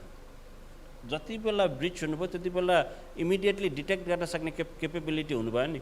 हजुरले प्रोटेक्सन मेकानिजम त राख्नु भएको छ, त्यो प्रोटेक्सन मेकानिजम ब्रिच गर्यो भनेदेखि डिटेक्ट गर्न सक्ने मेकानिजम छ कि छैन त इन्टर्नली, होइन? त्यसपछि भनेको रेस्पोन्स आउँछ। रेस्पोन्स इज हजुरले एउटा चाहिँ इन्टर्नल्ली ल मलाई ब्रिच भयो भन्ने थाहा भयो, त्यसलाई कसरी सर्ट आउट गर्ने भन्ने भयो भनेदेखि अर्को एक्सटर्नल्ली हामी ट्रस्टको जुन गफ गरिरहेछौँ नि, this is where response comes, being transparent to यो users and others, saying that this is what is happen to my organisation, होइन? एउटा लिडरसिप टिमले आएर चाहिँ यदि नियामक निकाय छ, रेगुलेटरी छ भनेदेखि त्यहाँ गएर एउटा इन्फर्मेसन दिने, त्यस्तै गरिकन आफ्नो कन्ज्युमरहरूको अगाडि आएर चाहिँ हाम्रो यसरी ब्रिच भयो, हामी यो स्टेप्सहरू लिइरहेछौँ भनेर त्यो आएर चाहिँ भन्न सक्नु पऱ्यो। एन्ड लास्टली रिकभर, बिजनेसलाई ब्याक टु रिकभर त गर्नु पऱ्यो नि त, होइन? एउटा रिकभरको मेकानिजम पनि राख्न इक्वली इम्पोर्टेन्ट छ। सो यदि यो 5वटा पिलर चाहिँ साइबर सेक्युरिटीको आस्पेक्टबाट हेरिदियौँ र आफ्नो वर्कफोर्सहरूलाई त्यही हिसाबले डिभाइड गर्न सक्यौँ भनेदेखि यो मेरो हिसाबमा साइबर सेक्युरिटीका एप्रोचहरू चाहिँ एड्रेस गर्न सक्छौँ। र यही कुरामा उहाँले भनेको कुरामा अलिकति एड गर्न चाहन्छु, जस्तो हामी डेभलपमेन्टका कुरा गरिरहेछौँ, सफ्टवेयर डेभलपमेन्टका कुराहरू गरिरहेछौँ। सफ्टवेयर डेभलपमेन्ट मोनोलिथिक प्लेटफर्म बनाएर आजको दिनमा हुँदैन, होइन? हामी त्यहाँभन्दा अगाडि जानु पर्यो। त्योभन्दा अगाडि जानको लागि माइक्रो सर्भिसेस आर्किटेक्चरमा जानु पर्यो, ताकि तपाईँले त्यसलाई इजिली आइडेन्टिफाई गर्न सक्नु पर्यो। यसमा गफ गर्दाखेरि थोरै टेक्निकल गएँ हजुर, म CI/CD पाइपलाइनिङ भन्ने कुराहरू हुन्छन्, डेभअप्सको कुरा नभएर डेभसेक अप्सका कुराहरू आएका छन्। डेभसेक अप्सका कुराहरू गर्दाखेरि चाहिँ security is embedded into yo development. हजुरले कोड लेख्दै जानुहुन्छ, त्यो लेखिरहेको कोड चाहिँ इन्स्टेन्टली नै अन दि फ्लाई त्यहाँ फ्लजहरू छ कि छैनन् भन्ने कुराहरू आजको दिनमा हामीले हेर्न सक्छौँ। र त्यो रिलिज गर्नुभन्दा अगाडि त्यसको भल्नरेबिलिटी एसेसमेन्ट गर्ने, पेनिट्रेसन टेस्टिङ गर्ने, र यति सबै गऱ्यौँ। हामीले सफ्टवेयर रिलिज पनि गऱ्यौँ, तर वान टाइम रिलिज होइन नि त, किनभने फ्लजहरू भल्नरेबिलिटिजहरू भन्ने त सधैँ आइरहेका हुन्छन्। हामी सबैले सपोर्टको रूपमा AMCsको रूपमा लिइरहेका हुन्छौँ। त्यसमा यदि सिम्पली इन्टर्नल फेसिङ र एक्सटर्नल फेसिङ एप्लिकेसनलाई नै सेग्रिगेट गरिदिउँ, होइन? जुन चाहिँ इन्टरनेट फेसिङ छ, जुन चाहिँ आफ्नो इन्टर्नल छ, इन्टरनेट फेसिङ छैन, त्यसलाई सेग्रिगेट गरेर भेन्डर इकोसिस्टमसँग यदि इन्टरनेट फेसिङ सिस्टममा छ भनेदेखि क्रिटिकलिटी बेस्ड उसमा एकदम क्रिटिकल छ भनेदेखि मलाई यो 4 घन्टामा फिक्स हुनु पर्यो। हाई छ भनेदेखि मेबी 24 आवर्स, 48 आवर्स। अब लो मिडियम छ भनेदेखि it can go to let's say 7 days to a month। र त्यसलाई इन्फोर्स गर्न सकेको खण्डमा चाहिँ ट्रस्टको पाटोलाई चाहिँ हामीले धेरै एड्रेस गर्न सक्छौँ। र सानो मैले प्राइभेसी जोडेँ हजुर, यो यत्रो ठुलो इकोसिस्टम, डिजिटल इकोसिस्टमको हामी गफ गर्दैछौँ। डिजिटल इकोसिस्टमको गफ गर्दा के हुन्छ त भन्दाखेरि मल्टिपल कम्पोनेन्टलाई इन्टिग्रेट गर्नुपर्ने हुन्छ, होइन? एउटा सिस्टमले अर्को सिस्टमलाई जोड्नुपर्ने हुन्छ, एडाप्टर्सहरू बनाउनु पर्ने हुन्छ। त्यो सिस्टमहरू बनाउँदाखेरि सिम्पल हामी DPIA भनेर भन्छौँ, डेटा प्राइभेसी इम्प्याक्ट एसेसमेन्ट, त्यो गरेर पर्सनल्ली आइडेन्टिफाएबल इन्फर्मेसन PII इन्फर्मेसन कसरी एड्रेस गरिरहेछ, त्यसलाई कसले हेर्छ अर्गनाइजेसनमा त्यो सबैको पहुँचमा छैन र कन्ज्युमरको डेटा चाहिँ हामीले यदि सेक्योर गरेर राखेको छौँ कि छैनौँ भन्ने एउटा इम्प्याक्ट एसेसमेन्ट गरेको खण्डमा सफ्टवेयर बनाउने बेलामा रिलिज गर्ने बेलामा र रिभ्यू गर्ने बेलामा चाहिँ यसले धेरै ठुलो मद्दत गर्छ। यो त एकदम साना साना स्टेप हुन् तर we can start with this, त्यही भन्न चाहन्छु। थ्याङ्क यू सो मच होइन, दिस इज भेरी इन्फर्मेटिभ होइन। अब यसैमा चाहिँ म कि यो पिआइआई इन्फर्मेसनको कुरा हजुरले गर्नुभयो, गभर्मेन्ट हामीले आर्किटेक्चरको कुरा गरिरहेछौँ होइन, यसमा चाहिँ हाम्रो के कस्तो इनिसिएटिभ छ गभर्मेन्ट लेभलबाट हजुरले के भनिदिनुहुन्छ कि? गभर्मेन्टबाट हामीले अघि पनि मैले भनेको थिएँ एउटा चाहिँ जिए डकुमेन्ट भन्छौँ हामी, गभर्मेन्ट इन्टरप्राइज आर्किटेक्चर डकुमेन्ट, जुन चाहिँ सूचना प्रविधि विभागबाट तयार भएर मन्त्रालयमा आयो। मन्त्रालयबाट हामीले मन्त्री स्तरबाट चाहिँ निर्णय गरेर अनि सबै मन्त्रालयमा पठाएका छौँ। त्यसमा केही कुराहरू छ, स्ट्यान्डर्डको कुराहरू छ। स्ट्यान्डर्डको कुराहरू जस्तो भनौँ सफ्टवेयर एप्लिकेसन बनाउँदाखेरि केही जस्तै सोर्स कोड क्लाइन्टलाई दिनै पर्ने, त्यस्तै चाहिँ टेक्निकल डकुमेन्टेसनहरू, त्यस्तै युजर म्यानुअलहरू, त्यस्तै प्रोजेक्ट चार्टरहरू, एसआरएस डकुमेन्ट लगायतका त्यो डकुमेन्टमा 45वटा चाहिँ इन्डिकेटरहरू छ। तर सबै अहिले चाहिँ नेपालको कन्टेक्स्टमा लागू गर्दा अलिकति गाह्रो हुन्छ किनभने हामी अझै सिक्दैछौँ स्ट्यान्डर्डको कुराहरू। त्यही भएर चाहिँ 15वटा एकदम आवश्यक नभई नहुने कुराहरू हामीले चाहिँ आइडेन्टिफाई गरेर त्यसलाई अगाडि मन्त्रालयहरूमा पत्र पठाएर चाहिँ इम्प्लिमेन्टेसन गर्नको लागि हामी पठाएका छौँ र त्यो लागू भयो भने स्ट्यान्डर्डको सफ्टवेयरहरू डेभलप हुन्छ। त्यो बाहेक चाहिँ अब सिक्युरिटीको कुरा गर्दाखेरि हामी जस्तै डिजिटल सिग्नेचर लगाएर डकुमेन्टहरूलाई एक ठाउँबाट अर्को ठाउँमा पठायो भने अथवा चाहिँ कुनै सिस्टममा लगायो भने त्यसलाई चाहिँ ट्रस्ट बनाउन सकिन्छ। त्यो बाहेक चाहिँ हामीले अब आइटी बिल त अहिले पास भएको अवस्था छैन, त्यही पनि हामी त्यतिकै बसेका छैनौँ। हामीले निर्देशिकाहरू बनाएर कामहरू गर्दैछौँ।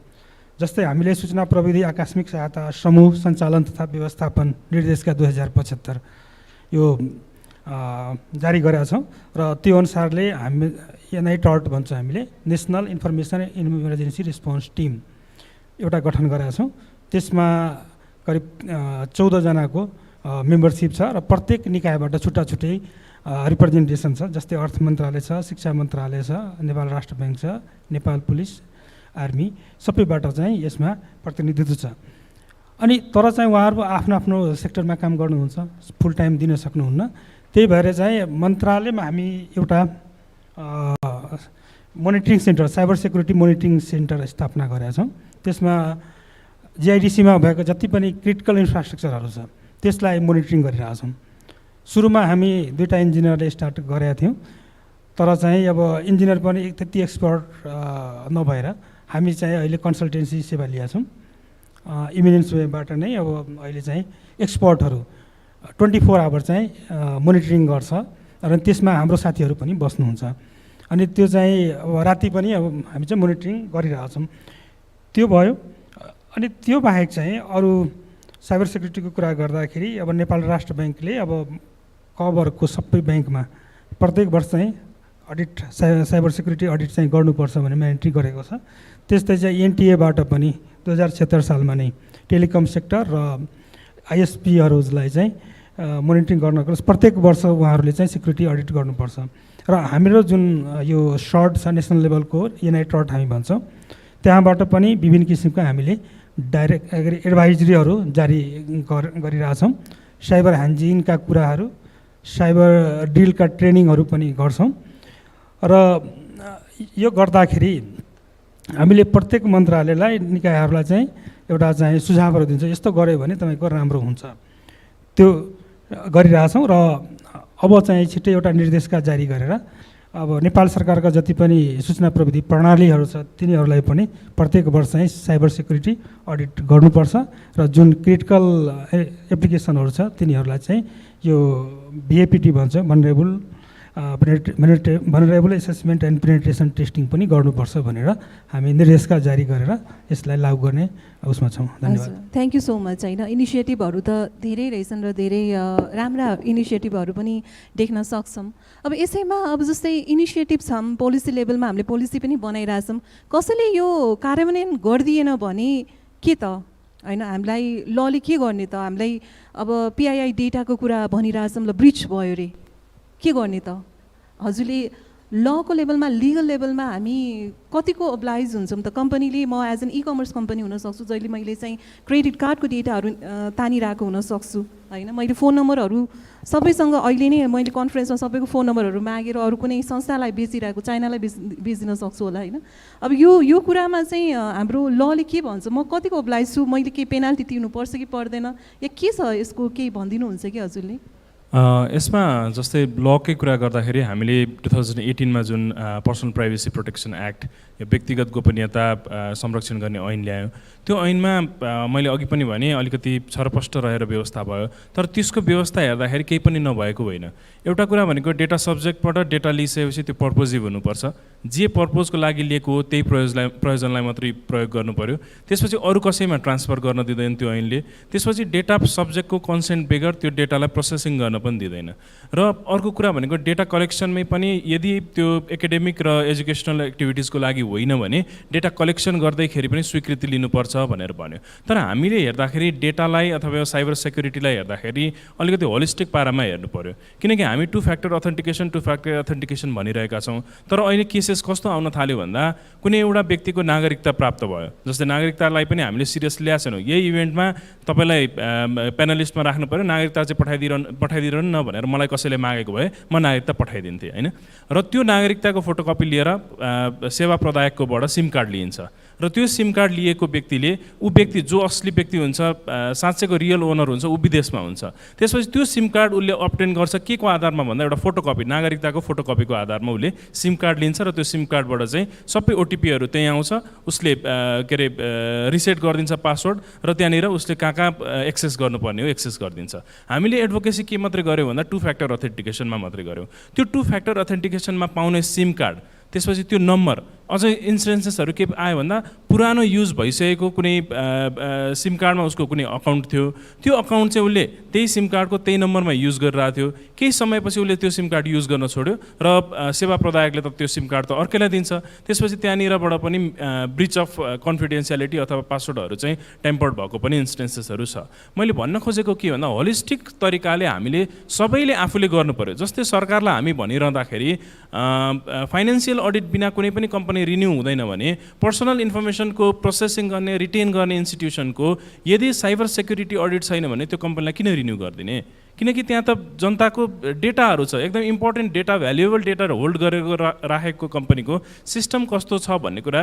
सेक्युरिटी गर त्यो अडिट गर भनेर कुनै एउटा निर्देशन अथवा कुनै एउटा निर्णय गर्नलाई त्यसले त धेरै कुनै लिगल क्वेसन पनि रेज गर्ने होइन त्यसपछि हामी प्रहरीलाई नै हेरौँ अथवा हाम्रो काम गर्ने कुरा जस्तै हामी आजको हाम्रो मूल उद्देश्य भनेको कसरी हामीले ट्रस्ट डेभलप गर्ने जब एउटा व्यक्तिको शरीर खानतलासी गर्दाखेरि चाहिँ दुईजना साक्षी राख्नुपर्छ मुचुल्का उठाउनुपर्छ तर त्यही प्रहरीले एउटा कसैको फोनलाई चाहिँ इन्भेस्टिगेसन गर्दाखेरि कहीँ पनि केही उल्लेख गर्नु पर्दैन उसले सजिलै सिज गरेको हुन्छ फोन त्यसपछि सजिलै त्यसमा फोरेन्सिक इन्भेस्टिगेसन गरिन्छ हो त्यस्तो किसिमको अप्रोच हामीले लियौँ भने हामीले कहिले पनि यो ट्रस्ट डेभलपमेन्ट चाहिँ गर्न सक्दैनौँ त्यही भएर हामीले गर्ने यो जतिखेर हामी डिजिटलाइज गर्दैछौँ भने हामीले फिजिकलमा जुन लेभलको सेक्युरिटी चाहिँ हामीले एक्सपेक्ट गर्छौँ त्यही कुरा डिजिटल लेभलको कुरामा पनि हामीले त्यो सेक्युरिटी पनि एक्सपेक्ट गर्नुपर्छ नेभरदलेस लकै कुरा गर्दा मैले यसलाई कन्क्लुड गरेँ पर्सनल प्राइभेसी एक्ट एकदमै राम्रोसँगले आएको छ त्यसमा दुईवटा इस्युलाई मिक्सअप गरे तापनि त्यसमा जस्तै एउटा इम्पोर्टेन्ट आस्पेक्ट के छुटेको छ भने मैले अघि पनि भनेको थिएँ यदि कुनै कम्पनीले रिटेन गरेको छ भने पब्लिक इन्स्टिट्युसन छ भने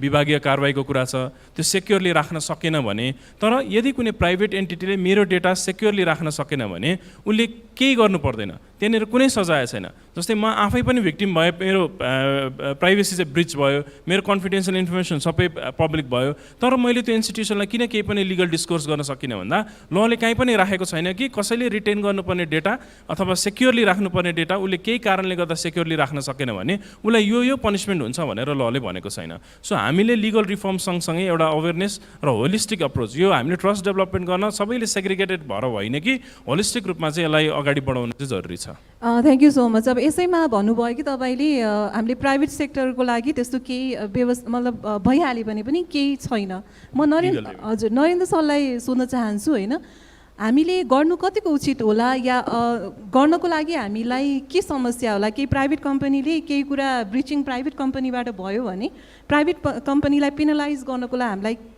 के कुराले गाह्रो पर्छ होला त? एकदम एक्ज्याक्टली मलाई पनि पेन पोइन्ट भएकै क्वेसन चाहिँ सोधिदिनु हो होइन। जस्तै यसको मैले 3-4वटा एस्पेक्टबाट चाहिँ यसलाई चाहिँ हेर्छु। एउटा भनेको हामीमा चाहिँ कल्चरल ट्रान्सफर्मेसन छैन। फर इक्जाम्पल मलाई एक्स प्राइभेट कम्पनीको प्रडक्ट चाहियो अनि मैले उहाँहरूलाई भन्छु तपाईँको चाहिँ क्वालिटी एसुरेन्सको डकुमेन्ट दिनुहोस् होइन, सिस्टम टेस्टिङ गरेको डकुमेन्ट दिनुहोस्। उहाँहरूले के भन्नुहुन्छ, अरू कुनै कसैलाई नचाहिने तपाईँलाई मात्रै किन चाहिने होइन। भनेपछि त्यहाँ कल्चरल ट्रान्सफर्मेसन चाहिँ त्यो प्रोभाइडरहरू कहाँ पनि छैन। मतलब त्यो चिज सिक्योर भयो भने त अल्टिमेटली त अहिले त हामी इन्टरकनेक्टेड वर्ल्डमा छौँ नि त। जस्तै अहिले चाहिँ सप्लाई चेन एट्याकहरू भइरहेछ भन्नुको मतलब त ठिक छ मैले त्यो प्रडक्ट लिन होला होइन, मैले अर्कै लिएँ होला, तर अर्को कुनै एउटा चाहिँ कम्पनीले त्यो प्रडक्ट त फेरि लिन थाल्छ भनेपछि त यदि त्यो प्रडक्ट चाहिँ मेरो सप्लाई चेनमा आयो भने त सप्लाई चेन्सको जुन एट्याकहरू अहिले चाहिँ देखिरहेछ त्यसले त पुरै इकोसिस्टमलाई नै इम्प्याक्ट गर्ने हो नि त। त्यही भएर चाहिँ एउटा कल्चरल ट्रान्सफर्मेसन एकदम इम्पोर्टेन्ट कुरा देखिरहेछ। अर्को भनेको चाहिँ अब यो चाहिँ तपाईँको कल्चरल ट्रान्सफर्मेसनमा हेर्दाखेरि यो चाहिँ स्टेटको अथवा बिजनेसको चाहिँ यो एजेन्डा बनिरहेको छैन। जस्तै security is limited to IT होइन, अरू त्योदेखि बाहेकलाई अरूलाई कन्सर्नै छैन। तर उहाँहरूलाई के थाहा छैन भने त्यही सिक्युरिटी ब्रिच भएर चाहिँ रेपुटेसनल इस्यु आयो भने उहाँहरूको चाहिँ अथवा त्यो हामीले बनाएको चाहिँ $1 मिलियन कम्पनी चाहिँ ओभर द नाइट चाहिँ खतम हुनसक्छ होइन। भनेपछि कल्चरल सिफ्ट चाहिँ एकदम इम्पोर्टेन्ट छ। त्यो भनेको इन terms of service provider, in terms of customer पनि हामीले पनि स्ट्रङली के भन्न सक्नु पऱ्यो भने यदि तिमी यो कन्डिसन चाहिँ मिट गरेर मलाई सर्भिस प्रोभाइड गर्न सक्दैनौ भने चाहिँ म यो सर्भिस लिन्न भनेर आज हामीले कस्टमरले पनि भन्न सक्नुपर्ने हुन्छ। थ्याङ्क यू सो मच होइन। अब यसमा मेरो यहाँ सफ्टवेयरमा हामी जहिले पनि अडिटहरू गर्न जान्छौँ ल, यो सफ्टवेयर त पुरानो भइसक्यो किन अपडेट नगर्नु भएको भन्दा के गर्नु, सफ्टवेयर कम्पनीलाई भनेको हो गरिदिँदै गरिदिनु हुन्न भन्ने खालको धेरै कुराहरू सुन्न पाइन्छ होइन। अनि बोटलनेक अब त्यो कसले तपाईँको विचारमा होइन, अब हाम्रो सफ्टवेयर भने त हार्डवेयर या अरू सामान किने जस्तो त होइन, लुगा किने जस्तो त होइन होइन। अब यो सम्बन्धीमा हाम्रो छोटो समय बाँकी छ होइन।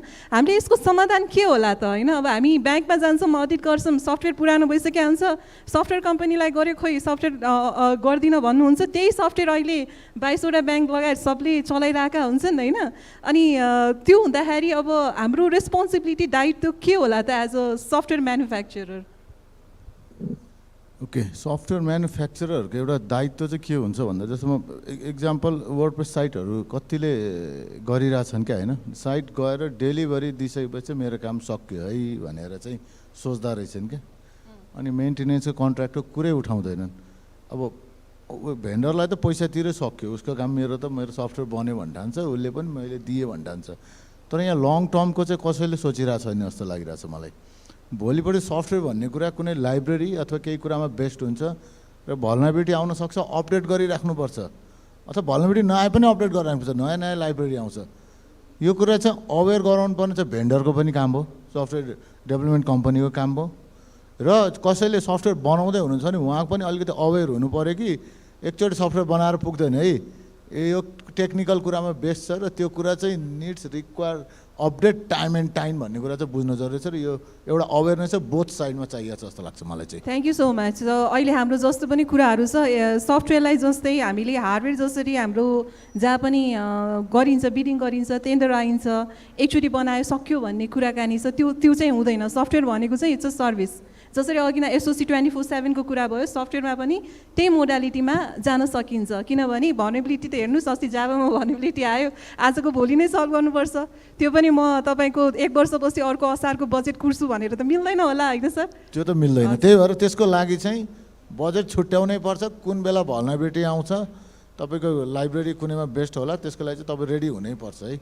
त्यो कुर्न चाहिँ टाइम हुँदैन। किन भन्दाखेरि भल्नरेबिलिटी थाहा हुने बित्तिकै ह्याकरहरू एलर्ट भएर बस्छन्। एलर्ट भएर बसेर तपाईँको 4 दिनमा प्याच भएको छैन भने 5औं दिन एट्याक हुन्छ। त्यसपछि बिटकोइनबाट मलाई पैसा पठा भन्न थाल्छ ह्याकरहरूले। त्यो कुरालाई चाहिँ रेडी हामी इन्टरनेसनली पनि सर्भ गरिराखेको केसमा होइन, हाम्रो अहिले इन्टरनेसनल डेटा सेयरिङ प्लेटफर्ममा हाम्रो चाहिँ कतिको स्ट्रेन्थ छ भने जस्तो लाग्छ हजुरहरू जस कुनै एकजनाले लिदिनु भयो भने चाहिँ हजुरले लिनुभयो नि हुन्छ होला इन्टरनेसनली हामी चाहिँ कतिको स्ट्रङ छौँ त अहिलेको परिपक्षमा हजुर यसमा चाहिँ इन्टरनेसनली कुनै पनि देश अथवा कुनै पनि राष्ट्र चाहिँ एकदमै म सबभन्दा माथि छु भने जस्तो चाहिँ मलाई लाग्दैन तर हामी चाहिँ अलिकति पिरामिडको तलतिर नै पर्छौँ एउटा संस्थाले गरेर पुग्ने कुरा होइन एज अ नेसन नै हामी अगाडि बढ्नुपर्ने हुन्छ होला हामी लिमिटेड संस्थाहरूले चाहिँ हेरिरहेका हलौँ त्यो कुराहरूलाई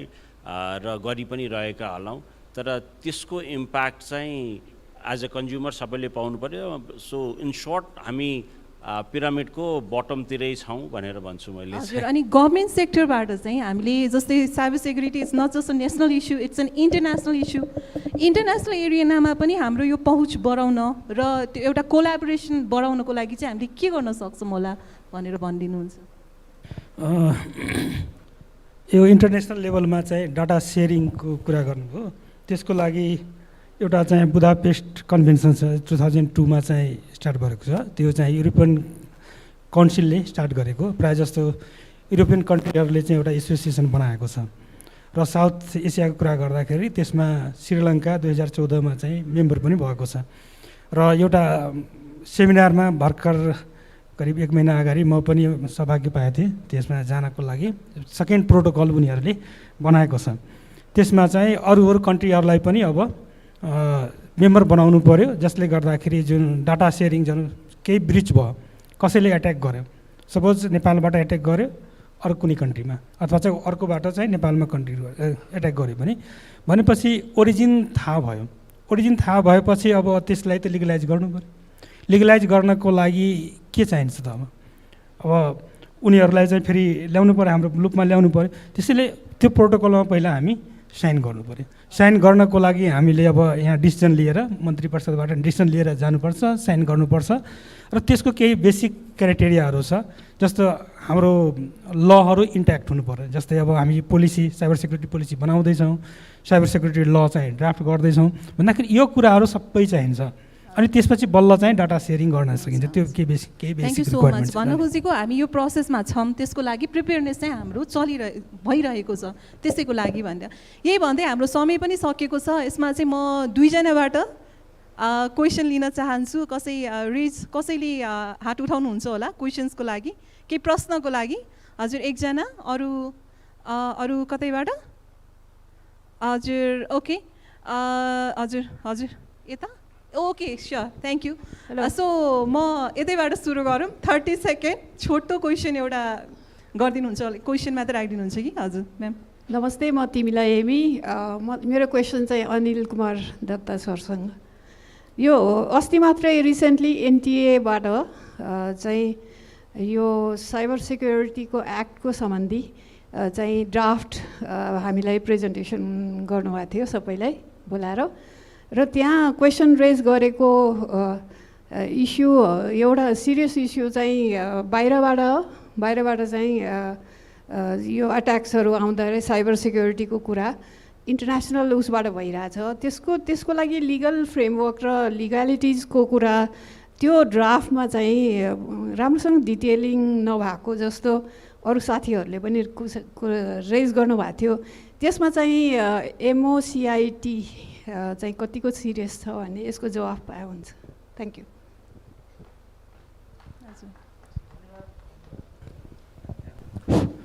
धन्यवाद म्याडम हामीले चाहिँ यो साइबर सेक्युरिटी एक्ट ड्राफ्ट गर्नको लागि एनटिएलाई अनुरोध गरेका थियौँ त्यो अनुसारले उहाँहरूले चाहिँ कन्सल्टेन्ट नियुक्त गरेर ड्राफ्ट गर्नुभएको छ र ड्राफ्ट प्रिपेयर गर्ने बेलामा एउटा चाहिँ भनौँ ड्राफ्ट आएपछि अनि केही निकायहरूलाई चाहिँ पत्राचार पनि भएको थियो अनि त्यहाँ उहाँहरूबाट पनि आएको कुराहरू समेटेर बनाइएको त्यो हो ड्राफ्ट तर अझै त्यसमा अस्ति वर्कसप जुन गरियो एनटिएमा र त्यो वर्कसप गर्दाखेरि जुन कुरा आएको छ जुन फिडब्याक आएको छ त्यसलाई सबैलाई एकोमोडेट गरेर मन्त्रालयमा पठाइन्छ अनि मन्त्रालयबाट बल्ल हामीले त्यसलाई एउटा समिति बनाएर त्यसलाई फाइनलाइज गर्छौँ र फेरि सबै मन्त्रालय भनौँ जुन निकाय स्टेक होल्डरहरू छन् उहाँहरूलाई पठाएर फेरि फिडब्याक लिइन्छ अनि त्यसलाई सबैलाई सम्बोधन गरेर पछि अनि त्यसपछि बल्ल चाहिँ अघि प्रोसेस जुन हुन्छ एक्ट पास गर्ने प्रोसेस हुन्छ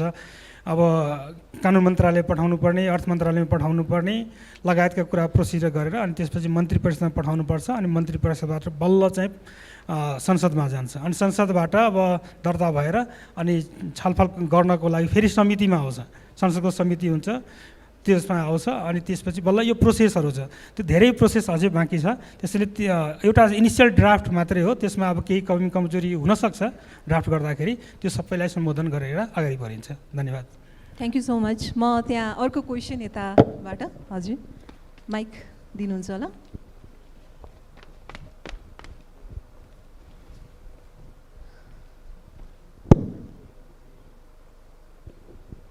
First of all, thank you very much. It's me, Sunil Thopalia, co-founder and CEO of SiteNip.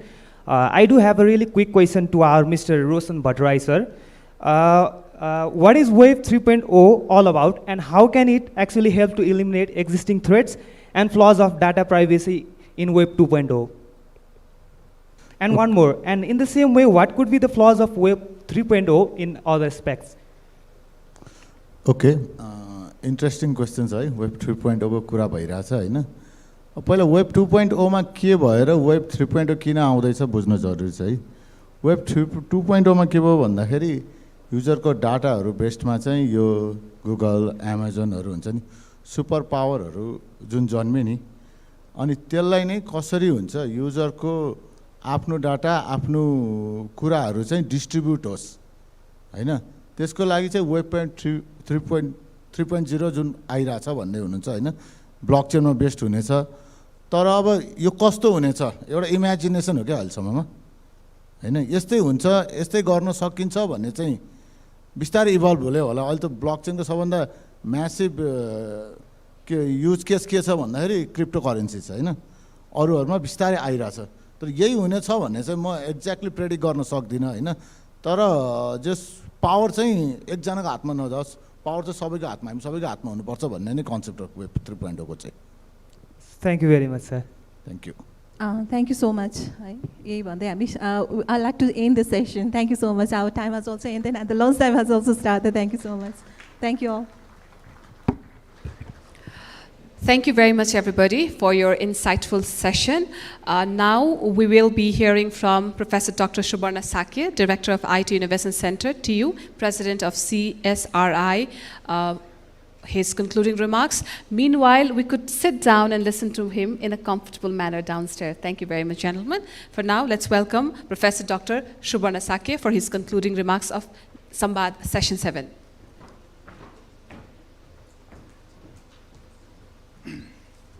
Okay, good afternoon. Subha Diuso, all of you. Thank you very much for giving me such opportunity as a session chair of this very interesting session.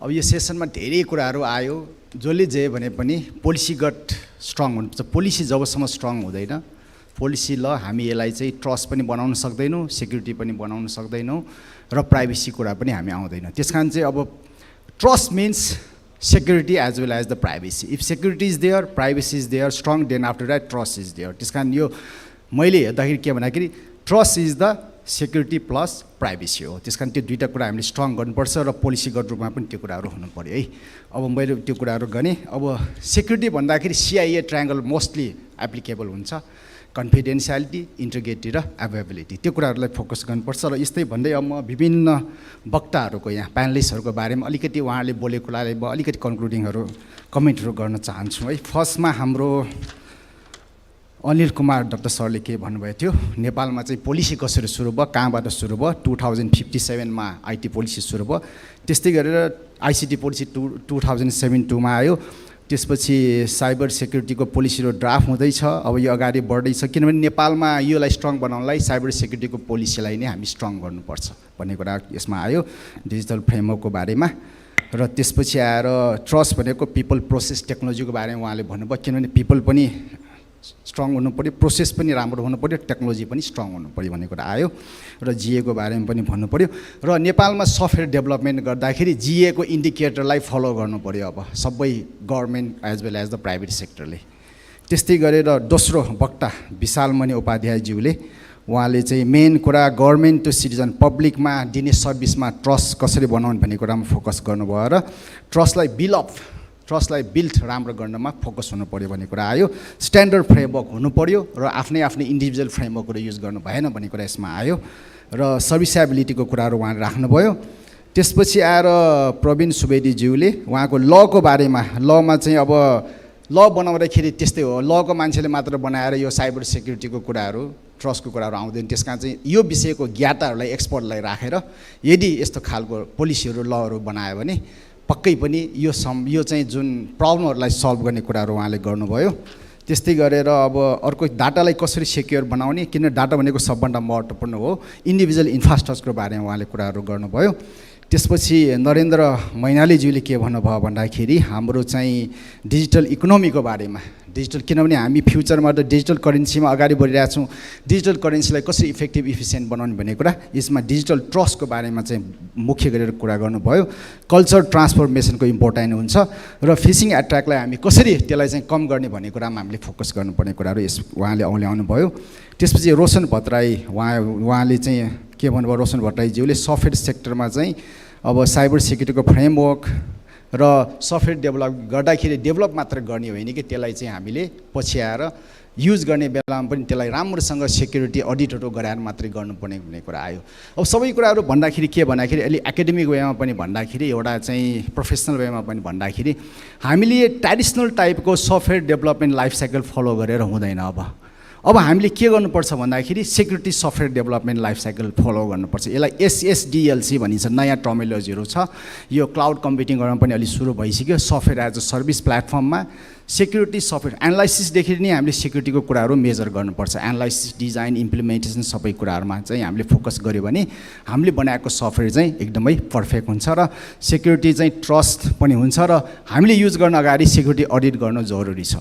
र सफ्टवेयरलाई साधारणतया maintenance मात्र गरेर पनि हुँदैन। अब फ्युचरमा के गर्नु पर्यो भन्दाखेरि मेन्टेनेन्सलाई सेक्युरिटी मेन्टेनेन्स भन्छौँ, सेक्युरिटीलाई मेन्टेनेन्समा सेक्युरिटीलाई फोकस गर्नु पर्यो। सफ्टवेयरको मेन्टेनेन्सहरू गर्दाखेरि बनाउँदाखेरि अब त्यसपछि डिभाइसहरू इन्फ्रास्ट्रक्चरलाई पनि हामी राम्रोसँग सेक्युर छ कि छैन त्यो कुराहरू पनि हेर्नु पर्यो। त्यस कारण चाहिँ अब सेक्युरिटी भनेको थुप्रै कुराहरू आउँछ यसमा होइन, जसमा चाहिँ अब हामीले एप्लिकेसनलाई पनि सेक्युर गर्न सक्नु पर्यो, इन्टरनेटलाई, कम्प्युटरलाई, इन्टरनेट, डाटा नेटवर्क विभिन्न किसिमको हामीले सोच्नुपर्ने हुन्छ। त्यस कारण ट्रस्टको कुराहरू गर्दाखेरि अथेन्टिकेसन, इन्टिग्रिटी र कन्फिडेन्सियालिटीको कुराहरू फोकस हुन्छ र त्यसमा चाहिँ प्राइभेसी कुरा, पर्सनल कुरालाई हामीले बढी फोकस गर्नु पऱ्यो। त्यस कारण अब ल पोलिसी एकदमै इम्पोर्टेन्ट छ। यो कुराहरू जति पनि छ नि सेक्युरिटी राम्रो बनाउनु भनेको पोलिसी नै हो, ल नै हो। पोलिसी ड्रिभन र लले ड्रिभन भएपछि त्यतिकै पनि बिचको कुराहरू स्ट्रङ हुँदै जान्छ। पोलिसी आइसकेपछि मात्र टेक्नोलोजीहरू आउने हो, त्यसपछि त्यो किसिमले चाहिँ अगाडि बढ्नुपर्छ। र त्यस्तै एकाडेमिक कुराहरू यसमा नआएको हुनाले अब एकाडेमिक इन्स्टिट्युसनले पनि अब यो किसिमको कोर्सलाई कसरी प्रभावकारी बनाउने भन्ने कुरा राख्नु पर्यो र त्यो अनुसार चाहिँ इन्क्लुड हरेक विश्वविद्यालयमा इभन यो आइटी कोर्समा मात्रै होइन, नन आइटी कोर्समा पनि जनरल कुराहरू जस्तै अब यस्तो खालको कोर्सहरू इन्क्लुड गरिदियो भने अवेरनेस क्रिएट हुन्छ। किन अवेरनेसको कुरा पनि अघि धेरै कुराहरू आयो, अवेरनेस क्रिएट गर्नु जरुरी हुन्छ र अवेरनेस भएको खण्डमा चाहिँ सबैले बुझेको खण्डमा एक किसिमको म्याक्सिमम हामीले त्यसलाई चाहिँ घटाउन सक्ने हुन्छ। त्यस कारण यो कुरालाई महत्त्वपूर्ण मान्नु पर्यो। र अन्तमा म I am grateful to the panelist as well as the moderator who have come to share their knowledge in this session, and also thanks to all the participants from the government sector, industry and academic institution who have joined to us. Thank you very much. Okay, thank you. म अब सबैलाई धन्यवाद दिँदै मेरो आफ्नो concluding remark यही चाहिँ सकाउने घोषणा गर्दछु। Thank you very much. Thank you very much, Professor Sakya, Director of IT Innovation Center to you and President of CSRI for the concluding remarks. I'd like to request the Chairperson of ICT Foundation to give away him the token of love. Also would like to request all our panelists to get ready for appreciating the token of love.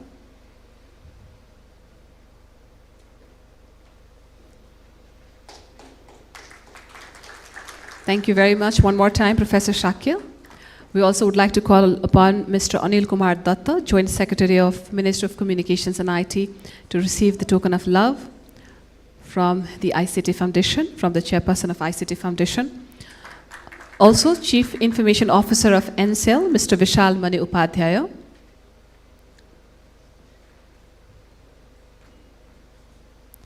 We also would like to request Advocate Praveen Suvedi from Paramount Legal Advisory Services Private Limited.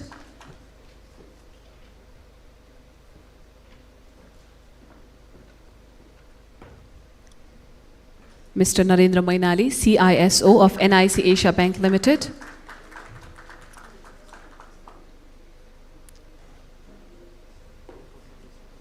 Mr. Roshan Bhattarai, co-founder of Brochure.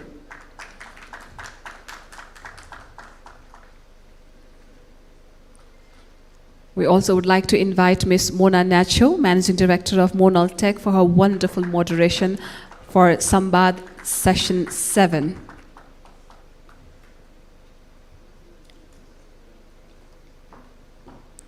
We also would like to request Mr. Narayan Koirala, Managing Director of Eminence Ways, for his opening presentation and remarks on Sambad Session 7, Strengthening Trust, Security, and Privacy Design for Digital Ecosystem.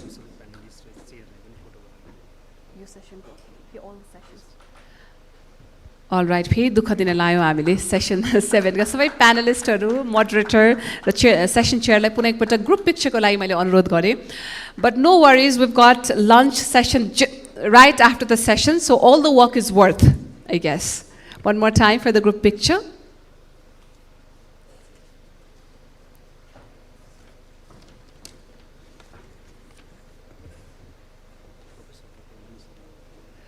Professor Dr. Mani Sarlapani, one more time for the picture, sir.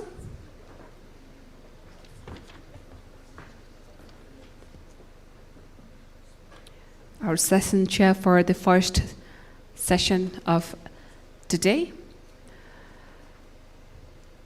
Thank you very much. Thank you very much. This brings us to the end of first half of sessions today. Huawei Digital Nepal Conclave 2022 in association with Info Developers connected by NCEL. We're going for lunch break now. Let's meet absolutely at 2:30 right here. Please enjoy your lunch and let's get gathered at 2:30 at the same hall for other sessions onward. Thank you very much. Please enjoy your lunch.